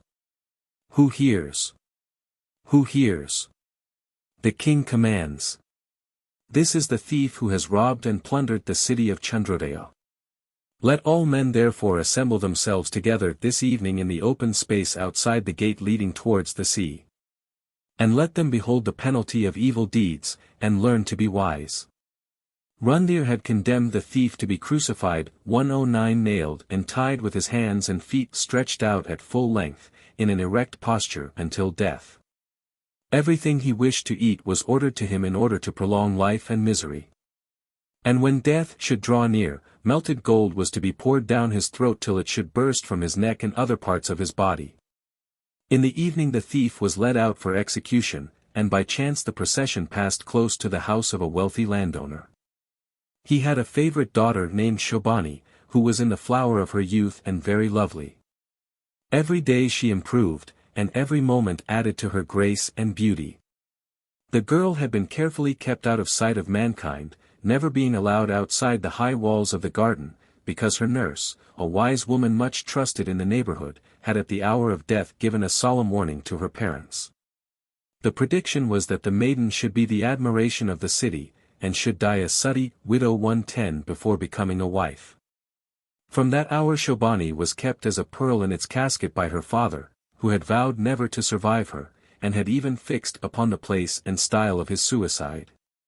But the shaft of fate 111 strikes down the vulture sailing above the clouds, and follows the worm into the bowels of the earth, and pierces the fish at the bottom of the ocean. How then can mortal man expect to escape it? As the robber chief, mounted upon the camel, was passing to the cross under the old householder's windows, a fire breaking out in the women's apartments, drove the inmates into the rooms looking upon the street. The hum of many voices arose from the solid pavement of heads. This is the thief who has been robbing the whole city, let him tremble now, for Randhir will surely crucify him. In beauty and bravery of bearing, as in strength and courage, no man in Chandrodaya surpassed the robber, who, being magnificently dressed, looked, despite his disgraceful cavalcade, like the son of a king. He sat with an unmoved countenance, hardly hearing in his pride the scoffs of the mob, calm and steady when the whole city was frenzied with anxiety because of him. But as he heard the word tremble, his lips quivered, his eyes flashed fire, and deep lines gathered between his eyebrows. Shobani started with a scream from the casement behind which she had hid herself, gazing with an intense womanly curiosity into the thoroughfare. The robber's face was upon a level with, and not half a dozen feet from, her pale cheeks. She marked his handsome features, and his look of wrath made her quiver as if it had been a flash of lightning. Then she broke away from the fascination of his youth and beauty, and ran breathless to her father, saying, "Go this moment and get that thief released." The old housekeeper replied, "That thief has been pilfering and plundering the whole city, and by his means the king's archers were defeated. Why, then, at my request, should our most gracious Raja Randhir release him?" Shobani, almost beside herself, exclaimed, "If by giving up your whole property, you can induce the Raja to release him, then instantly so do. If he does not come to me, I must give up my life." The maiden then covered her head with her veil, and sat down in the deepest despair, whilst her father, hearing her words, burst into a cry of grief, and hastened to present himself before the Raja. He cried out, "O great king, be pleased to receive 4 lakhs of rupees, and to release this thief." But the king replied, "He has been robbing the whole city, and by reason of him my guards have been destroyed. I cannot by any means release him." Then the old householder, finding, as he had expected, the Raja inexorable, and not to be moved, either by tears or bribes, or by the cruel fate of the girl, returned home with fire in his heart, and addressed her. "Daughter, I have said and done all that is possible, but it avails me not with the king. Now, then, we die." In the meantime, the guards, having led the thief all round the city, took him outside the gates, and made him stand near the cross. Then the messengers of death arrived from the palace, and the executioners began to nail his limbs. He bore the agony with the fortitude of the brave. But when he heard what had been done by the old householder's daughter, he raised his voice and wept bitterly, as though his heart had been bursting, and almost with the same breath he laughed heartily as at a feast. All were startled by his merriment, coming as it did at a time when the iron was piercing his flesh. No man could see any reason for it. When he died, Shobani, who was married to him in the spirit, recited to herself these sayings. There are 35 millions of hairs on the human body. The woman who ascends the pile with her husband will remain so many years in heaven. As the snake-catcher draws the serpent from his hole, so she, rescuing her husband from hell, rejoices with him. I, though he may have sunk to a region of torment, be restrained in dreadful bonds, have reached the place of anguish, be exhausted of strength, and afflicted and tortured for his crimes. No other effectual duty is known for virtuous women at any time after the death of their lords, except casting themselves into the same fire. As long as a woman in her successive transmigrations, shall decline burning herself, like a faithful wife, in the same fire with her deceased lord, so long shall she not be exempted from springing again to life in the body of some female animal. Therefore the beautiful Shobani, virgin and wife, resolved to burn herself, and to make the next life of the thief certain. She showed her courage by thrusting her finger into a torch flame till it became a cinder, and she solemnly bathed in the nearest stream. A hole was dug in the ground, and upon a bed of green tree trunks were heaped hemp, pitch, faggots, and clarified butter, to form the funeral pyre. The dead body, anointed, bathed, and dressed in new clothes, was then laid upon the heap, which was some 2 feet high. Shobani prayed that as long as 14 Indras reign, or as many years as there are hairs in her head, she might abide in heaven with her husband, and be waited upon by the heavenly dancers. She then presented her ornaments and little gifts of corn to her friends, tied some cotton round both wrists, put 2 new combs in her hair, painted her forehead, and tied up in the end of her bodycloth clean parched rice 112 and cowrie shells. These she gave to the bystanders, as she walked 7 times round the funeral pyre, upon which lay the body. She then ascended the heap of wood, sat down upon it, and taking the thief's head in her lap, without cords or levers or upper layer or faggots, she ordered the pile to be lighted. The crowd standing around set fire to it in several places, drummed their drums, blew their conchs, and raised a loud cry of Hari Bol. Hari Bol. 1 13-inch straw was thrown on, and pitch and clarified butter were freely poured out. But Shobani's was a Sahamaran, a blessed easy death. No part of her body was seen to move after the pyre was lighted. In fact, she seemed to die before the flame touched her. By the blessing of his daughter's decease, the old householder beheaded himself. 114 He caused an instrument to be made in the shape of a half-moon with an edge like a razor, and fitting the back of his neck. At both ends of it, as at the beam of a balance, chains were fastened.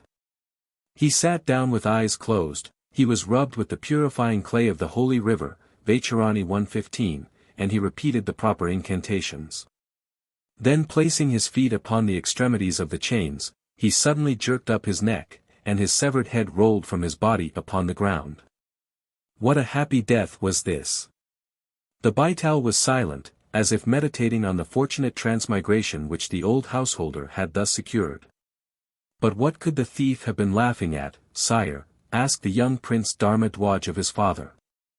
At the prodigious folly of the girl, my son, replied the warrior king, thoughtlessly.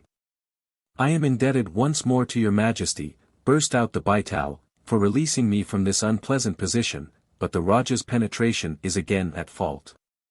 Not to leave your royal son and heir laboring under a false impression, before going I will explain why the brave thief burst into tears, and why he laughed at such a moment. He wept when he reflected that he could not requite her kindness in being willing to give up everything she had in the world to save his life, and this thought deeply grieved him. Then it struck him as being passing strange that she had begun to love him when the last sand of his life was well nigh run out.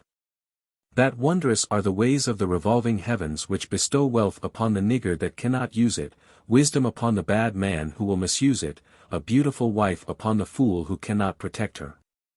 And fertilizing showers upon the stony hills. And thinking over these things, the gallant and beautiful thief laughed aloud. Before returning to my sire's tree, continued the vampire, as I am about to do in virtue of your majesty's unintelligent reply, I may remark that men may laugh and cry, or may cry and laugh, about everything in this world. From their neighbors' deaths, which, as a general rule, in no wise concern them, to their own latter ends, which do concern them exceedingly. For my part, I am in the habit of laughing at everything, because it animates the brain, stimulates the lungs, beautifies the countenance, and for the moment, goodbye, Raja Vikram.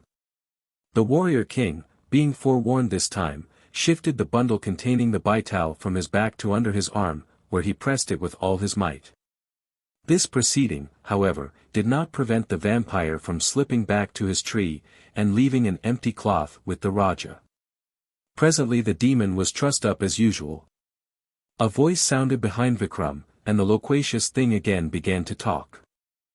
The Vampire's Sixth Story, in which 3 men dispute about a woman. On the lovely banks of Jumna's stream there was a city known as Dharmasthal, the place of duty, and therein dwelt a certain Brahmin called Keshav. He was a very pious man, in the constant habit of performing penance and worship upon the river Sidi. He modeled his own clay images instead of buying them from others. He painted holy stones red at the top, and made to them offerings of flowers, fruit, water, sweetmeats, and fried peas. He had become a learned man somewhat late in life, having, until 20 years old, neglected his reading, and addicted himself to worshipping the beautiful youth Deva 116 and Rithi his wife, accompanied by the cuckoo, the humming bee, and sweet breezes. One day his parents having rebuked him sharply for his ungovernable conduct, Keshav wandered to a neighboring hamlet, and hid himself in the tall fig tree which shadowed a celebrated image of Panchanan. 117 Presently an evil thought arose in his head, he defiled the god, and threw him into the nearest tank. The next morning, when the person arrived whose livelihood depended on the image, he discovered that his god was gone. He returned into the village distracted, and all was soon in an uproar about the lost deity. In the midst of this confusion the parents of Keshav arrived, seeking for their son. And a man in the crowd declared that he had seen a young man sitting in Panchanan's tree, but what had become of the god he knew not. The runaway at length appeared, and the suspicions of the villagers fell upon him as the stealer of Panchanan. He confessed the fact, pointed out the place where he had thrown the stone, and added that he had polluted the god. All hands and eyes were raised in amazement at this atrocious crime, and every one present declared that Panchanan would certainly punish the daring insult by immediate death. Keshav was dreadfully frightened. He began to obey his parents from that very hour, and applied to his studies so sedulously that he soon became the most learned man of his country. Now Keshav the Brahmin had a daughter whose name was the Madhumalti or sweet jasmine. She was very beautiful. Whence did the gods procure the materials to form so exquisite a face? They took a portion of the most excellent part of the moon to form that beautiful face. Does any one seek a proof of this? Let him look at the empty places left in the moon. Her eyes resembled the full-blown blue nymphea, her arms the charming stalk of the lotus, her flowing tresses the thick darkness of night. When this lovely person arrived at a marriageable age, her mother, father, and brother, all three became very anxious about her. For the wise have said, a daughter nubile but without a husband is ever a calamity hanging over a house. And, kings, women, and climbing plants love those who are near them. Also, who is there that has not suffered from the sex? For a woman cannot be kept in due subjection either by gifts or kindness, or correct conduct, or the greatest services, or the laws of morality, or by the terror of punishment, for she cannot discriminate between good and evil. It so happened that one day Keshav the Brahmin went to the marriage of a certain customer of his, 118, and his son repaired to the house of a spiritual preceptor in order to read. During their absence, a young man came to the house, when the sweet Jasmine's mother, inferring his good qualities from his good looks, said to him, I will give to thee my daughter in marriage. The father also had promised his daughter to a Brahmin youth whom he had met at the house of his employer, and the brother likewise had betrothed his sister to a fellow student at the place where he had gone to read. After some days father and son came home, accompanied by these two suitors, and in the house a third was already seated. The name of the first was Tribikram, of the second Baman, and of the third Madhusudan. The three were equal in mind and body, in knowledge, and in age. Then the father, looking upon them, said to himself, Ho! There is one bride and three bridegrooms, to whom shall I give, and to whom shall I not give? We three have pledged our word to these three. A strange circumstance has occurred, what must we do? He then proposed to them a trial of wisdom, and made them agree that he who should quote the most excellent saying of the wise should become his daughter's husband. Quoth Tribikram, courage is tried in war. Integrity in the payment of debt and interest, friendship in distress, and the faithfulness of a wife in the day of poverty. Baman proceeded, that woman is destitute of virtue who in her father's house is not in subjection, who wanders to feasts and amusements, who throws off her veil in the presence of men, who remains as a guest in the houses of strangers. Who is much devoted to sleep, who drinks inebriating beverages, and who delights in distance from her husband. Let none, pursued Madhusudan, confide in the sea, nor in whatever has claws or horns, or who carries deadly weapons, neither in a woman, nor in a king. Whilst the Brahmin was doubting which to prefer, and rather inclining to the latter sentiment, a serpent bit the beautiful girl, and in a few hours she died. Stunned by this awful sudden death, the father and the 3 suitors sat for a time motionless. They then arose, used great exertions, and brought all kinds of sorcerers, wise men and women who charm away poisons by incantations. These having seen the girl said, she cannot return to life. The first declared, a person always dies who has been bitten by a snake on the 5th, 6th, 8th, 9th, and 14th days of the lunar month. The second asserted, one who has been bitten on a Saturday or a Tuesday does not survive. The third opined, poison infused during certain 6 lunar mansions cannot be got under. Quoth the fourth, one who has been bitten in any organ of sense, the lower lip, the cheek, the neck, or the stomach, cannot escape death. The fifth said, in this case even Brahma, the Creator, could not restore life. Of what account, then, are we? Do you perform the funeral rites, we will depart. Thus saying, the sorcerers went their way. The mourning father took up his daughter's corpse and caused it to be burnt, in the place where dead bodies are usually burnt, and returned to his house. After that the 3 young men said to one another, we must now seek happiness elsewhere. And what better can we do than obey the words of Indra, the god of air, who spake thus? For a man who does not travel about there is no felicity, and a good man who stays at home is a bad man. Indra is the friend of him who travels. Travel. A traveler's legs are like blossoming branches, and he himself grows and gathers the fruit. All his wrongs vanish, destroyed by his exertion on the roadside. Travel. The fortune of a man who sits also, it rises when he rises. It sleeps when he sleeps, it moves well when he moves. Travel. A man who sleeps is like the Iron Age. A man who awakes is like the Bronze Age. A man who rises up is like the Silver Age. A man who travels is like the Golden Age. Travel. A traveler finds honey, a traveler finds sweet figs. Look at the happiness of the son, who traveling never tires.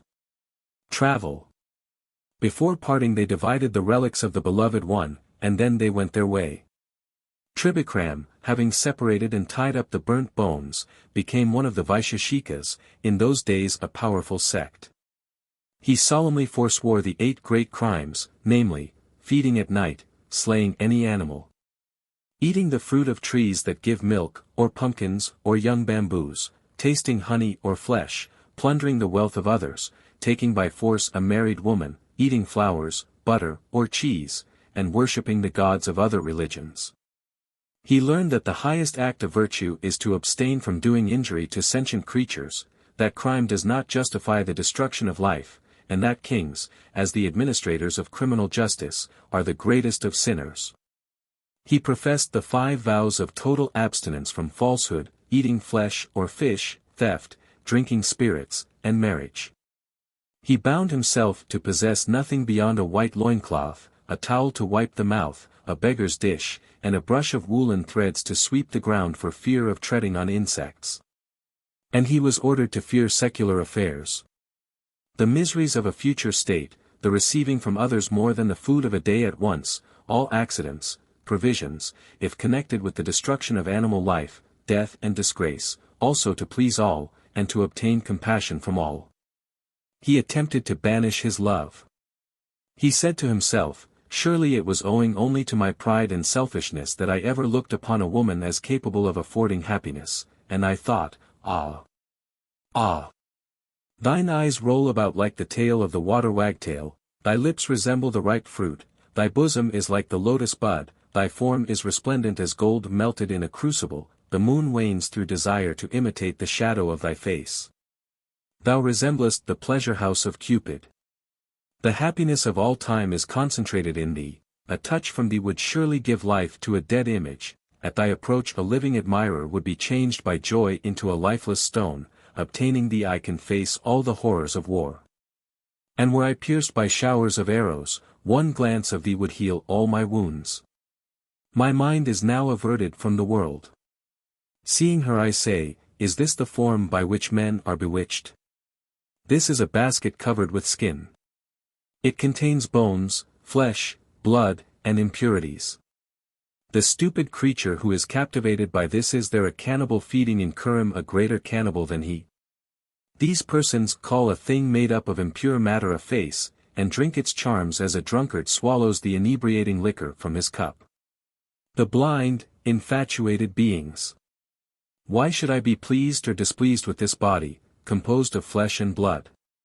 It is my duty to seek him who is the Lord of this body, and to disregard everything which gives rise either to pleasure or to pain. Balman, the second suitor, tied up a bundle of his beloved one's ashes, and followed somewhat prematurely the precepts of the great lawgiver Manu. When the father of a family perceives his muscles becoming flaccid, and his hair grey, and sees the child of his child, let him then take refuge in a forest. Let him take up his consecrated fire and all his domestic implements for making oblations to it, and, departing from the town to the lonely wood, let him dwell in it with complete power over his organs of sense and of action. With many sorts of pure food, such as holy sages used to eat, with green herbs, roots, and fruit, let him perform the 5 great sacraments, introducing them with due ceremonies. Let him wear a black antelope hide, or a vesture of bark. Let him bathe evening and morning, let him suffer the hair of his head, his beard and his nails to grow continually. Let him slide backwards and forwards on the ground, or let him stand a whole day on tiptoe. Or let him continue in motion, rising and sitting alternately, but at sunrise, at noon, and at sunset, let him go to the waters and bathe. In the hot season let him sit exposed to 5 fires, for blazing around him, with the sun above. In the rains let him stand uncovered, without even a mantle, where the clouds pour the heaviest showers. In the cold season let him wear damp clothes, and let him increase by degrees the austerity of his devotions. Then, having reposit his holy fires, as the law directs, in his mind, let him live without external fire, without a mansion, wholly silent, feeding on roots and fruit. Meanwhile Madhusudan III, having taken a wallet and neckband, became a jogi, and began to wander far and wide, living on nothing but chaff, and practicing his devotions. In order to see Brahma he attended to the following duties: 1. Hearing. 2. Meditation. 3. Fixing the mind. 4. Absorbing the mind. He combated the 3 evils, restlessness, injuriousness, voluptuousness, by settling the deity in his spirit, by subjecting his senses, and by destroying desire. Thus he would do away with the illusion, Maya, which conceals all true knowledge. He repeated the name of the deity till it appeared to him in the form of a dry light or glory. Though connected with the affairs of life, that is, with affairs belonging to a body containing blood, bones, and impurities, to organs which are blind, palsied, and full of weakness and error. To a mind filled with thirst, hunger, sorrow, infatuation, to confirmed habits, and to the fruits of former births, still he strove not to view these things as realities. He made a companion of a dog, honoring it with his own food, so as the better to think on spirit. He practiced all the 5 operations connected with the vital air, or air collected in the body. He attended much to pranayama, or the gradual suppression of breathing, and he secured fixedness of mind as follows. By placing his sight and thoughts on the tip of his nose he perceived smell. On the tip of his tongue he realized taste, on the root of his tongue he knew sound, and so forth. He practiced the 84 asana or postures, raising his hand to the wonders of the heavens, till he felt no longer the inconveniences of heat or cold, hunger or thirst.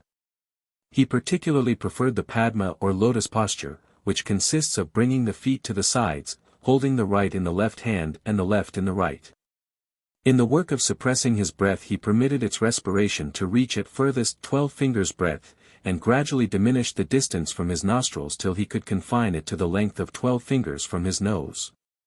And even after restraining it for some time he would draw it from no greater distance than from his heart. As respects time, he began by retaining inspiration for 26 seconds, and he enlarged this period gradually till he became perfect. He sat cross-legged, closing with his fingers all the avenues of inspiration, and he practiced pratyahara, or the power of restraining the members of the body and mind, with meditation and concentration, to which there are 4 enemies, viz. A sleepy heart, human passions, a confused mind, and attachment to anything but the one Brahma. He also cultivated yama, that is, inoffensiveness, truth, honesty, the forsaking of all evil in the world, and the refusal of gifts except for sacrifice, and nihama, i.e. purity relative to the use of water after defilement, pleasure in everything whether in prosperity or adversity, renouncing food when hungry, and keeping down the body.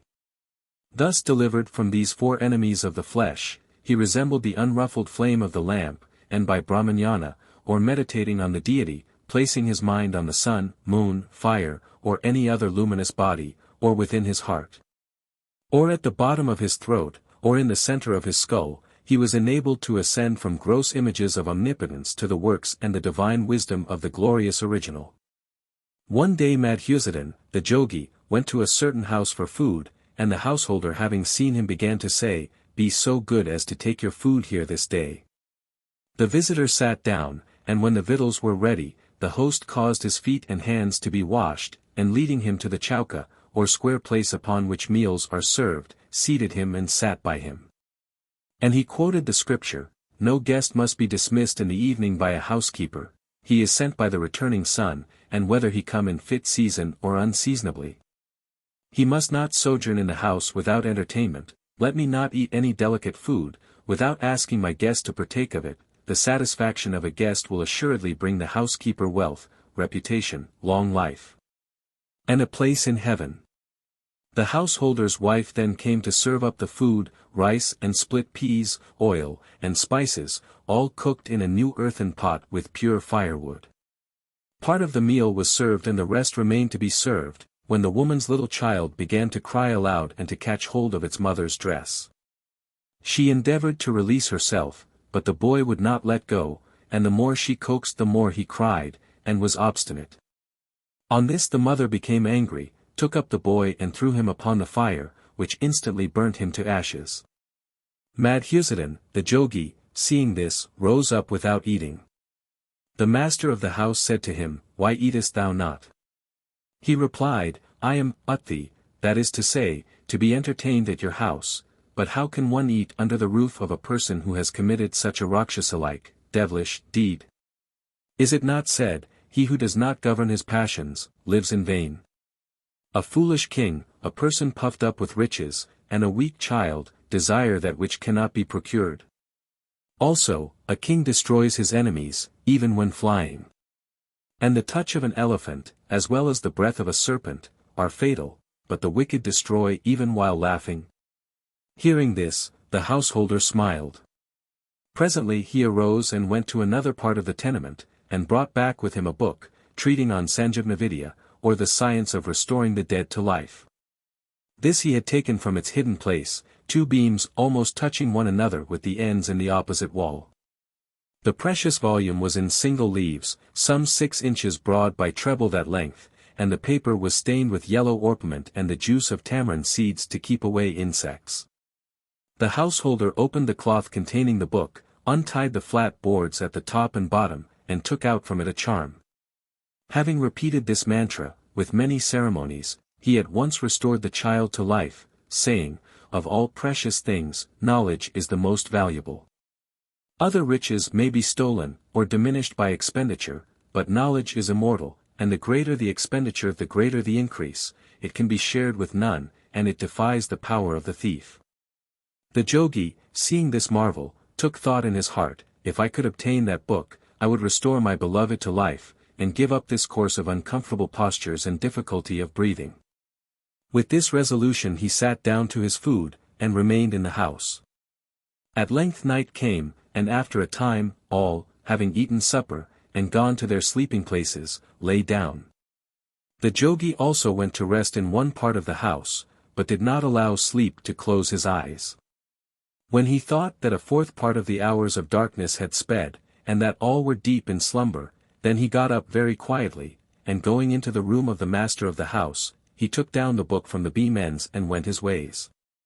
Madhusudan, the jogi, went straight to the place where the beautiful sweet jasmine had been burned. There he found his two rivals sitting talking together and comparing experiences. They recognized him at once, and cried aloud to him, "Brother! Thou also hast been wandering over the world, tell us this, hast thou learned anything which can profit us?" He replied, "I have learned the science of restoring the dead to life." Upon which they both exclaimed, "If thou hast really learned such knowledge, restore our beloved to life." Madhusudan proceeded to make his incantations, despite terrible sights in the air, the cries of jackals, owls, crows, cats, asses, vultures, dogs, and lizards, and the wrath of innumerable invisible beings, such as messengers of Yama, Pluto, ghosts, devils, demons, imps, fiends, devas, succubi, and others. All the three lovers, drawing blood from their own bodies, offered it to the goddess Chandi, repeating the following incantation: "Hail, Supreme Delusion! Hail, Goddess of the Universe! Hail, Thou who fulfillest the desires of all!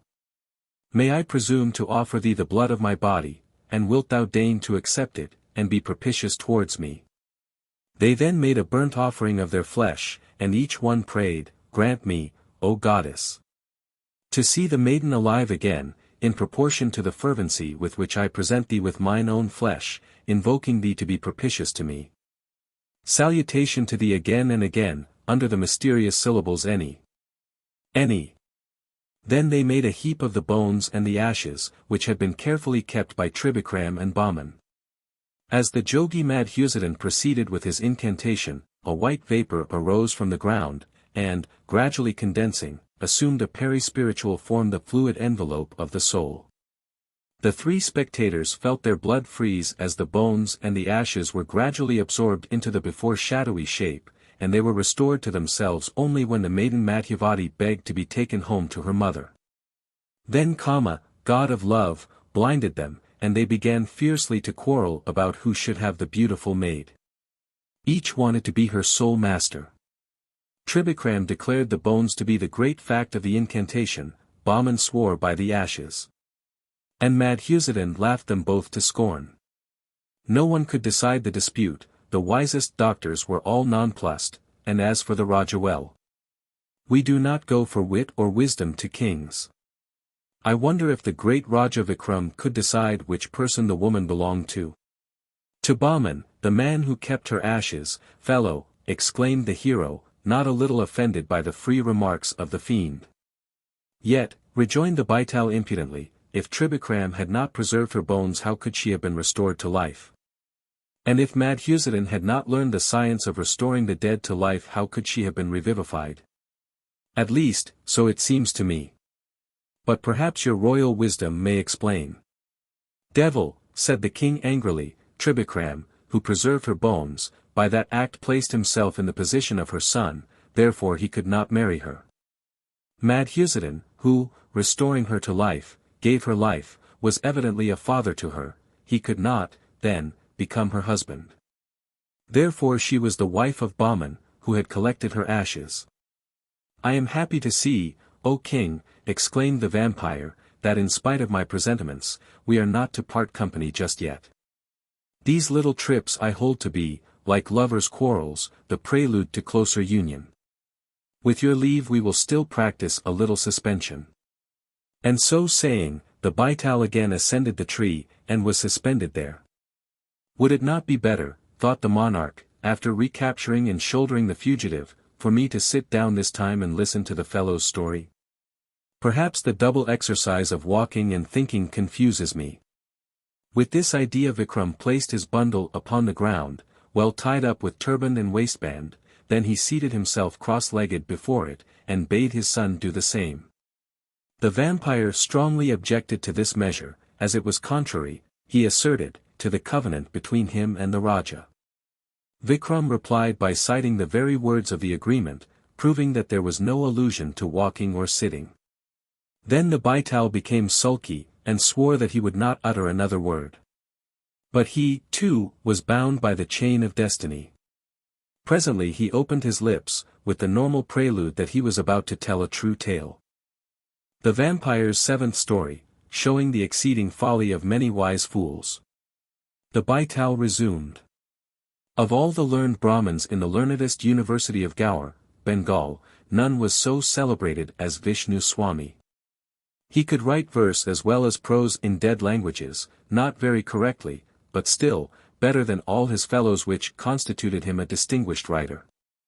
He had history, theosophy, and the 4 Vedas of scriptures at his fingers' ends. He was skilled in the Arguta science of Nyasa or disputation. His mind was a mind of Puranic or cosmogonico-traditional lore, handed down from the ancient fathers to the modern fathers, and he had written bulky commentaries, exhausting all that tongue of man has to say, upon the obscure text of some old philosopher whose works upon ethics, poetry, and rhetoric were supposed by the sages of Gaur to contain the germs of everything knowable.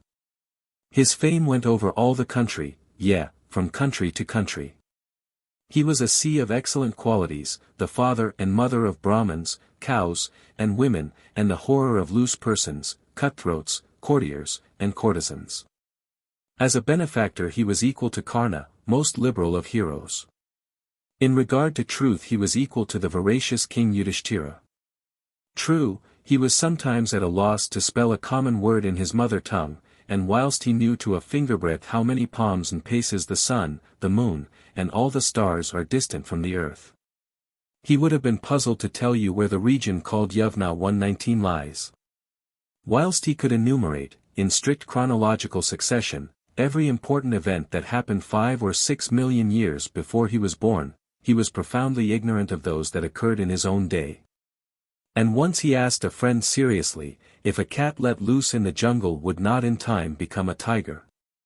Yet did all the members of Alma Mater Kasi, pundits 120 as well as students, look with awe upon Vishnu Swami's livid cheeks, and lackluster eyes, grimed hands and soiled cottons. Now it so happened that this wise and pious Brahmanic peer had 4 sons, whom he brought up in the strictest and most serious way. They were taught to repeat their prayers long before they understood a word of them, and when they reached the age of 121 they had read a variety of hymns and spiritual songs. Then they were set to learn by heart precepts that inculcate sacred duties, and arguments relating to theology, abstract and concrete. Their father, who was also their tutor, sedulously cultivated, as all the best works upon education advise, their implicit obedience, humble respect, warm attachment, and the virtues and sentiments generally. He praised them secretly and reprehended them openly, to exercise their humility. He derided their looks, and dressed them coarsely, to preserve them from vanity and conceit. Whenever they anticipated a treat, he punctually disappointed them, to teach them self-denial. Often when he had promised them a present, he would revoke, not break his word, in order that discipline might have a name and habitat in his household. And knowing by experience how much stronger than love is fear, he frequently threatened, browbeat, and overawed them with the rod and the tongue, with the terrors of this world, and with the horrors of the next. That they might be kept in the right way by dread of falling into the bottomless pits that bound it on both sides. At the age of 6 they were transferred to the Chatushpati 122 or school. Every morning the teacher and his pupils assembled in the hut where the different classes were called up by turns. They labored till noon, and were allowed only 2 hours, a moiety of the usual time, for bathing, eating, sleep, and worship, which took up half the period. At 3 p.m. they resumed their labors, repeating to the tutor what they had learned by heart, and listening to the meaning of it. This lasted till twilight. They then worshipped, ate and drank for an hour, after which came a return of study, repeating the day's lessons, till 10 p.m. In their rare days of ease for the learned priest, mindful of the words of the wise, did not wish to dull them by everlasting work. They were enjoined to disport themselves with the gravity and the decorum that befit young Samdatats. Not to engage in night frolics, not to use free jests or light expressions, not to draw pictures on the walls, not to eat honey, flesh, and sweet substances turned acid, not to talk to little girls at the well side, on no account to wear sandals. Carry an umbrella, or handle a die even for love, and by no means to steal their neighbors' mangoes. As they advanced in years, their attention during work time was unremittingly directed to the Vedas. Wordly studies were almost excluded, or to speak more correctly, whenever wordly studies were brought upon the carpet, they were so evil entreated, that they well nigh lost all form and feature. History became the annals of India on Brahminical principles, opposed to the Buddhistical; geography, the lands of the Vedas, none other being deemed worthy of notice. And law, the institutes of Manu, then almost obsolete, despite their exceeding sanctity. But Jatu, Harini 123 had evidently changed these children before they were born, and Shuni 124 must have been in the 9th mansion when they came to light. Each youth as he attained the mature age of 12 was formally entered at the University of Kasi, where, without loss of time, the first became a gambler, the second a confirmed libertine, the third a thief, and the fourth a high Buddhist. Or in other words an utter atheist. Here King Vikram frowned at his son, a hint that he had better not behave himself as the children of highly moral and religious parents usually do. The young prince understood him, and briefly remarking that such things were common in distinguished Brahmin families, asked the baital what he meant by the word atheist. Of a truth, answered the vampire, it is most difficult to explain. The sages assign to it 3 or 4 several meanings: first, one who denies that the gods exist; secondly, one who owns that the gods exist but denies that they busy themselves with human affairs; and thirdly, one who believes in the gods and in their providence, but also believes that they are easily to be set aside. Similarly, some atheists derive all things from dead and unintelligent matter. Others from matter living and energetic but without sense or will, others from matter with forms and qualities generable and conceptible, and others from a plastic and methodical nature. Thus the Vishnu Swamis of the world have invested the subject with some confusion. The simple, that is to say, the mass of mortality, have confounded that confusion by reproachfully applying the word atheist to those whose opinions differ materially from their own. But I being at present, perhaps happily for myself, a vampire, and having, just now, none of these human or inhuman ideas, meant simply to say that the pious priest's 4th son being great at second and small in the matter of first causes, adopted to their fullest extent the doctrines of the philosophical Buddhas. 125 Nothing according to him exists but the 5 elements, earth, water, fire, air, or wind, and vacuum, and from the last proceeded the penultimate, and so forth. With the sage Patanjali, he held the universe to have the power of perpetual progression. 126 He called that matra, matter, which is an eternal and infinite principle, beginningless and endless. Organization, intelligence, and design, he opined, are inherent in matter as growth is in a tree. He did not believe in soul or spirit, because it could not be detected in the body, and because it was a departure from physiological analogy. The idea, I am, according to him, was not the identification of spirit with matter, but a product of the mutation of matter in this cloud-like, error-formed world. He believed in substance, sat, and scoffed at unsubstance, asat. He asserted the subtlety and globularity of atoms which are uncreate. He made mind and intellect a mere secretion of the brain, or rather words expressing not a thing, but a state of things. Reason was to him developed instinct, and life an element of the atmosphere affecting certain organisms. He held good and evil to be merely geographical and chronological expressions, and he opined that what is called evil is mostly an active and transitive form of good. Law was his great creator of all things, but he refused a creator of law, because such a creator would require another creator, and so on in a quasi-interminable series up to absurdity. This reduced his law to a manner of haphazard. To those who, arguing against it, asked him their favorite question, how often might a man after he had jumbled a set of letters in a bag fling them out upon the ground before they would fall into an exact poem? He replied that the calculation was beyond his arithmetic, but that the man had only to jumble and fling long enough inevitably to arrive at that end. He rejected the necessity as well as the existence of revelation, and he did not credit the miracles of Krishna, because, according to him, nature never suspends her laws, and, moreover, he had never seen aught supernatural. He ridiculed the idea of Mahapralaya, or the Great Destruction, for as the world had no beginning, so it will have no end. He objected to absorption, facetiously observing with the sage Jamadagni, that it was pleasant to eat sweetmeats, but that for his part he did not wish to become the sweetmeat itself. He would not believe that Vishnu had formed the universe out of the wax in his ears. He positively asserted that trees are not bodies in which the consequences of merit and demerit are received. Nor would he conclude that to men were attached rewards and punishments from all eternity. He made light of the sanskara, or sacrament. He admitted sattva, raja, and tama 127 but only as properties of matter. He acknowledged gross matter, shalashara, and atomic matter, shukshmashara, but not lingashara, or the archetype of bodies. To doubt all things was the foundation of his theory, and to scoff at all who would not doubt was the cornerstone of his practice.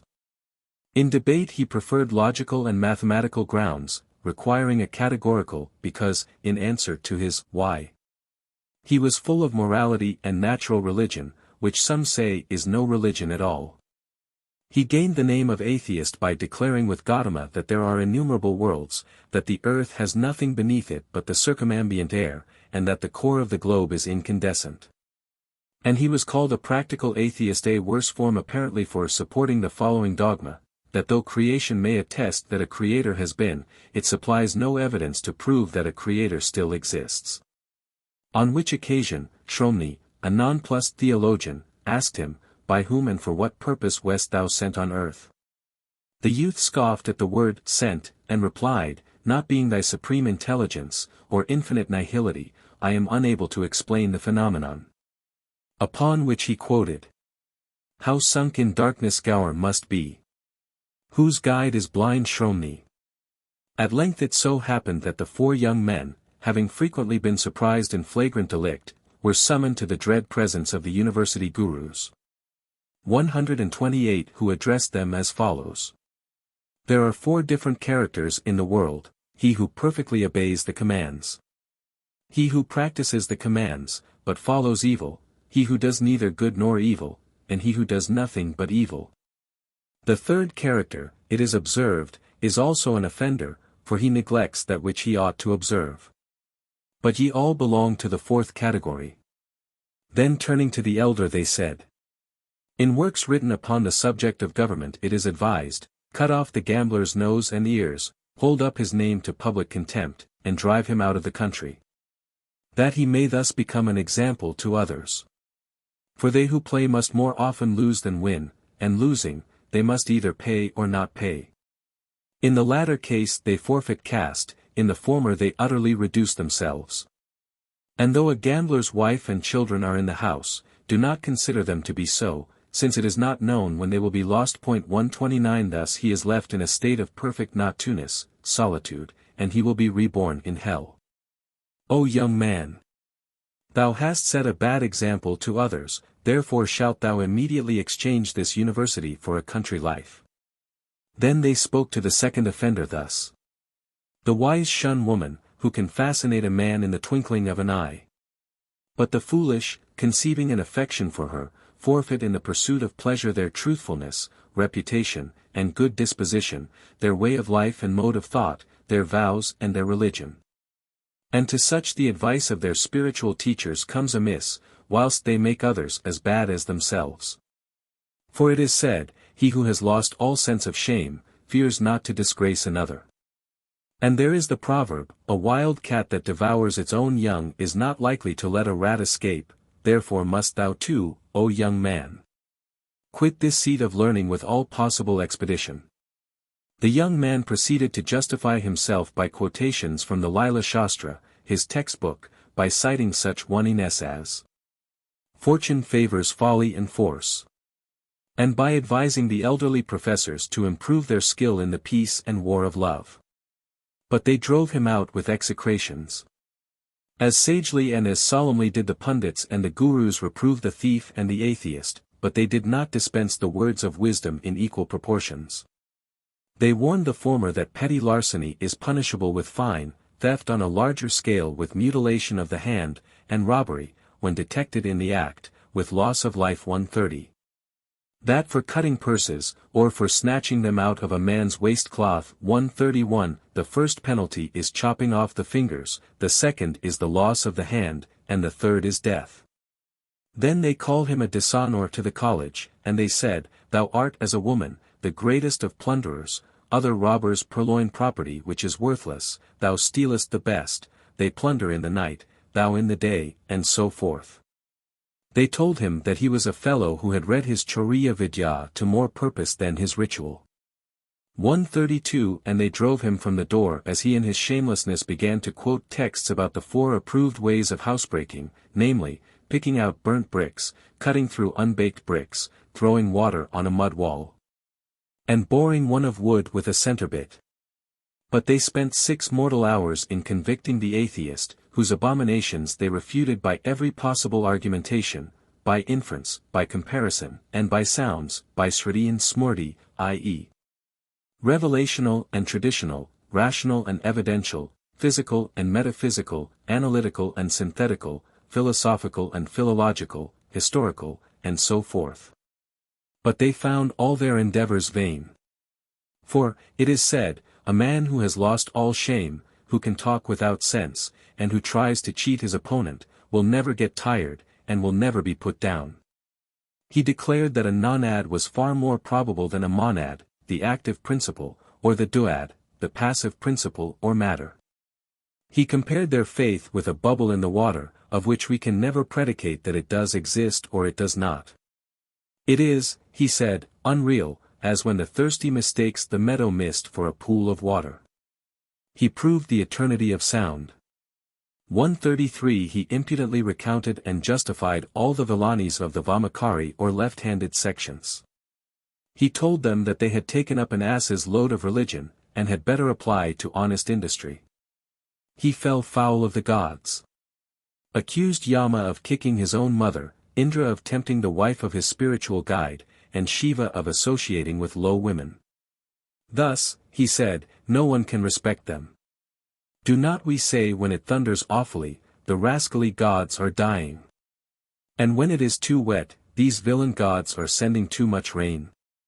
Briefly, the young Brahmin replied to and harangued them all so impertinently, if not pertinently, that they, waxing angry, fell upon him with their staves, and drove him out of assembly. Then the 4 thriftless youths returned home to their father, who in his just indignation had urged their disgrace upon the pundits and gurus. Otherwise these dignitaries would never have resorted to such extreme measures with so distinguished a house. He took the opportunity of turning them out upon the world, until such time as they might be able to show substantial signs of reform. For, he said, those who have read science in their boyhood, and who in youth, agitated by evil passions, have remained in the insolence of ignorance, feel regret in their old age, and are consumed by the fire of avarice. In order to supply them with a motive for the task proposed, he stopped their monthly allowance, but he added, if they would repair to the neighboring University of Jayasthal, and there show themselves something better than a disgrace to their family, he would direct their maternal uncle to supply them with all the necessaries of food and raiment. In vain the youths attempted, with sighs and tears and threats of suicide, to soften the paternal heart. He was inexorable, for 2 reasons. In the first place, after wondering away the wonder with which he regarded his own failure, he felt that a stigma now attached to the name of the pious and learned Vishnu Swami, whose lectures upon management during teens, and whose Brahmin young man's own book, had become standard works. Secondly, from a sense of duty, he determined to omit nothing that might tend to reclaim the reprobates. As regards the monthly allowance being stopped, the reverend man had become every year a little fonder of his purse. He had hoped that his sons would have qualified themselves to take pupils, and thus achieve for themselves, as he phrased it, a genteel independence. Whilst they openly derided the career, calling it an admirable provision for the more indigent members of the middle classes. For which reason he referred them to their maternal uncle, a man of known and remarkable penuriousness. The 4 ne'er-do-wells, foreseeing what awaited them at Jayasthal, deferred it as a last resource, determining first to see a little life, and to push their way in the world, before condemning themselves to the tribulations of reform. They tried to live without a monthly allowance, and notably they failed. It was squeezing, as men say, oil from sand. The gambler, having no capital, and, worse still, no credit, lost 2 or 3 souverains 134 at play, and could not pay them. In consequence of which he was soundly beaten with iron-shod staves, and was nearly compelled by the keeper of the hell to sell himself into slavery. Thus he became disgusted. And telling his brethren that they would find him at Jayasthal, he departed, with the intention of studying wisdom. A month afterwards came the libertine's turn to be disappointed. He could no longer afford fine new clothes. Even a well-washed coat was beyond his means. He had reckoned upon his handsome face, and he had matured a plan for laying various elderly conquests under contribution. Judge, therefore, his disgust when all the women high and low, rich and poor, old and young, ugly and beautiful, seeing the end of his waistcloth thrown empty over his shoulder, passed him in the streets without even deigning a look. The very shopkeepers' wives, who once had adored his mustachio and had never ceased talking of his elegant gait, despised him, and the wealthy old person who formerly supplied his small feet with the choicest slippers, left him to starve. Upon which he also, in a state of repentance, followed his brother to acquire knowledge. Am I not, quoth the thief to himself, a cat in climbing, a deer in running, a snake in twisting, a hawk in pouncing, a dog in scenting? Keen as a hare, tenacious as a wolf, strong as a lion, a lamp in the night, a horse on a plain, a mule on a stony path, a boat in the water, a rock on land 135? The reply to his own questions was of course affirmative. But despite all these fine qualities, and notwithstanding his scrupulous strictness in invocating the housebreaking tool and in devoting a due portion of his gains to the gods of plunder 136, he was caught in a storeroom by the proprietor, who inexorably handed him over to justice. As he belonged to the priestly caste 137, the fine imposed upon him was heavy. He could not pay it, and therefore he was thrown into a dungeon, where he remained for some time. But at last he escaped from jail. When he made his parting bow to Kartikeya 138, stole a blanket from one of the guards, and set out for Jayasthal, cursing his old profession. The atheist also found himself in a position that deprived him of all his pleasures. He delighted in after-dinner controversies, and in bringing the light troops of his wit to bear upon the unwieldy masses of lore and logic opposed to him by polemical Brahmins who, out of respect for his father, did not lay an action against him for overpowering them in theological disputation. 139 In the strange city to which he had removed, no one knew the son of Vishnu Swami, and no one cared to invite him to the house. Once he attempted his usual trick upon a knot of sages who, sitting round a tank, were recreating themselves with quoting mystical Sanskrit shlokas 140 of abominable long-windedness. The result was his being obliged to ply his heels vigorously in flight from the justly incensed literati, to whom he had said tush and pish at least a dozen times in as many minutes. He therefore also followed the example of his brethren, and started for Jayasthal with all possible expedition. Arrived at the house of their maternal uncle, the young men, as by one assent, began to attempt the unloosening of his purse strings. Signally failing in this and in other notable schemes, they determined to lay in that stock of facts and useful knowledge which might reconcile them with their father, and restore them to that happy life at Gower which they then despised, and which now brought tears into their eyes. Then they debated with one another what they should study. That branch of the preternatural, popularly called white magic, found with them favor. They chose a guru or teacher strictly according to the orders of their faith, a wise man of honorable family and affable demeanor, who was not a glutton nor leprous, nor blind of one eye, nor blind of both eyes, nor very short, nor suffering from Whitlow's 141 asthma, or other disease, nor noisy and talkative, nor with any defect about the fingers and toes, nor subject to his wife. A grand discovery had been lately made by a certain physiologico-philosophico-psychological materialist, a Jayasthalian. In investigating the vestiges of creation, the cause of causes, the effect of effects, and the original origin of that matter, which some regard as an entity, others as a non-entity, others self-existent. Others merely specious and therefore unexistent. He became convinced that the fundamental form of organic being is a globule having another globule within itself. After inhabiting a garret and diving into the depths of his self-consciousness for a few score years, he was able to produce such complex globule in triturated and roasted flint by means of I will not say what. Happily for creation in general, the discovery died a natural death some centuries ago. An edifying spectacle, indeed, for the world to see. A cross old man sitting amongst his gallipots and crucibles, creating animalculae, providing the corpses of birds, beasts, and fishes with what is vulgarly called life, and supplying to epigenesis all the latest improvements. In those days the invention, being a novelty, engrossed the thoughts of a universal learned, who were in a fever of excitement about it. Some believed in its so implicitly that they saw in every experiment 100 things which they did not see. Others were so skeptical and contradictory that they would not perceive what they did see. Those blended with each fact their own deductions, whilst these span round every reality the web of their own prejudices. Curious to say, the Jaesthalians, amongst whom the luminous science arose, hailed it with delight, whilst the Gowrians derided its claim to be considered an important addition to human knowledge. Let me try to remember a few of their words. Unfortunate human nature, wrote the wise of Gower against the wise of Jaesthal, wanted no crowning indignity but this. You had already proved that the body is made of the basest element earth. You had argued away the immovability, the ubiquity, the permanency, the eternity, and the divinity of the soul, for is not your favorite axiom, it is the nature of limbs which think in man. The immortal mind is, according to you, an ignoble viscous, the godlike gift of reason is the instinct of a dog somewhat highly developed. Still you left us something to hope. Still you allowed us one boast. Still life was a thread connecting us with the giver of life. But now, with an impious hand, in blasphemous rage ye have rent asunder that last frail tie. And so forth. Welcome.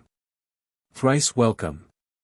This latest and most admirable development of human wisdom, wrote the sage Jaesthalians against the sage Gowrians, which has assigned to man his proper state and status and station in the magnificent scale of being.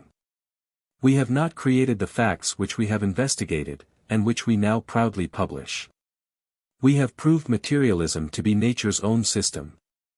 But our philosophy of matter cannot overturn any truth, because, if erroneous, it will necessarily sink into oblivion, if real, it will tend only to instruct and to enlighten the world. Wise are ye in your generation, O ye sages of Gower, yet withal wondrous illogical. And much of this kind. Concerning all which, mighty king, I, as a vampire, have only to remark that those two learned bodies, like your Rajaship's 9 gems of science, were in the habit of talking most about what they least understood. The 4 young men applied the whole force of their talents to mastering the difficulties of the life-giving process, and in due time, their industry obtained its reward. Then they determined to return home. As with beating hearts they approached the old city, their birthplace, and gazed with moistened eyes upon its tall spires and grim pagodas, its verdant meads and venerable groves, they saw a Kanjar 142 who, having tied up in a bundle the skin and bones of a tiger which he had found dead, was about to go on his way. Then said the thief to the gambler, Take we these remains with us, and by means of them prove the truth of our science before the people of Gower, to the offence of their noses. 143 being now possessed of knowledge, they resolved to apply it to its proper purpose, namely, power over the property of others. Accordingly, the wencher, the gambler, and the atheist kept the Kanjar in conversation whilst the thief vivified a shank bone. And the bone thereupon stood upright, and hopped about in so grotesque and wonderful a way that the man, being frightened, fled as if I had been close behind him. Vishnu Swami had lately written a very learned commentary on the mystical words of Lokakshi. The scriptures are at variance, the tradition is at variance. He who gives a meaning of his own, quoting the Vedas, is no philosopher. True philosophy, through ignorance, is concealed as in the fissures of a rock. But the way of the Great One that is to be followed. And the success of his book had quite effaced from the Brahmin mind the holy man's failure in bringing up his children. He followed up this by adding to his essay on education a 20th tome, containing recipes for the reformation of prodigals. The learned and reverend father received his sons with open arms. He had heard from his brother-in-law that the youths were qualified to support themselves, and when informed that they wished to make a public experiment of their science, he exerted himself, despite his disbelief in it, to forward their views. The pundits and gurus were long before they would consent to attend what they considered dealings with Yama, the devil.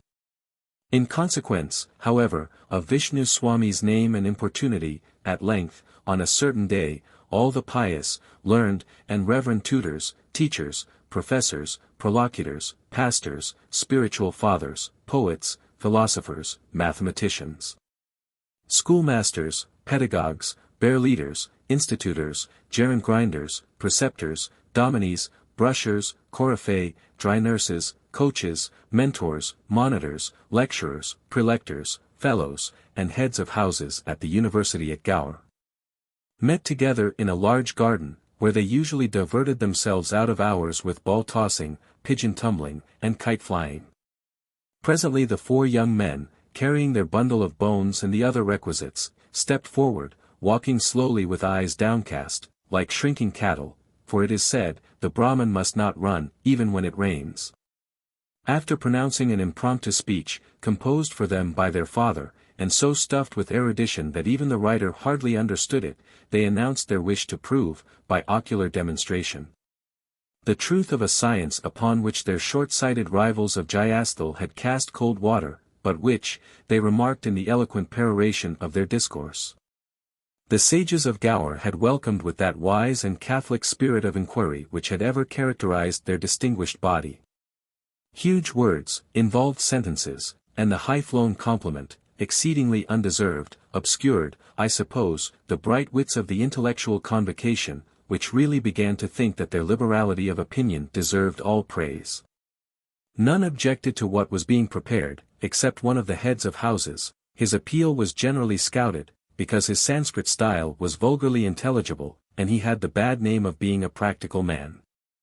The metaphysician Rashik Lal sneered to Vaiswada the poet, who passed on the look to the theo-philosopher Vardhaman. Haridat the antiquarian whispered the metaphysician Vasudeva, who burst into a loud laugh. Whilst Narayan, Jagasharma, and Devaswami, all very learned in the Vedas, opened their eyes and stared at him with well-simulated astonishment. So he, being offended, said nothing more, but arose and walked home. A great crowd gathered round the 4 young men and their father, as opening the bundle that contained the tiger's remains, they prepared for their task. One of the operators spread the bones upon the ground and fixed each one into its proper socket, not forgetting even the teeth and tusks. The second connected, by means of a marvellous unguent, the skeleton with the muscles and heart of an elephant, which he had procured for the purpose. The third drew from his pouch the brain and eyes of a large tomcat, which he carefully fitted into the animal's skull, and then covered the body with the hide of a young rhinoceros. Then the fourth, the atheist who had been directing the operation, produced a globule having another globule within itself. And as the crowd pressed on them, craning their necks, breathless with anxiety, he placed the principle of organic life in the tiger's body with such effect that the monster immediately heaved its chest, breathed, agitated its limbs, opened its eyes, jumped to its feet, shook itself, glared around, and began to gnash its teeth and lick its chops, lashing the while its ribs with its tail. The sages sprang back, and the beast sprang forward. With a roar like thunder during Elephantine 144 it flew at the nearest of the spectators, flung Vishnu Swami to the ground and clawed his 4 sons.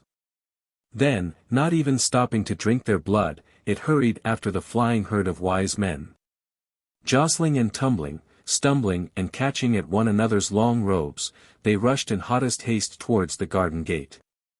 But the beast, having the muscles of an elephant as well as the bones of a tiger, made a few bounds of 80 or 90 feet each, easily distanced them, and took away all chance of escape. To be brief, as the monster was frightfully hungry after its long fast, and as the imprudent young men had furnished it with admirable implements of destruction. It did not cease its work till 121 learned and highly distinguished pundits and gurus lay upon the ground chawed, clawed, sucked dry, and in most cases stone dead. Amongst them, I need hardly say, were the sage Vishnu Swami and his 4 sons. Having told this story, the vampire hung silent for a time. Presently he resumed. Now, heed my words, Raja Vikram. I am about to ask thee, which of all those learned men was the most finished fool? The answer is easily found, yet it must be distasteful to thee. Therefore mortify thy vanity, as soon as possible, or I shall be talking, and thou wilt be walking through this livelong night, to scanty purpose. Remember. Science without understanding is of little use. Indeed, understanding is superior to science, and those devoid of understanding perish as did the persons who revivified the tiger. Before this, I warned thee to beware of thyself, and of shine own conceit. Here, then, is an opportunity for self-discipline. Which of all those learned men was the greatest fool? The warrior king mistook the kind of mortification imposed upon him, and pondered over the uncomfortable nature of the reply in the presence of his son. Again the baital taunted him. The greatest fool of all, at last said Vikram, in slow and by no means willing accents, was the father. Is it not said, there is no fool like an old fool? Gramercy! Cried the vampire, bursting out into a discordant laugh. I now return to my tree. By this head! I never before heard a father so readily condemn a father. With these words he disappeared, slipping out of the bundle. The Raja scolded his son a little for want of obedience, and said that he had always thought more highly of his acuteness, never could have believed that he would have been taken in by so shallow a trick. Dharma Dwaj answered not a word to this, but promised to be wiser another time. Then they returned to the tree, and did what they had so often done before. And, as before, the baital held his tongue for a time. Presently he began as follows.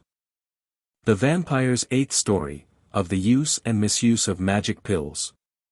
The Lady Chandraprabha, daughter of the Raja Subikar, was a particularly beautiful girl, and marriageable withal.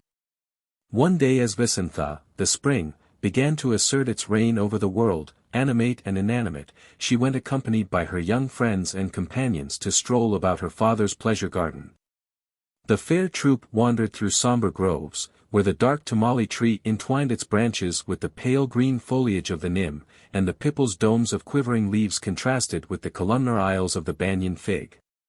They admired the old monarchs of the forest, bearded to the waist with hangings of moss, the flowing creepers delicately climbing from the lower branches to the topmost shoots, and the cordage of lianas stretching from trunk to trunk like bridges for the monkeys to pass over. Then they issued into a clear space dotted with asokas bearing rich crimson flowers, cliterias of azure blue, madhavis exhibiting petals virgin white as the snows on Himalaya, and jasmines raining showers of perfumed blossoms upon the grateful earth. They could not sufficiently praise the tall and graceful stem of the arrowy erica, contrasting with the solid pyramid of the cypress, and the more masculine stature of the palm. Now they lingered in the trellised walks closely covered over with vines and creepers. Then they stopped to gather the golden bloom weighing down the mango boughs, and to smell the highly scented flowers that hung from the green fretwork of the kambila. It was spring, I have said. The air was still except when broken by the hum of the large black bramra bee, as he plied his task amidst the red and orange flowers of the dak, and by the gushings of many waters that made music as they coursed down their stuccoed channels between borders of many-colored poppies and beds of various flowers. From time to time the dulcet note of the kokala bird, and the hoarse plaint of the turtle-dove deep hid in her leafy bower, attracted every ear and thrilled every heart. The south wind, breeze of the south 145, the friend of love and spring, blew with a voluptuous warmth, for rain clouds canopied the earth, and the breath of the narcissus, the rose, and the citron, teemed with a languid fragrance. The charms of the season affected all the damsels. They amused themselves in their privacy with pelting blossoms at one another, running races down the smooth broad alleys, mounting the silken swings that hung between the orange trees, embracing one another. And at times trying to push the butt of the party into the fish pond.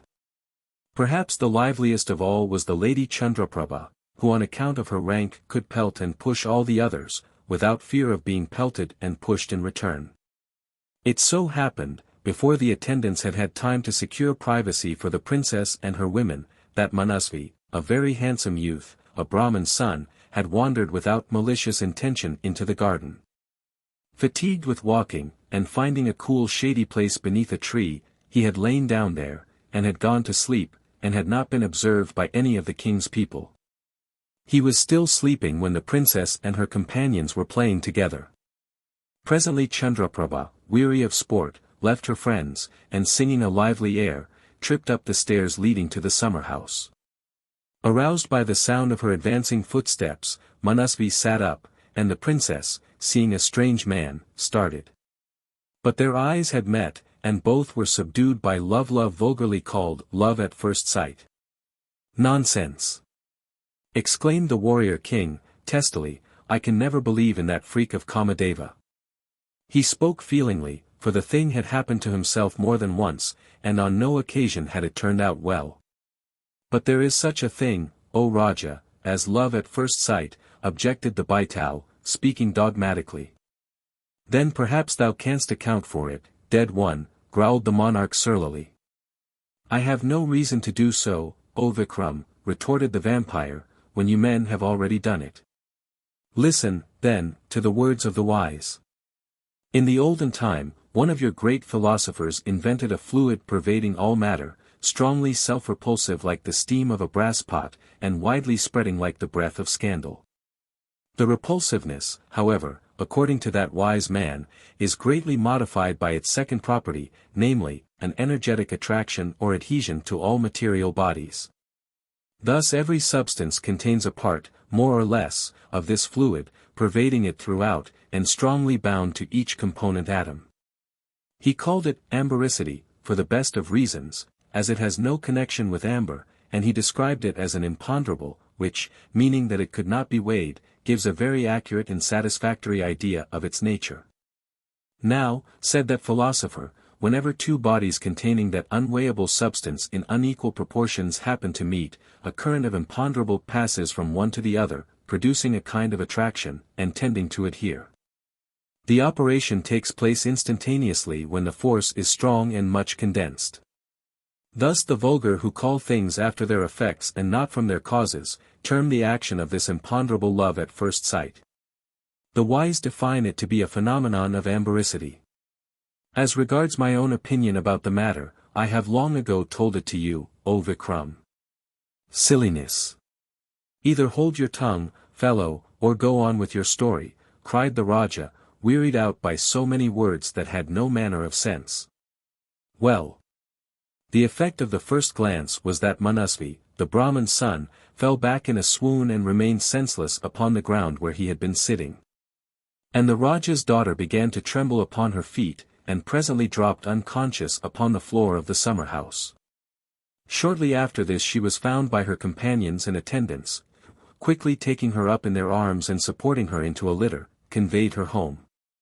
Manasvi, the Brahman's son, was so completely overcome, that he lay there dead to everything. Just then the learned, deeply read, and purblind pundits Muldev and Shashi by name, strayed into the garden, and stumbled upon the body. Friend, said Muldev, how came this youth thus to fall senseless on the ground? Man, replied Shashi, doubtless some damsel has shot forth the arrows of her glances from the bow of her eyebrows, and thence he has become insensible. We must lift him up then, said Muldev the benevolent. What need is there to raise him? Asked Shashi the misanthrope by way of reply. Muldev, however, would not listen to these words. He ran to the pond hard by, soaked the end of his waistcloth in water, sprinkled it over the young Brahman, raised him from the ground, and placed him sitting against the wall. And perceiving, when he came to himself, that his sickness was rather of the soul than of the body, the old men asked him how he came to be in that plight. We should tell our griefs, answered Manasvi, only to those who will relieve us. What is the use of communicating them to those who, when they have heard, cannot help us. What is to be gained by the empty pity or by the useless condolence of men in general? The pundits, however, by friendly looks and words, presently persuaded him to break silence, when he said, "A certain princess entered this summer house, and from the sight of her I have fallen into this state. If I can obtain her, I shall live. If not, I must die. Come with me, young man," said Moldev the benevolent, "I will use every endeavor to obtain her, and if I do not succeed I will make thee wealthy and independent of the world." Manasvi rejoined, "The deity in his beneficence has created many jewels in this world, but the pearl, woman, is chiefest of all, and for her sake only does man desire wealth.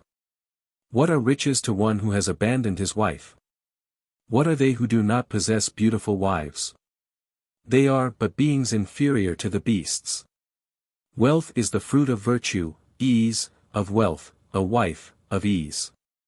And where no wife is, how can there be happiness?" And the enamored youth rambled on in this way, curious to us, Raja Vikram, but perhaps natural enough in a Brahman's son suffering under that endemic malady determination to marry. "Whatever thou mayest desire," said Moldev, "shall by the blessing of heaven be given to thee." Manasvi implored him, saying most pathetically, "O Pundit, bestow then that damsel upon me." Moldev promised to do so, and having comforted the youth, led him to his own house. Then he welcomed him politely, seated him upon the carpet, and left him for a few minutes, promising him to return. When he reappeared, he held in his hand 2 little balls or pills, and showing them to Manasvi, he explained their virtues as follows. "There is in our house an hereditary secret, by means of which I try to promote the weal of humanity. But in all cases my success depends mainly upon the purity and the here/wholeness of those that seek my aid.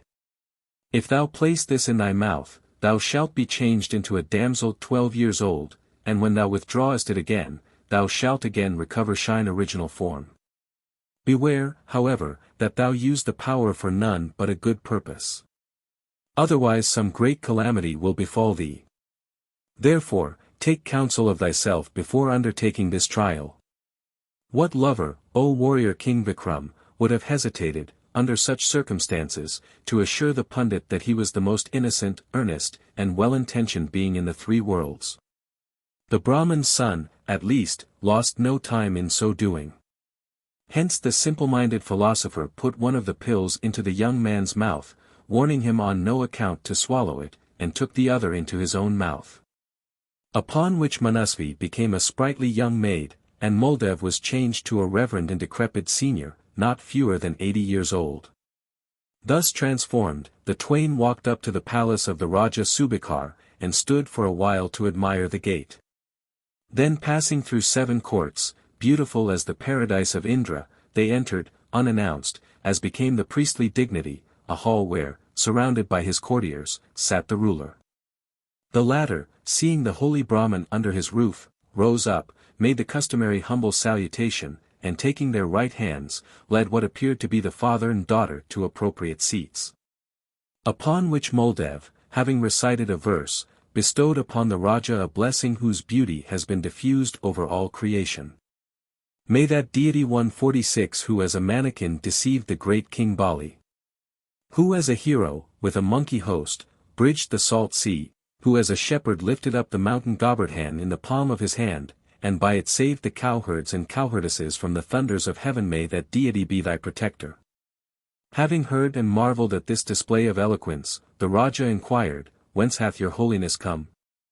"My country," replied Moldev, "is on the northern side of the great mother Ganges, and there too my dwelling is. I travelled to a distant land, and having found in this maiden a worthy wife for my son, I straightway returned homewards.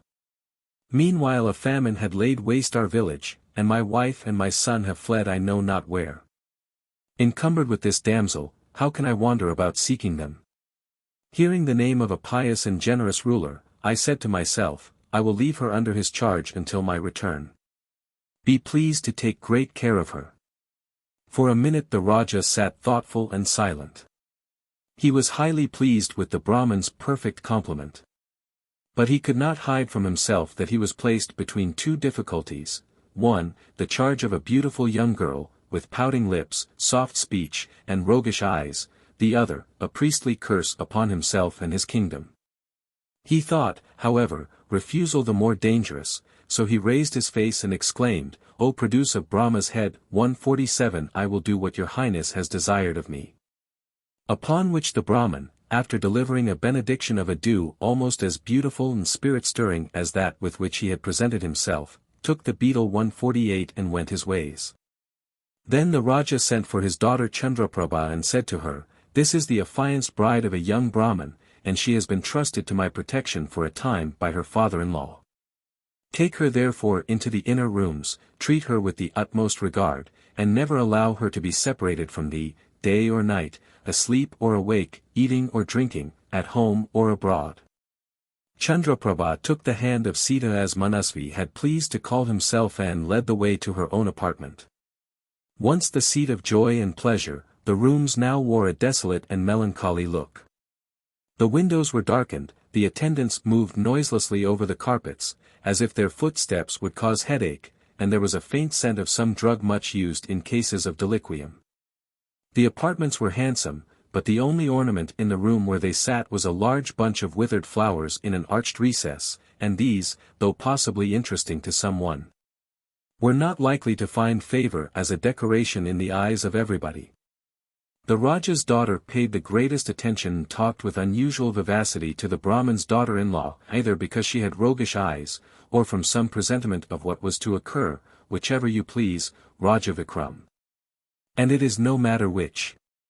Still Sita could not help perceiving that there was a shade of sorrow upon the forehead of her fair new friend, and so when they retired to rest she asked the cause of it. Then Chandraprabha related to her the sad tale. "One day in the spring season, as I was strolling in the garden along with my companions, I beheld a very handsome Brahmin, and our eyes having met, he became unconscious, and I also was insensible. My companion seeing my condition, brought me home, and therefore I know neither his name nor his abode. His beautiful form is impressed upon my memory. I have now no desire to eat or to drink, and from this distress my color has become pale and my body is thus emaciated." And the beautiful princess sighed a sigh that was musical and melancholy, and concluded by predicting for herself as persons similarly placed often do a sudden and untimely end about the beginning of the next month. "What wilt thou give me," asked the Brahmin's daughter-in-law demurely, "if I show thee thy beloved at this very moment?" The Raja's daughter answered, "I will ever be the lowest of thy slaves, standing before thee with joined hands." Upon which Sita removed the pill from her mouth, and instantly having become Manasvi, put it carefully away in a little bag hung round his neck. At this sight Chandraprabha felt abashed, and hung down her head in beautiful confusion. To describe. "I will have no descriptions, vampire," cried the great Vikram, jerking the bag up and down as if he were sweating gold in it. "The fewer of thy descriptions the better for us all." "Briefly," resumed the demon, "Manasvi reflected upon the 8 forms of marriage, viz., Brahmhalagan, when a girl is given to a Brahmin, or man of superior caste, without reward. Daiva, when she is presented as a gift or fee to the officiating priest at the close of a sacrifice. Arsha, when 2 cows are received by the girl's father in exchange for the bride. 149. Prajapasha, when the girl is given at the request of a Brahmin, and the father says to his daughter and her to betrothed, "Go, fulfill the duties of religion." Ajura, when money is received by the father in exchange for the bride. Rakshasha, when she is captured in war, or when her bridegroom overcomes his rival. Paisacha, when the girl is taken away from her father's house by craft. And eighthly, Gandharvlagan, or the marriage that takes place by mutual consent. 150. Manasvi preferred the latter, especially as by her rank and age the princess was entitled to call upon her father for the Lakshmi Swayambara wedding, in which she would have chosen her own husband. And thus it is that Rama, Arjuna, Krishna, Nala, and others, were proposed to by the princesses whom they married. For 5 months after these nuptials, Manasvi never stirred out of the palace, but remained there by day a woman, and a man by night. The consequence was that I call him he, for whether Manasvi or Sita, his mind ever remained masculine. Presently found himself in a fair way to become a father. Now, one would imagine that a change of sex every 24 hours would be variety enough to satisfy even a man. Manasvi, however, was not contented. He began to pine for more liberty, and to find fault with his wife for not taking him out into the world. And you might have supposed that a young person who, from love at first sight, had fallen senseless upon the steps of a summer house, and who had devoted herself to a sudden and untimely end because she was separated from her lover, would have repressed her yawns and little irritable words even for a year after having converted him into a husband. But no. Chandraprabha soon felt as tired of seeing Manasvi and nothing but Manasvi, as Manasvi was weary of seeing Chandraprabha and nothing but Chandraprabha. Often she had been on the point of proposing visits and out-of-door excursions. But when at last the idea was first suggested by her husband, she at once became an injured woman. She hinted how foolish it was for married people to imprison themselves and to quarrel all day. When Manasvi remonstrated, saying that he wanted nothing better than to appear before the world with her as his wife, but that he really did not know what her father might do to him, she threw out a cutting sarcasm upon his effeminate appearance during the hours of light. She then told him of an unfortunate young woman in an old nursery tale who had unconsciously married a fiend that became a fine handsome man at night when no eye could see him, and utter ugliness by day when good looks show to advantage. And lastly, when inveighing against the changeableness, fickleness, and infidelity of mankind, she quoted the words of the poet. Out upon change. It tires the heart. And weighs the noble spirit down. A vain, vain world indeed thou art. That can such vile condition own. The veil hath fallen from my eyes.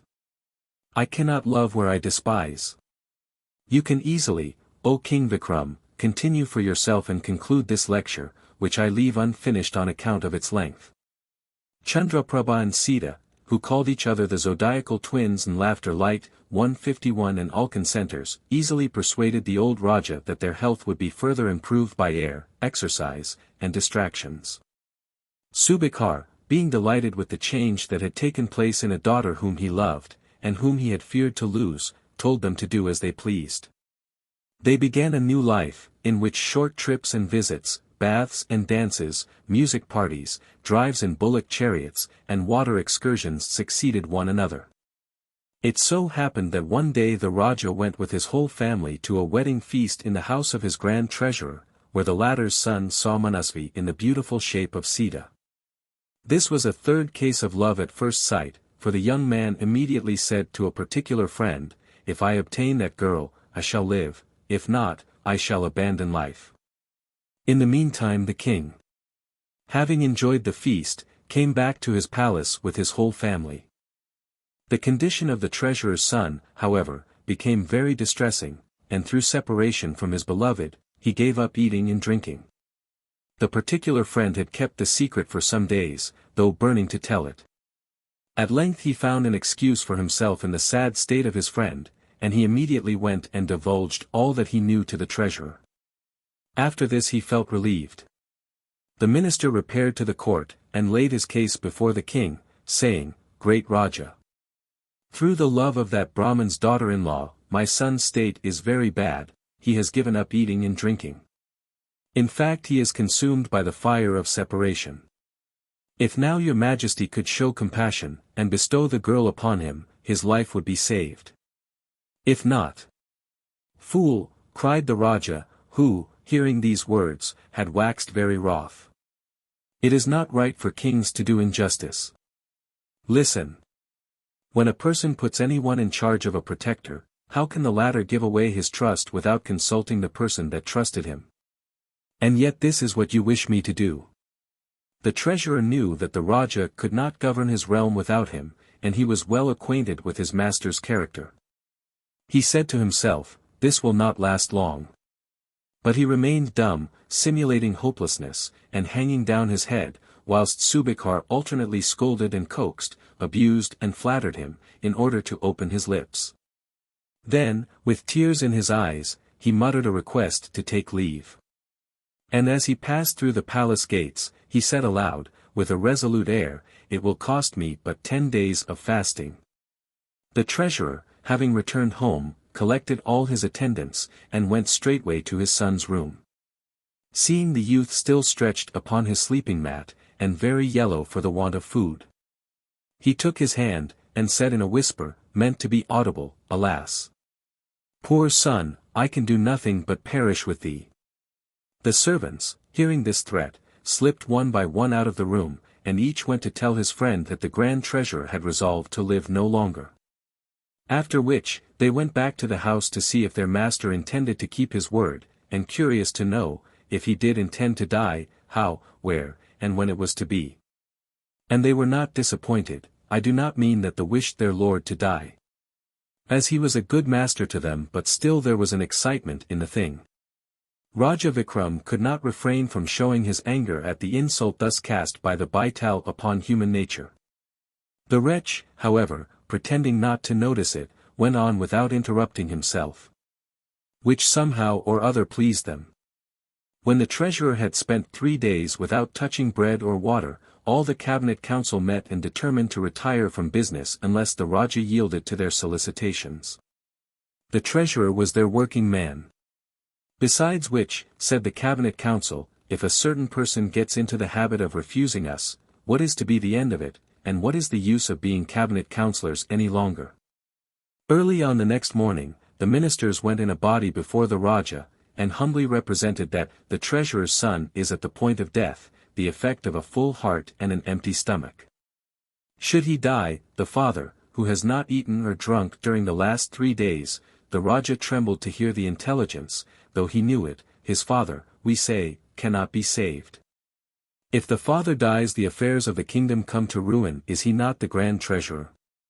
It is already said that half the accounts have been gnawed by white ants, and that some pernicious substance in the ink has eaten jagged holes through the paper, so that the other half of the accounts is illegible.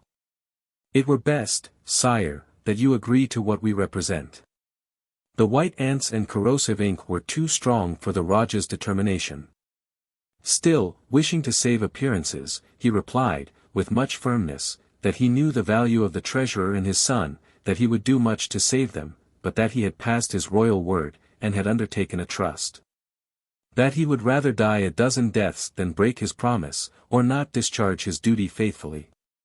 That man's condition in this world is to depart from it, none remaining in it, that one comes and that one goes, none knowing when or where. But that eternity is eternity for happiness or misery. And much of the same nature, not very novel, and not perhaps quite to the purpose, but edifying to those who knew what lay behind the speaker's words. The ministers did not know their lord's character so well as the grand treasurer, and they were more impressed by his firm demeanor and the number of his words than he wished them to be. After allowing his speech to settle in their minds, he did away with a great part of its effect by declaring that such were the sentiments and the principles when a man talks of his principles, O Vikram. Ask thyself the reason why instilled into his youthful mind by the most honorable of fathers and the most virtuous of mothers. At the same time that he was by no means obstinate or proof against conviction. In token whereof he graciously permitted the councillors to convince him that it was his royal duty to break his word and betray his trust, and to give away another man's wife. Pray do not lose your temper, O warrior king. Subekar, although a Raja, was a weak man, and you know, or you ought to know, that the wicked may be wise in their generation, but the weak never can. Well, the ministers hearing their lord's last words, took courage, and proceeded to work upon his mind by the figure of speech popularly called rigmarole. They said, Great king! That old Brahmin has been gone many days, and has not returned. He is probably dead and burnt. It is therefore right that by giving to the grand treasurer's son his daughter-in-law, who is only affianced, not fairly married, you should establish your government firmly. And even if he should return, bestow villages and wealth upon him, and if he be not then content, provide another and a more beautiful wife for his son, and dismiss him. A person should be sacrificed for the sake of a family for a city for a country, and a country for a king. Subekar, having heard them, dismissed them with the remark that as so much was to be said on both sides, he must employ the night in thinking over the matter, and that he would on the next day favor them with his decision. The cabinet councillors knew by this that he meant that he would go and consult his wives. They retired contented, convinced that every voice would be in favor of a wedding, and that the young girl, with so good an offer, would not sacrifice the present to the future. That evening the treasurer and his son supped together.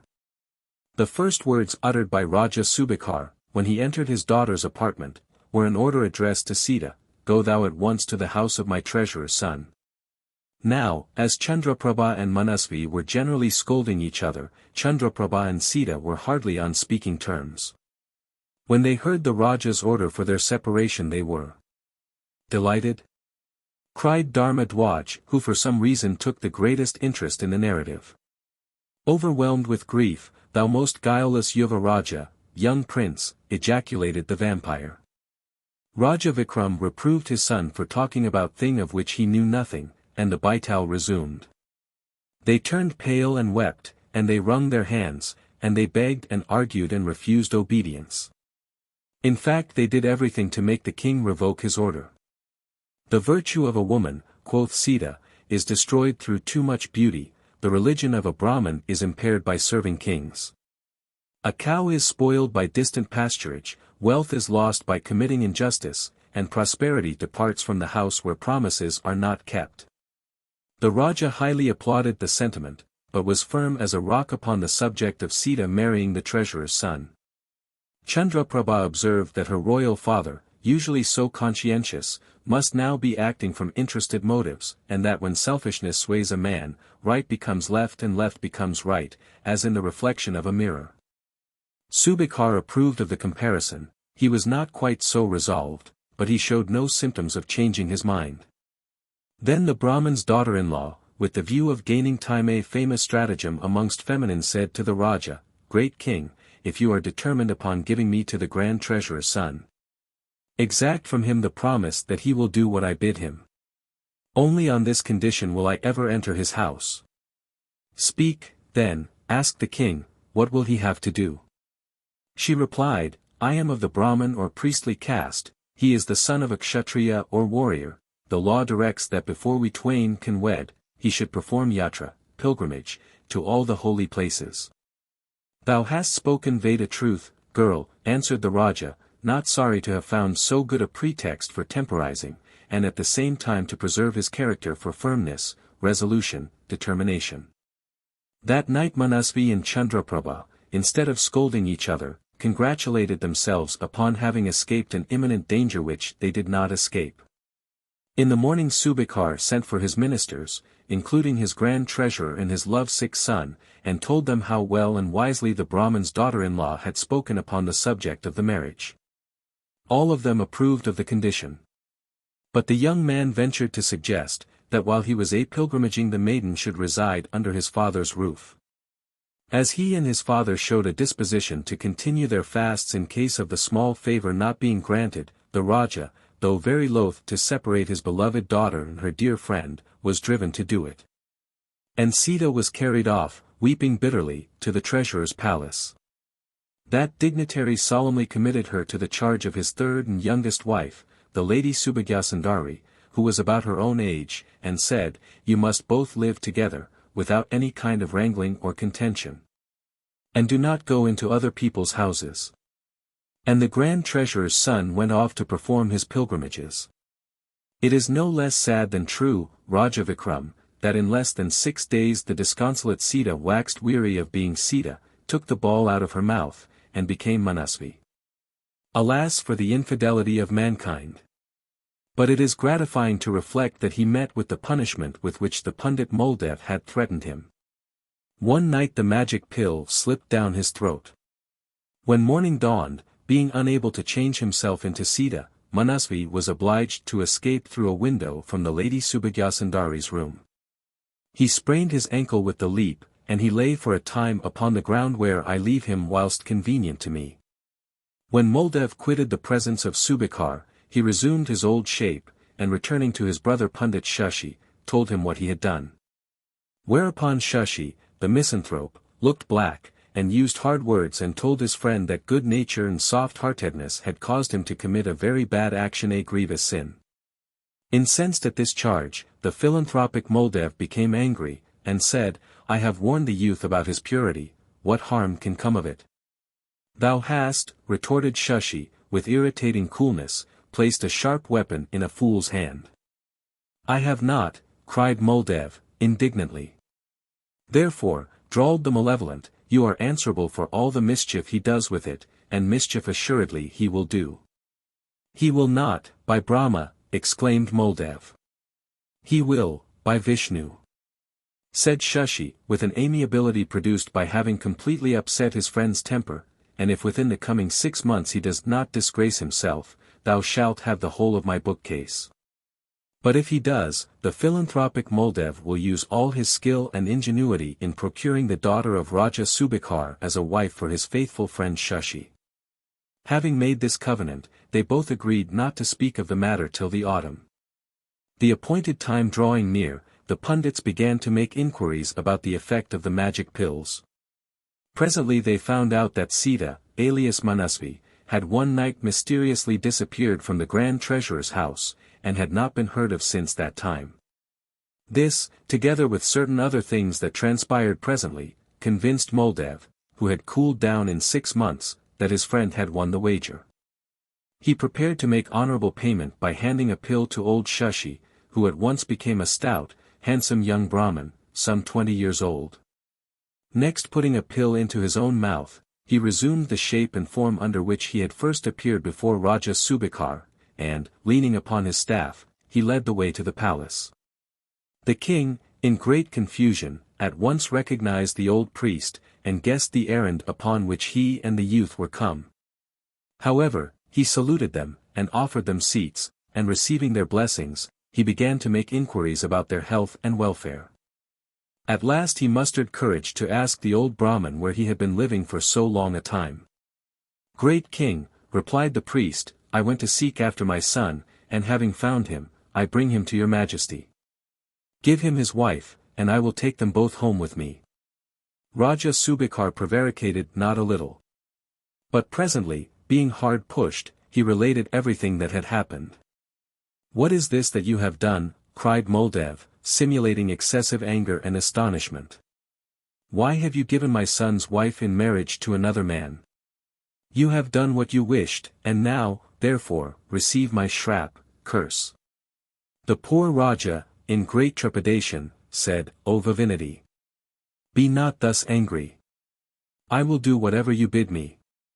Said Moldav, if through dread of my excommunication you will freely give whatever I demand of you, then marry your daughter, Chandraprabha, to this my son. On this condition I forgive you. To me, now a necklace of pearls and a venomous Krishna, Cobra Capella, the most powerful enemy and the kindest friend, the most precious gem and a clod of earth, the softest bed and the hardest stone. A blade of grass and the loveliest woman are precisely the same. All I desire is that in some holy place, repeating the name of God, I may soon end my days. Subekar, terrified by this additional show of sanctity, at once summoned an astrologer, and fixed upon the auspicious moment and lunar influence.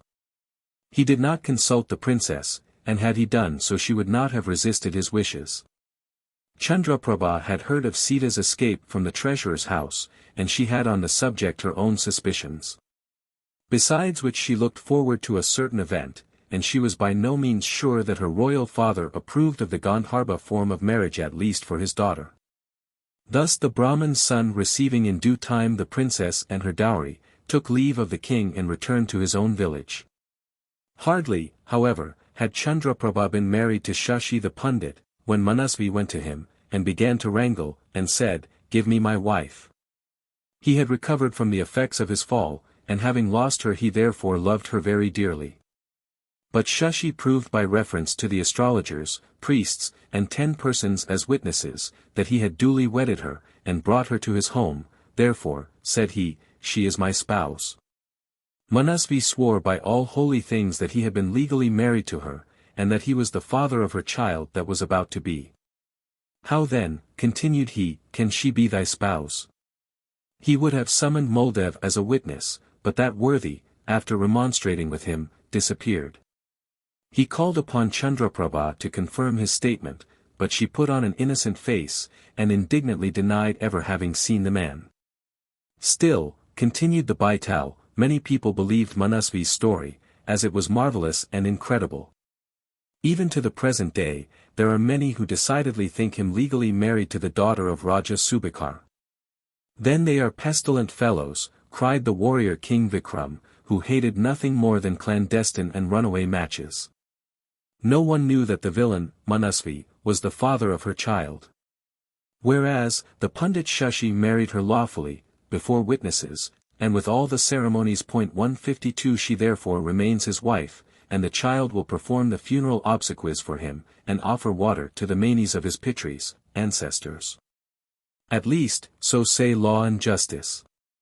Which justice is often unjust enough, cried the vampire, and ply thy legs, mighty Raja, let me see if thou canst reach the sire's tree before I do. The next story, O Raja Vikram, is remarkably interesting. The vampire's ninth story, showing that a man's wife belongs not to his body but to his head. Far and wide through the lovely land overrun by the Arya from the western highlands spread the fame of Unmadini, the beautiful daughter of Herodis the Brahmin. In the numberless odes, sonnets, and acrostics addressed to her by 100 pundits and poets her charms were sung with prodigious brightness. Her presence was compared to light shining in a dark house, her face to the full moon, her complexion to the yellow champaka flower, her curls to female snakes, her eyes to those of the deer, her eyebrows to bent bows, her teeth to strings of little opals, her feet to rubies and red gems. 153 And her gait to that of the wild goose. And none forgot to say that her voice affected the author like the song of the kokala bird, sounding from the shadowy brake, when the breeze blows coolly, or that the fairy beings of Indra's heaven would have shrunk away abashed at her loveliness. But, Raja Vikram, all the poets failed to win the fair Unmadini's love. To praise the beauty of a beauty is not to praise her. Extol her wit and talents, which has the zest of novelty, then you may succeed. For the same reason, read inversely, the plainer and cleverer is the bosom you would fire, the more personal you must be upon the subject of its grace and loveliness. Flattery, you know, is ever the match which kindles the flame of love. True it is that some by roughness of demeanor and bluntness in speech, contrasting with those whom they call the herd, have the art to succeed in the service of the bodiless god. 154 But even they must. The young Prince Dharma Dwaj could not help laughing at the thought of how this must sound in his father's ear. And the Raja, hearing the ill-timed merriment, sternly ordered the baital to cease his immoralities and to continue his story. Thus the lovely Unmadini, conceiving an extreme contempt for poets and literati, one day told her father, who greatly loved her, that her husband must be a fine young man who never wrote verses. Withal she insisted strongly on mental qualities and science, being a person of moderate mind and an adorer of talent when not perverted to poetry. As you may imagine, Raja Vikram, all the beauty's bosom friends, seeing her refuse so many good offers, confidently predicted that she would pass through the jungle and content herself with a bad stick. Or that she would lead ring-tailed apes in Patala. At length, when some time had elapsed, 4 suitors appeared from 4 different countries, all of them claiming equal excellence in youth and beauty, strength and understanding. And after paying their respects to Herodis, and telling him their wishes, they were directed to come early on the next morning and to enter upon the first ordeal in intellectual conversation. This they did.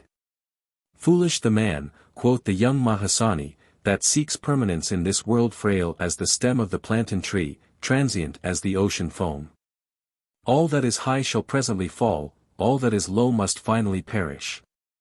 Unwillingly do the manes of the dead taste the tears shed by their kinsmen, then wail not, but perform the funeral obsequies with diligence. What ill-omened fellow is this, quoth the fair Unmadini, who was sitting behind her curtain. Besides, he has dared to quote poetry. There was little chance of success for that suitor. She is called a good woman, and a woman of pure descent, quoth the second suitor, who serves him to whom her father and mother have given her.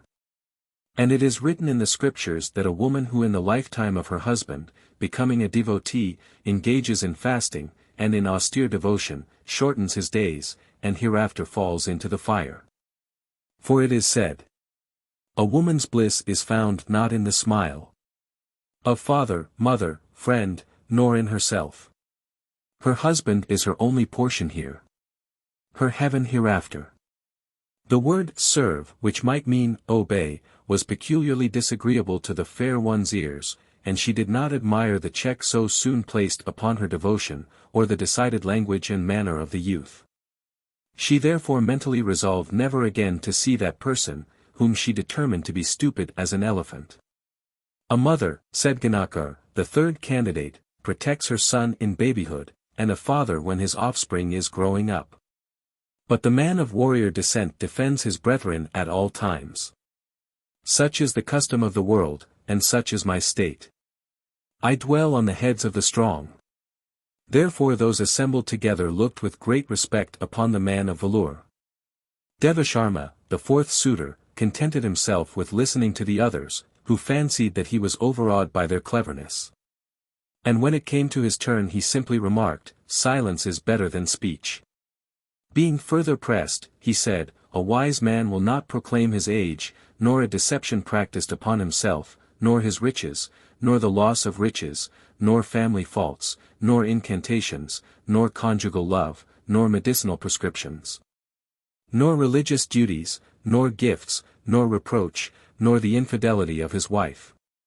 Thus ended the first trial. The master of the house dismissed the two former speakers, with many polite expressions and some trifling presents.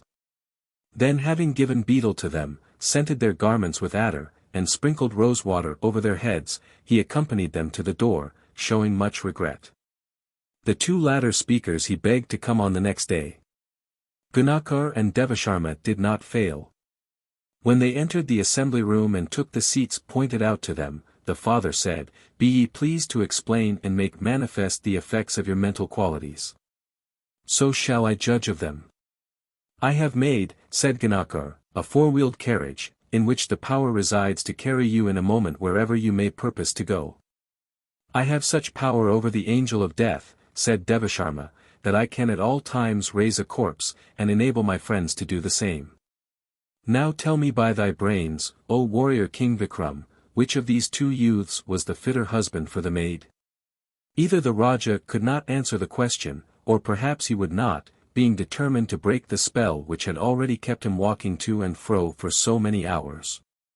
Then the baital, who had paused to let his royal carrier commit himself, seeing that the attempt had failed, proceeded without making any further comment. The beautiful Unmadini was brought out, but she hung down her head and made no reply. Yet she took care to move both her eyes in the direction of Devasharma. Whereupon Herodotus, quoting the proverb that pearls string with pearls, formally betrothed to him his daughter. The soldier suitor twisted the ends of his mustachios into his eyes, which were red with wrath, and fumbled with his fingers about the hilt of his sword. But he was a man of noble birth, and presently his anger passed away. Mahasani the poet, however, being a shameless person, and when can we be safe from such, forced himself into the assembly and began to rage and to storm, and to quote proverbs in a loud tone of voice. He remarked that in this world women are a mine of grief, a poisonous root, the abode of solicitude, the destroyers of resolution, the occasioners of fascination, and the plunderers of all virtuous qualities. From the daughter he passed to the father, and after saying hard things of him as a Mahabrahman, 155 who took cows and gold and worshipped a monkey, he fell with a sweeping censure upon all priests and sons of priests, more especially Devasharma. As the bystanders remonstrated with him, he became more violent, and when Herodotus, who was a weak man, appeared terrified by his voice, look, and gesture, he swore a solemn oath that despite all the betrothals in the world, unless Unmadini became his wife he would commit suicide, and as a demon haunt the house and injure the inmates. Ganakar the soldier exhorted this shameless poet to slay himself at once, and to go where he pleased. But as Herodotus reproved the warrior for inhumanity, Mahasani, nerved by spite, love, rage, and perversity to an heroic death, drew a noose from his bosom, rushed out of the house, and suspended himself to the nearest tree. And, true enough, as the midnight gong struck, he appeared in the form of a gigantic and malignant Rakshasa, fiend, dreadfully frightened the household of Herodis, and carried off the lovely Unmedini, leaving word that she was to be found on the topmost peak of Himalaya. The unhappy father hastened to the house where Devasharma lived. There, weeping bitterly and wringing his hands in despair, he told the terrible tale, and besought his intended son-in-law to be up and doing. The young Brahmin at once sought his late rival, and asked his aid. This the soldier granted at once, although he had been nettled at being conquered in love by a priestling. The carriage was at once made ready, and the suitors set out, bidding the father be of good cheer, and that before sunset he should embrace his daughter. They then entered the vehicle. Gunakar with Kabbalistic words caused it to rise high in the air, and Devasharma put to flight the demon by reciting the sacred verse. 156. Let us meditate on the supreme splendor, or adorable light, of that divine ruler, the sun, who may illuminate our understandings. Venerable men, guided by the intelligence, salute the divine sun, Sarvatri, with oblations and praise. Om. Then they returned with the girl to the house, and Herodis blessed them, praising the sun aloud in the joy of his heart. Lest other accidents might happen, he chose an auspicious planetary conjunction, and at a fortunate moment rubbed turmeric upon his daughter's hands. The wedding was splendid, and broke the hearts of 24 rivals. In due time Devasharma asked leave from his father-in-law to revisit his home, and to carry with him his bride. This request being granted, he set out accompanied by Gunakar the soldier, who swore not to leave the couple before seeing them safe under their own roof-tree. It so happened that their road lay over the summits of the wild Vindhya hills, where dangers of all kinds are as thick as shells upon the shore of the deep. Here were rocks and jagged precipices making the traveller's brain whirl when he looked into them. Their impetuous torrents roared and flashed down their beds of black stone, threatening destruction to those who would cross them.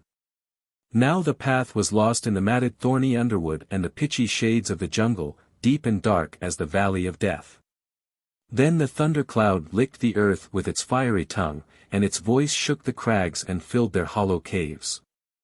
At times, the sun was so hot, that wild birds fell dead from the air.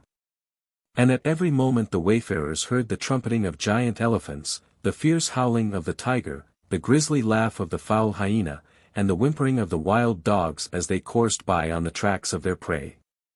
Yet, sustained by the five-armed god 157, the little party passed safely through all these dangers. They had almost emerged from the damp glooms of the forest into the open plains which skirt the southern base of the hills, when one night the fair Unmedini saw a terrible vision. She beheld herself wading through a sluggish pool of muddy water, which rippled, curdling as she stepped into it, and which, as she advanced, darkened with the slime raised by her feet. She was bearing in her arms the semblance of a sick child, which struggled convulsively and filled the air with dismal wails. These cries seemed to be answered by a multitude of other children, some bloated like toads, others mere skeletons lying upon the bank, or floating upon the thick brown waters of the pond. And all seemed to address their cries to her, as if she were the cause of their weeping, nor could all her efforts quiet or console them for a moment. When the bride awoke, she related all the particulars of her ill-omened vision to her husband. And the latter, after a short pause, informed her and his friend that a terrible calamity was about to befall them. He then drew from his travelling wallet a skein of thread. This he divided into 3 parts, one for each, and told his companions that in case of grievous bodily injury, the bit of thread wound round the wounded part would instantly make it whole. After which he taught them the mantra 158, or mystical word by which the lives of men are restored to their bodies, even when they have taken their allotted places amongst the stars, and which for evident reasons I do not want to repeat. It concluded, however, with the 3 Vyaritis, or sacred syllables Bu, Bhuva, Svar. Raja Vikram was perhaps a little disappointed by this declaration. He made no remark, however, and the baital thus pursued. As Devasharma foretold, an accident of a terrible nature did occur. On the evening of that day, as they emerged upon the plain, they were attacked by the Kiratas, or savage tribes of the mountain. 159. A small, black, wiry figure, armed with a bow and little cane arrows, stood in their way, signifying by gestures that they must halt and lay down their arms. As they continued to advance, he began to speak with a shrill chattering, like the note of an affrighted bird. His restless red eyes glared with rage, and he waved his weapon furiously round his head. Then from the rocks and thickets on both sides of the path poured a shower of shafts upon the three strangers. The unequal combat did not last long. Ganakar, the soldier, wielded his strong right arm with fatal effect and struck down some 70 of the foes. But new swarms came on like angry hornets buzzing round the destroyer of their nests. And when he fell, Devasharma, who had left him for a moment to hide his beautiful wife in the hollow of a tree, returned, and stood fighting over the body of his friend till he also, overpowered by numbers, was thrown to the ground. Then the wild men, drawing their knives, cut off the heads of their helpless enemies, stripped their bodies of all their ornaments, and departed, leaving the woman unharmed for good luck. When Unmadini, who had been more dead than alive during the affray, found silence succeed to the horrid din of shrieks and shouts, she ventured to creep out of her refuge in the hollow tree. And what does she behold? Her husband and his friend are lying upon the ground, with their heads at a short distance from their bodies. She sat down and wept bitterly. Presently, remembering the lesson which she had learned that very morning, she drew forth from her bosom the bit of thread and proceeded to use it. She approached the heads to the bodies, and tied some of the magic string round each neck.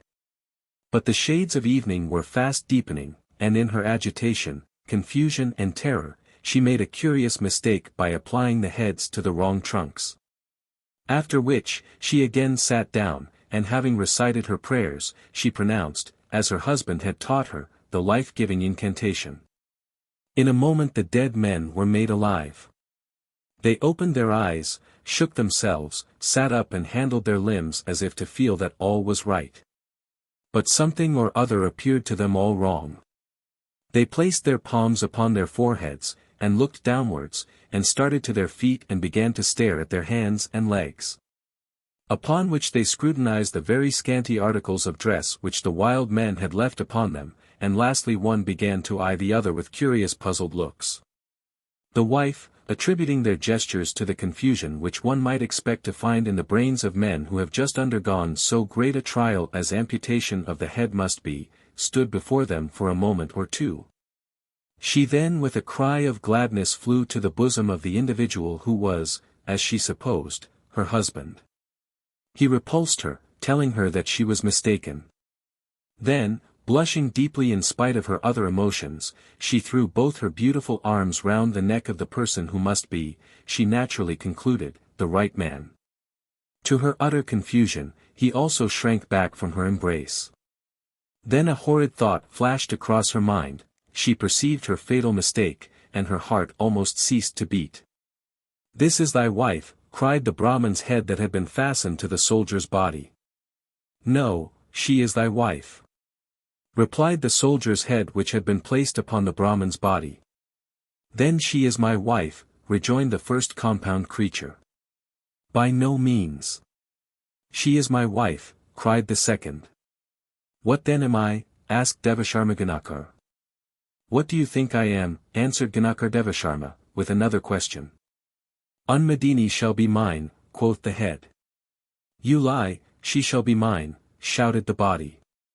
"Holy Yama, 160 hear the villain," exclaimed both of them at the same moment. In short, having thus begun, they continued to quarrel violently, each one declaring that the beautiful Unmadini belonged to him, and to him only. How to settle their dispute Brahma the Lord of creatures only knows. I do not, except by cutting off their heads once more, and by putting them in their proper places. And I am quite sure, O Raja Vikram, that thy wits are quite unfit to answer the question, to which of these two is the beautiful Unmadini wife? It is even said amongst us Betals that when this pair of half-husbands appeared in the presence of the just king, a terrible confusion arose, each head declaiming all the sins and peccadillos which its body had committed. And that Yama the holy ruler himself hit his forefinger with vexation. 161. Here the young Prince Dharma Dwaj burst out laughing at the ridiculous idea of the wrong heads. And the warrior king, who, like single-minded fathers in general, was ever in the idea that his son had a velleity for deriding and otherwise vexing him, began a severe course of reproof. He reminded the prince of the common saying that merriment without cause degrades a man in the opinion of his fellows, and indulged him with a quotation extensively used by grave fathers, namely, that the loud laugh bespeaks a vacant mind. After which he proceeded with much pompousness to pronounce the following opinion. It is said in the Shastras. Your Majesty need hardly display so much erudition. Doubtless it comes from the lips of Jayadeva or some other one of your 9 gems of science, who know much more about their songs and their stanzas than they do about their scriptures, insolently interrupted the baital. Who never lost an opportunity of carping at those reverend men. It is said in the Shastras, continued Raja Vikram sternly, after hesitating whether he should or should not administer a corporeal correction to the vampire, that Mother Ganga 162 is the queen amongst rivers. And the mountain Sumera 163 is the monarch among mountains, and the tree Kalpavriksha 164 is the king of all trees, and the head of man is the best and most excellent of limbs. And thus, according to this reason, the wife belonged to him whose noblest position claimed her. The next thing your Majesty will do, I suppose, continued the baital, with a sneer, is to support the opinions of the Digambara, who maintains that the soul is exceedingly rarefied, confined to one place, and of equal dimensions with the body. Or the fancies of that worthy philosopher Jaimani, who, conceiving soul and mind and matter to be things purely synonymous, asserts outwardly and writes in his books that the brain is the organ of the mind which is acted upon by the immortal soul. But who inwardly and verily believes that the brain is the mind, and consequently that the brain is the soul or spirit or whatever you please to call it. In fact, that soul is a natural faculty of the body. A pretty doctrine, indeed, for a Brahmin to hold. You might as well agree with me at once that the soul of man resides, when at home, either in a vein in the breast, or in the pit of his stomach, or that half of it is in a man's brain and the other or reasoning half is in his heart. An organ of his body. What has all this string of words to do with the matter, vampire? Asked Raja Vikram angrily. Only, said the demon laughing, that in my opinion, as opposed to the Shastras and to Raja Vikram, that the beautiful Unmadini belonged, not to the head part but to the body part. Because the latter has an immortal soul in the pit of its stomach, whereas the former is a box of bone, more or less thick, and contains brains which are of much the same consistence as those of a calf. Villain! Exclaimed the Raja, does not the soul or conscious life enter the body through the sagittal suture and lodge in the brain, thence to contemplate, through the same opening, the divine perfections? I must, however, bid you farewell for the moment, O warrior king, Sakatapati, Vikramaditya 165. I feel a sudden and ardent desire to change this cramped position for one more natural to me. The warrior monarch had so far committed himself that he could not prevent the vampire from flitting. But he lost no more time in following him than a grain of mustard, in its fall, stays on a cow's horn. And when he had thrown him over his shoulder, the king desired him of his own accord to begin a new tale. Oh, my left eyelid flutters, exclaimed the baital in despair, my heart throbs, my sight is dim, surely now beginneth the end. It is as Vidhata hath written on my forehead, how can it be otherwise? 166. Still listen, O mighty Raja, whilst I recount to you a true story, and Saraswati 167 sit on my tongue. The Vampire's 10th story, of the marvellous Delicacy of 3 Queens. This story is perhaps the least interesting in the collection. I have translated it literally, in order to give an idea of the original. The reader will remark in it the source of our own nursery tale about the princess who was so high-born and delicately bred, that she could discover the 3 peas laid beneath a straw mattress and 4 feather beds. The Hindus, however, believe that Sybaritism can be carried so far. I remember my pundit asserting the truth of the story.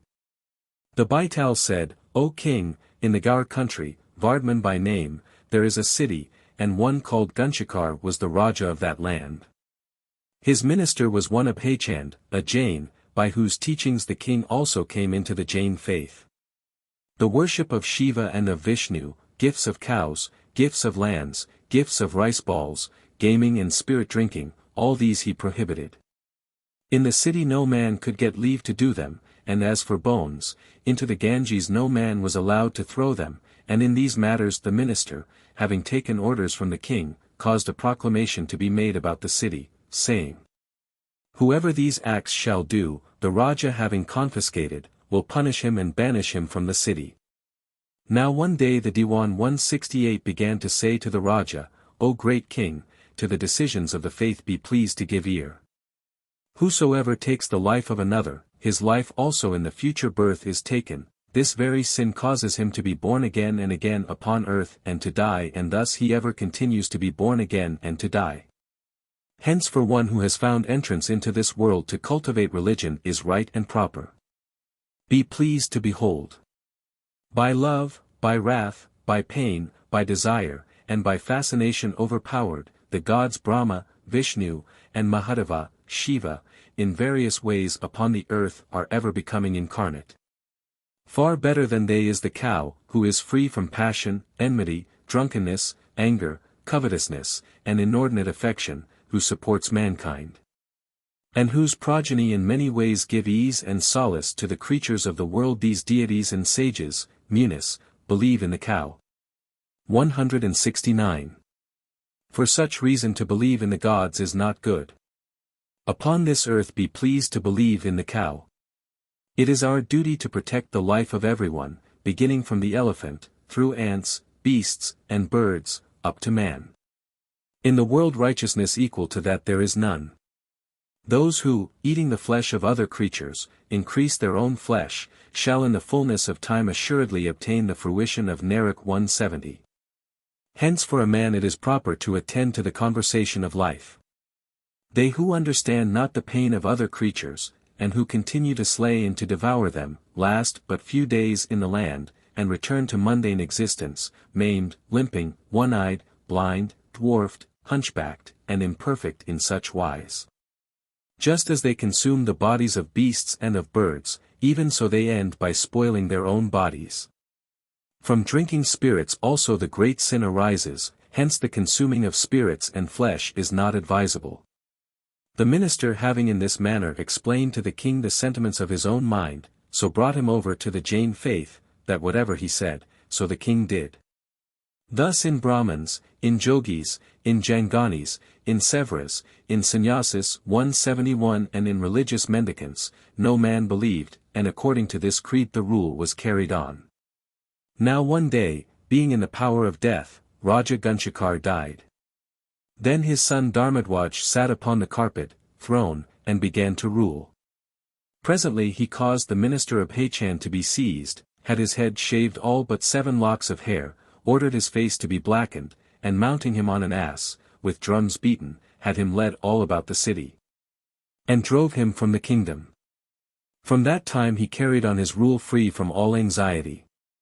It so happened that in the season of spring, the king Dharmadwaj, taking his queens with him, went for a stroll in the garden, where there was a large tank with lotuses blooming within it. The Raja, admiring its beauty, took off his clothes and went down to bathe. After plucking a flower and coming to the bank, he was going to give it into the hands of one of his queens, when it slipped from his fingers, fell upon her foot, and broke it with the blow.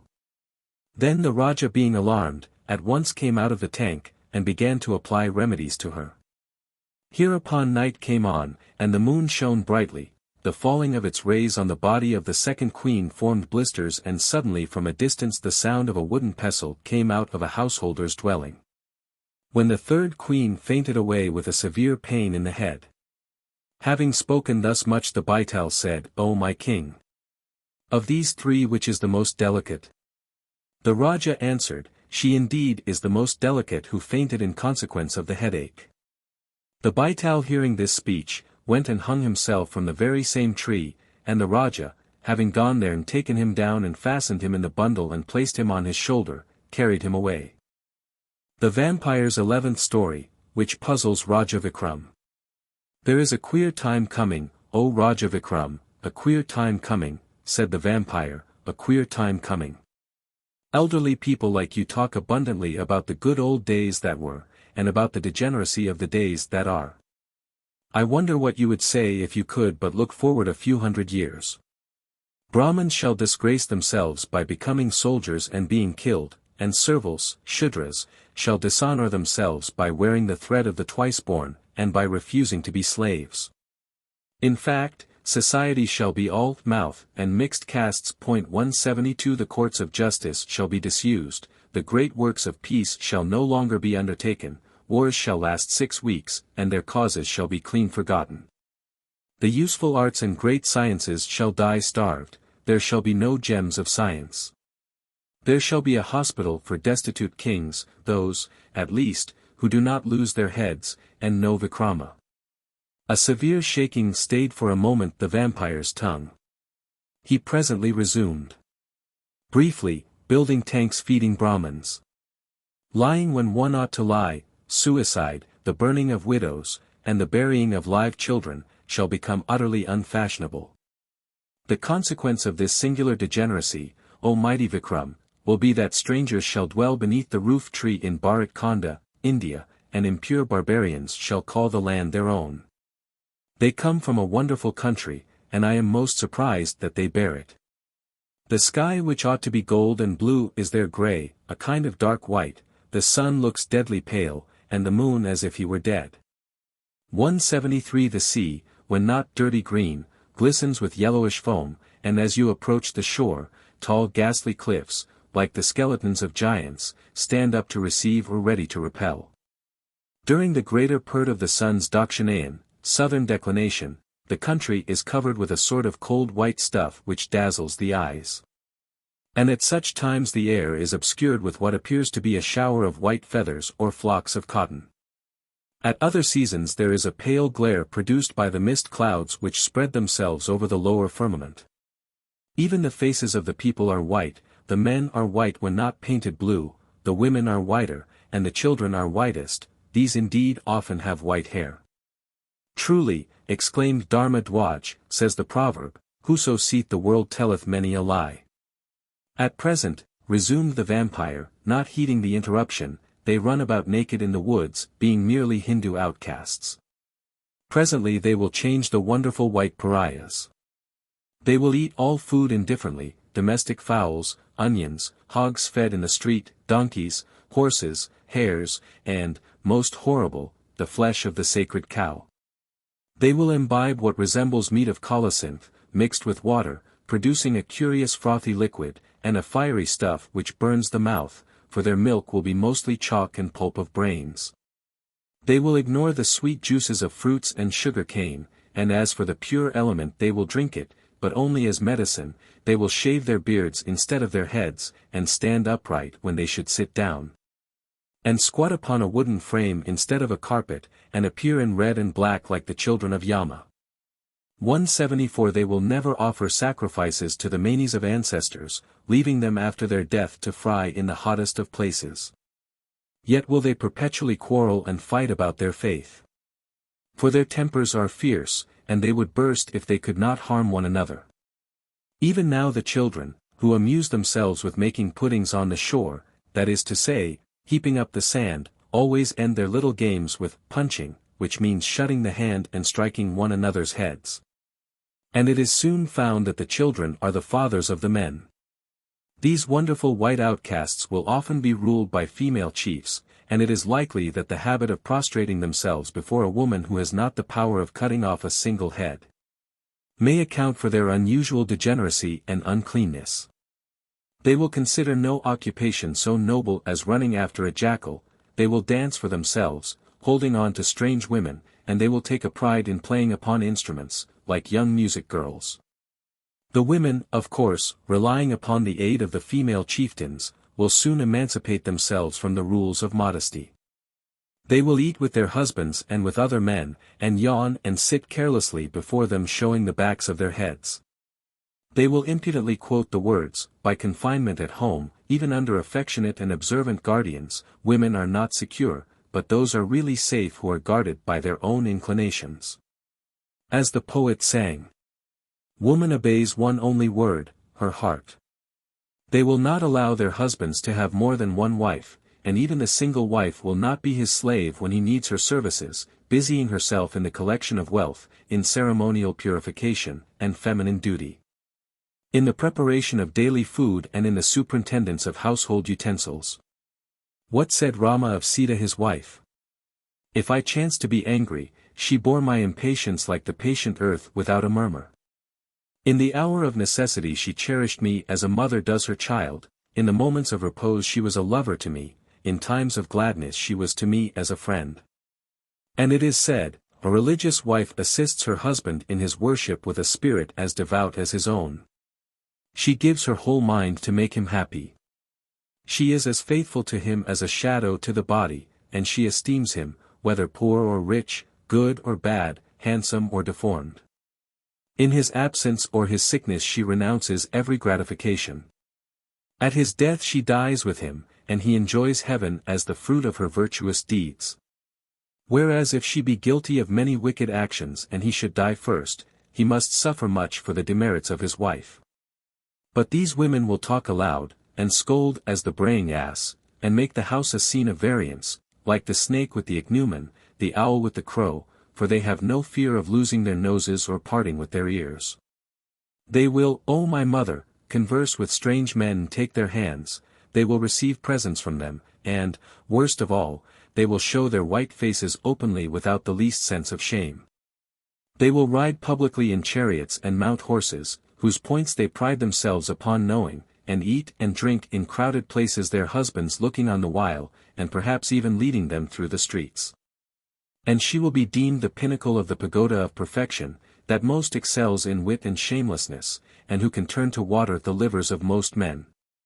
They will dance and sing instead of minding their children, and when these grow up they will send them out of the house to shift for themselves, and care little if they never see them again.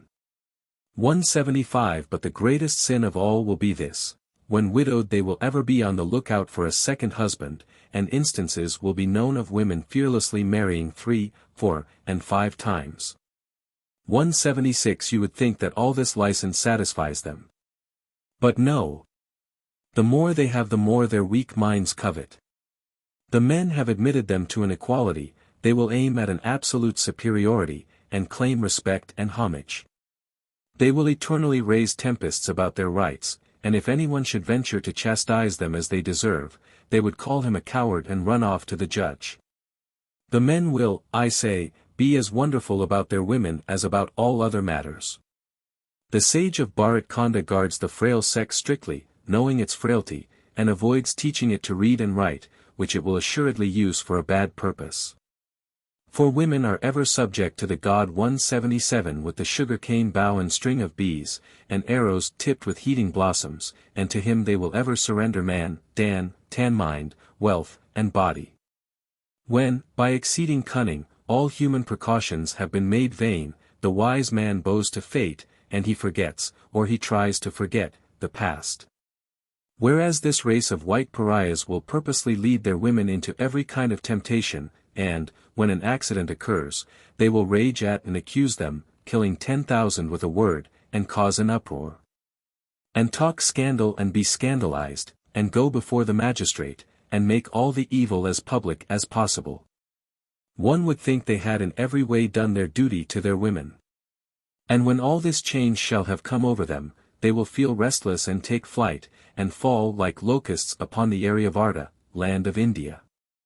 Starving in their own country, they will find enough to eat here, and to carry away also. They will be mischievous as the saw with which ornament makers trim their shells, and cut ascending as well as descending. To cultivate their friendship will be like making a gap in the water, and their partisans will ever fare worse than their foes.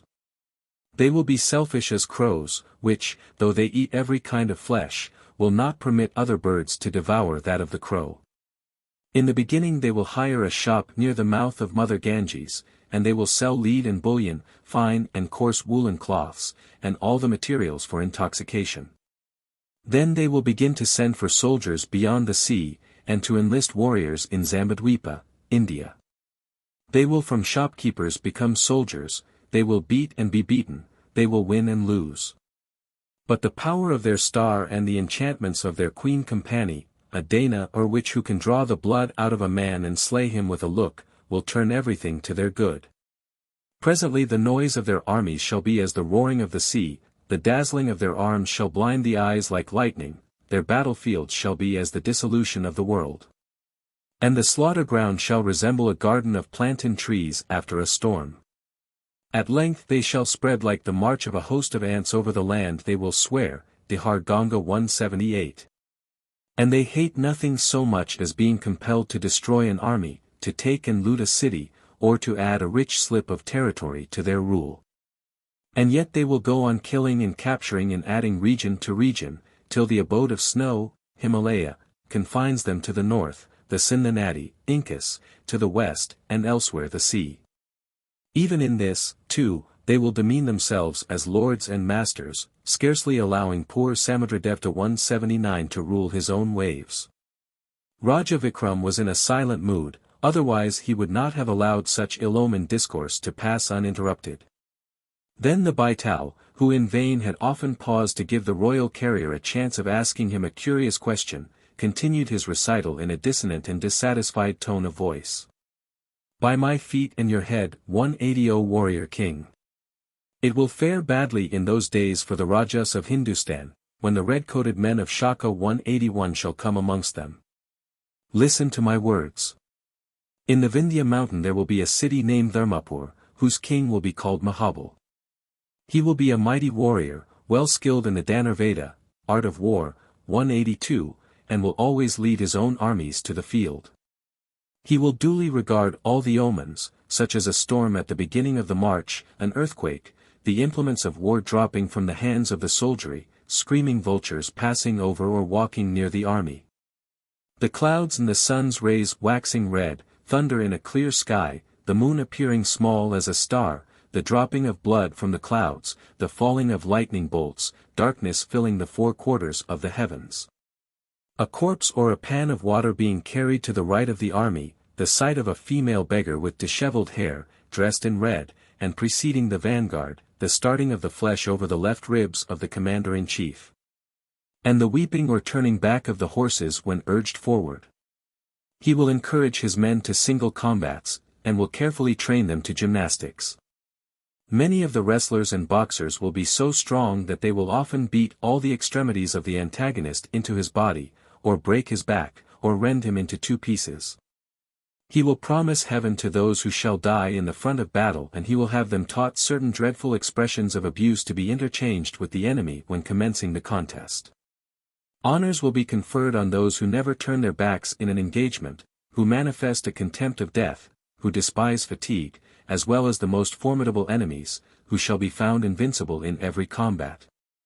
And who display a courage which increases before danger, like the glory of the sun advancing to his meridian splendor. But King Mahabal will be attacked by the white pariahs, who, as usual, will employ against him gold, fire, and steel. With gold they will win over his best men, and persuade them openly to desert when the army is drawn out for battle. They will use the terrible fire weapon 183-foot large and small tubes, which discharge flame and smoke, and bullets as big as those hurled by the bow of Bharata. 184 And instead of using swords and shields, they will fix daggers to the end of their tubes, and thrust with them like lances. Mahabal, distinguished by valor and military skill, will march out of his city to meet the white foe. In front will be the ensigns, bells, cows' tails, and flags, the latter painted with the bird Garura 185, the bull of Shiva, the bauhinia tree, the monkey god Hanuman, the lion and the tiger, the fish, an alms dish, and 7 palm trees. Then will come the footmen armed with fire tubes, swords and shields, spears and daggers, clubs, and bludgeons. They will be followed by fighting men on horses and oxen, on camels and elephants. The musicians, the water carriers, and lastly the stores on carriages, will bring up the rear. The white outcasts will come forward in a long thin red thread, and vomiting fire like the Jwalamukhi. 186 King Mahabal will receive them with his troops formed in a circle, another division will be in the shape of a half-moon, a third like a cloud, whilst others shall represent a lion, a tiger, a carriage, a lily, a giant, and a bull. But as the elephants will all turn round when they feel the fire, and trample upon their own men, and as the cavalry defiling in front of the host will openly gallop away. Mahabal, being thus without resource, will enter his palanquin, and accompanied by his queen and their only daughter, will escape at night time into the forest. The unfortunate three will be deserted by their small party, and live for a time on jungle food, fruits and roots. They will even be compelled to eat game. After some days they will come in sight of a village, which Mahabal will enter to obtain victuals. There the wild bills, famous for long years, will come up, and surrounding the party, will bid the Raja throw down his arms. Thereupon Mahabal, skillful in aiming, twanging and wielding the bow on all sides, so as to keep off the bolts of the enemy, will discharge his bolts so rapidly, that one will drive forward another. And none of the barbarians will be able to approach. But he will have failed to bring his quiver containing an inexhaustible store of arms, some of which, pointed with diamonds, shall have the faculty of returning again to their case after they have done their duty. The conflict will continue 3 hours, and many of the bills will be slain. At length a shaft will cleave the king's skull, he will fall dead, and one of the wild men will come up and cut off his head. When the queen and the princess shall have seen that Mahabal fell dead, they will return to the forest weeping and beating their bosoms. They will thus escape the bills, and after journeying on for 4 miles, at length they will sit down wearied, and revolve many thoughts their minds. They are very lovely, continued the vampire, as I see them with the eye of clear seeing. What beautiful hair! It hangs down like the tail of the cow of Tartary, or like the thatch of a house. It is shining as oil, dark as the clouds, black as blackness itself. What charming faces! Like as to water lilies, with eyes as the stones in unripe mangoes, noses resembling the beaks of parrots, teeth like pearls set in corals, ears like those of the red-throated vulture, and mouths like the water of life. What excellent forms!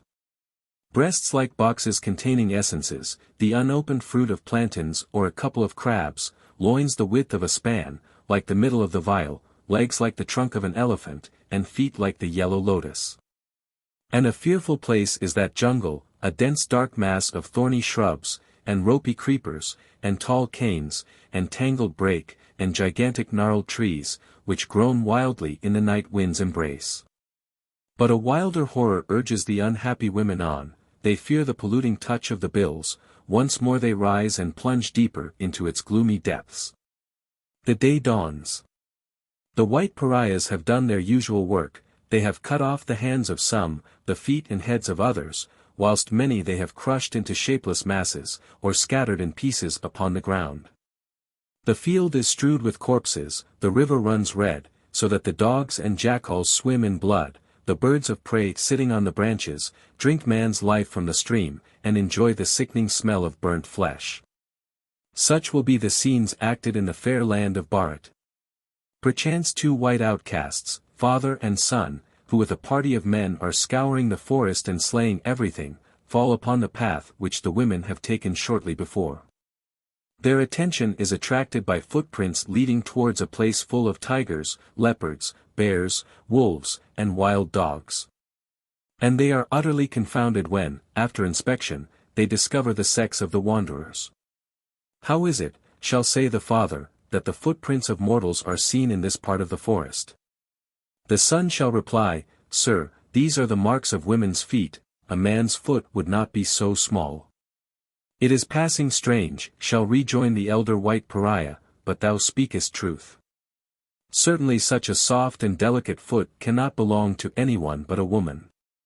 They have only just left the track, shall continue the son, and look. This is the step of a married woman. See how she treads on the inside of her soul, because of the bending of her ankles. And the younger white outcast shall point to the queen's footprints. Come, let us search the forest for them, shall cry the father. What an opportunity of finding wives fortune has thrown in our hands. But no. Thou art in error, he shall continue, after examining the track pointed out by his son, in supposing this to be the sign of a matron.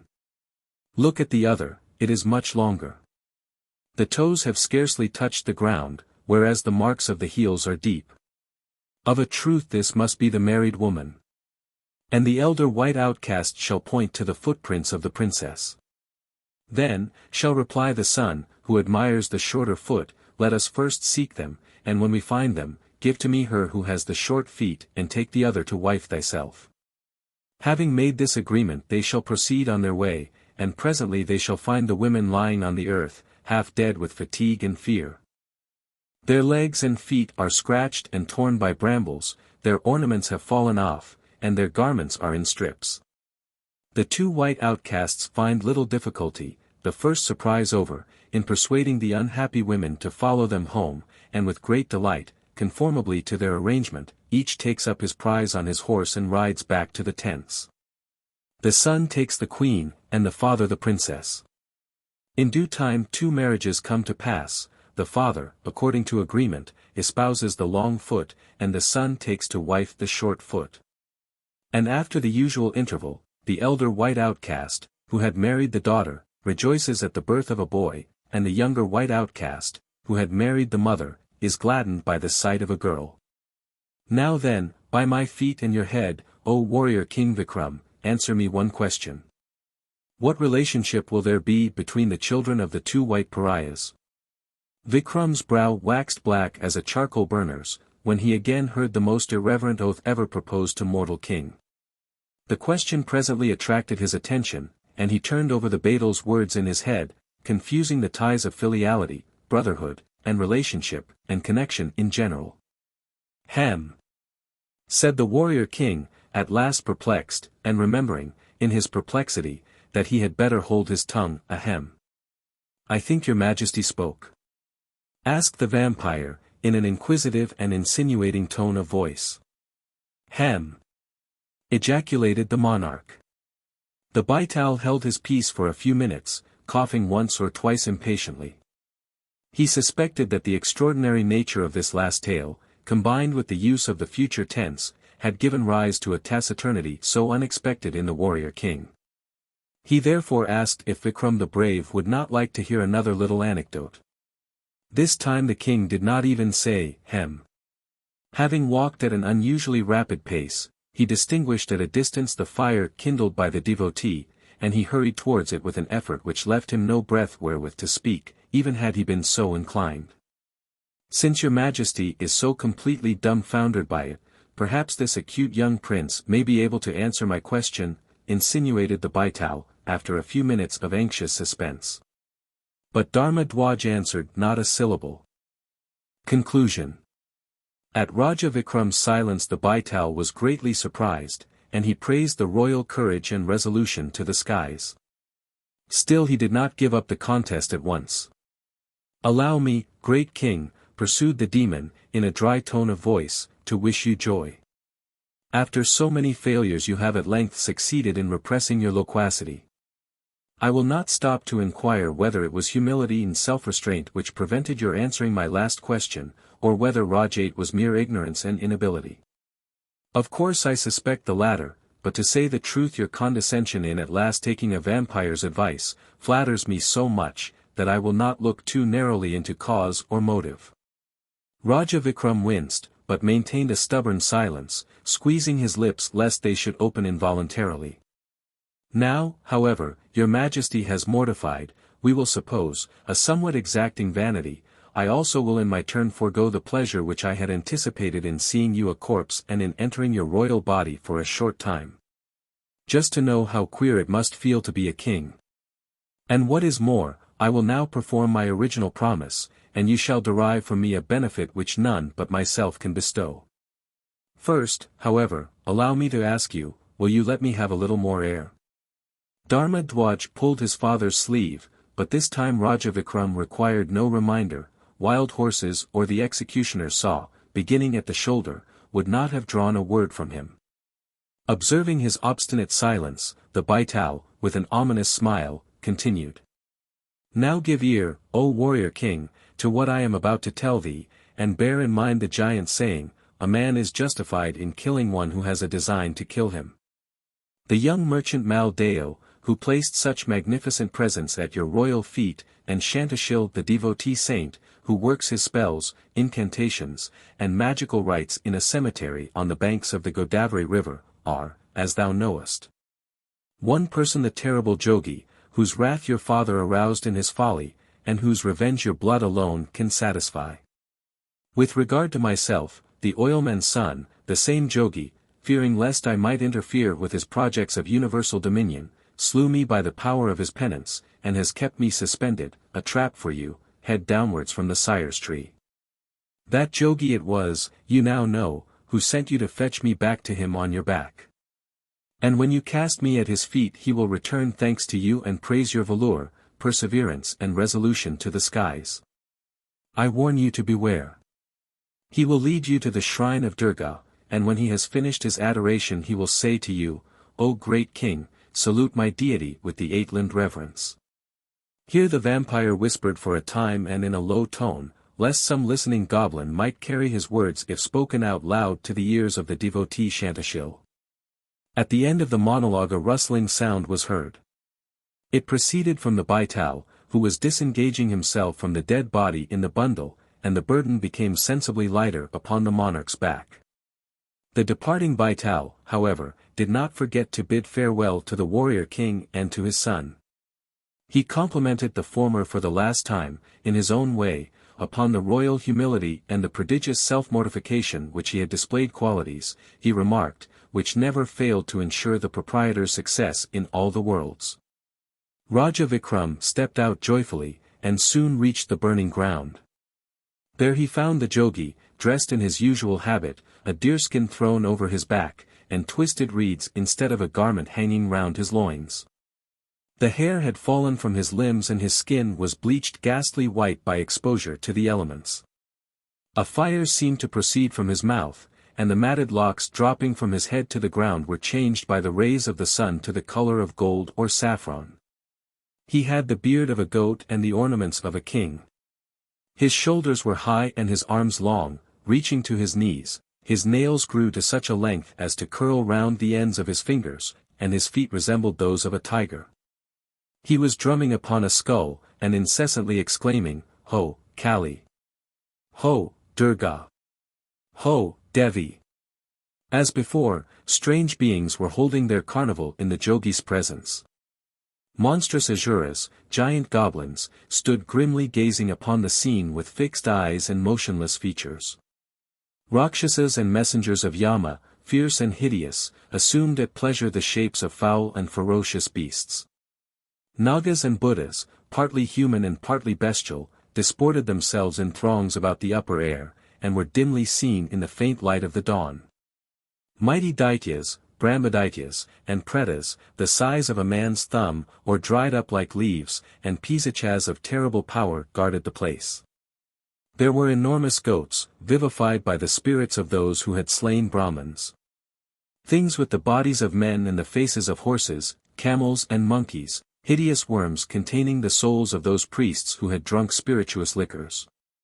Men with one leg and one ear, and mischievous blood-sucking demons, who in life had stolen church property.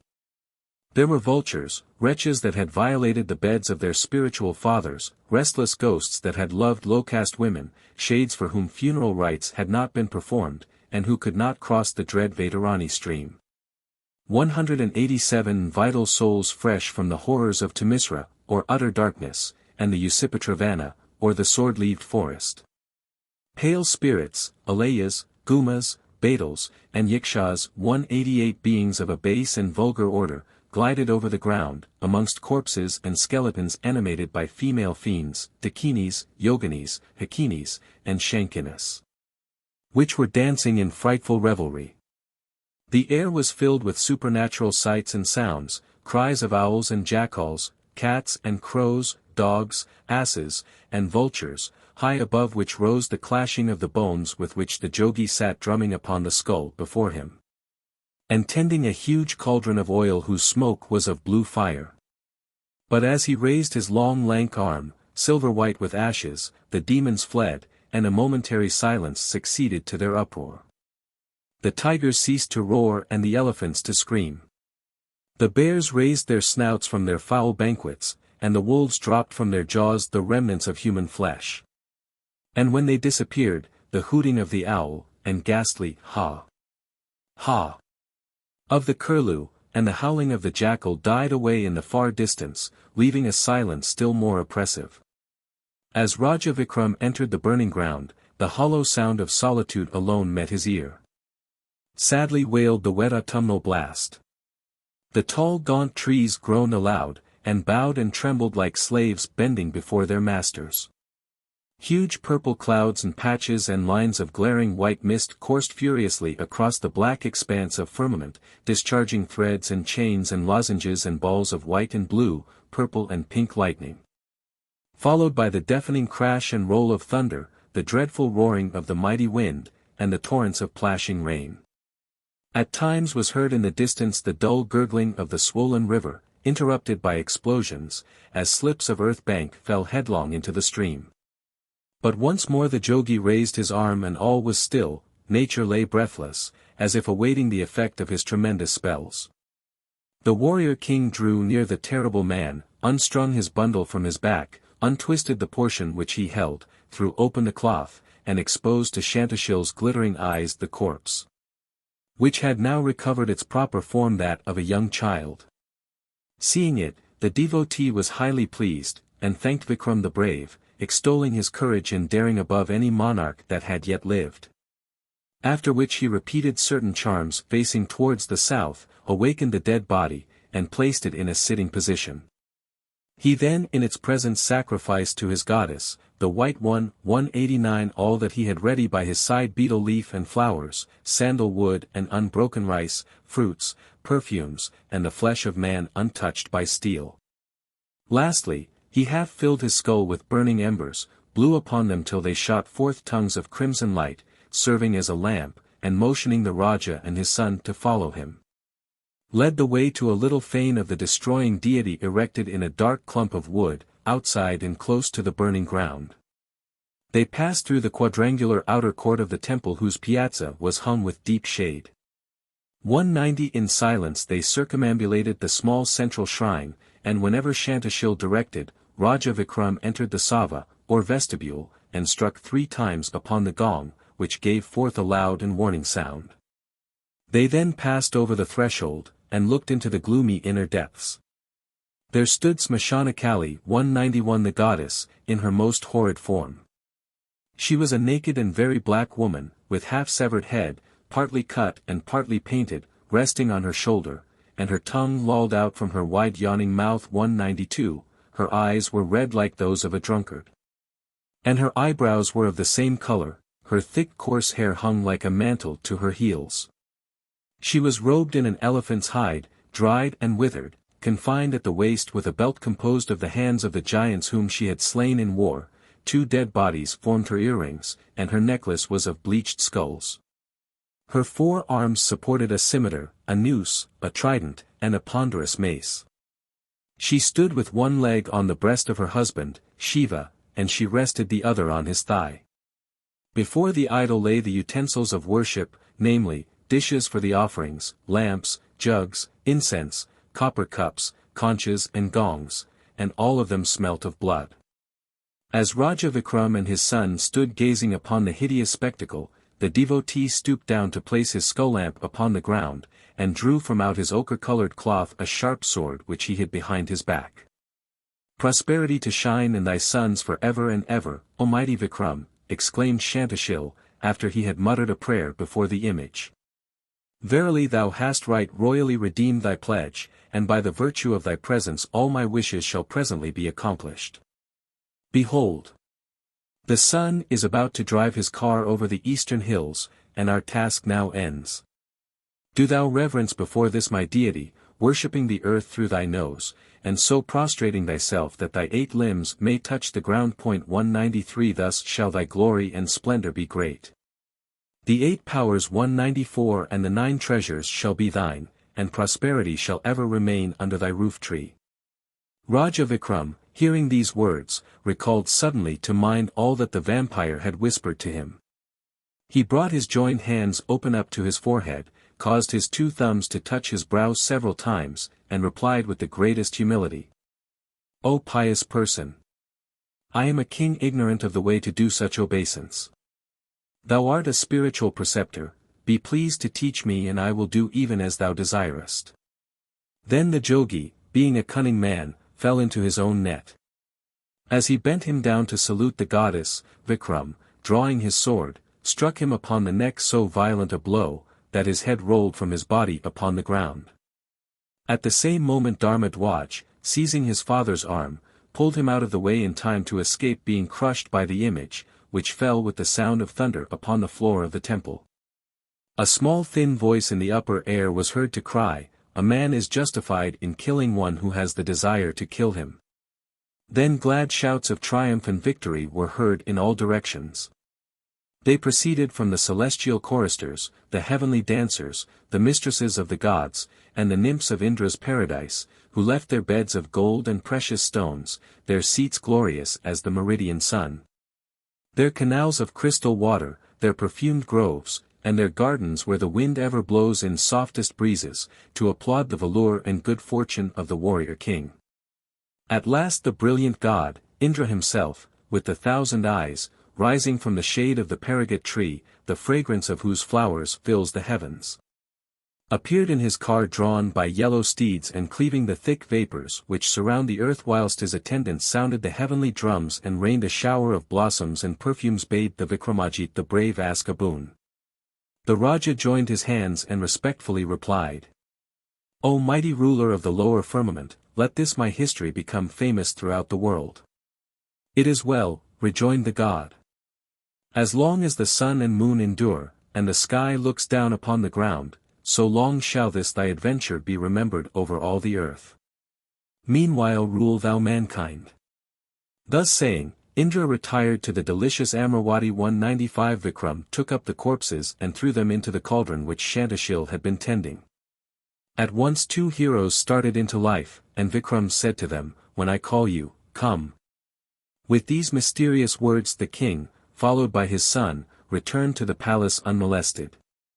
As the vampire had predicted, everything was prosperous to him, and he presently obtained the remarkable titles, Sakaro, or foe of the Sakas, and Sakadapati Vikramaditya. And when, after a long and happy life spent in bringing the world under the shadow of one umbrella, and in ruling it free from care, the warrior King Vikram entered the gloomy realms of Yama, from whom for mortals there is no escape, he left behind him a name that endured amongst men like the odor of the flower whose memory remains long after its form has mingled with the dust. 196. The End.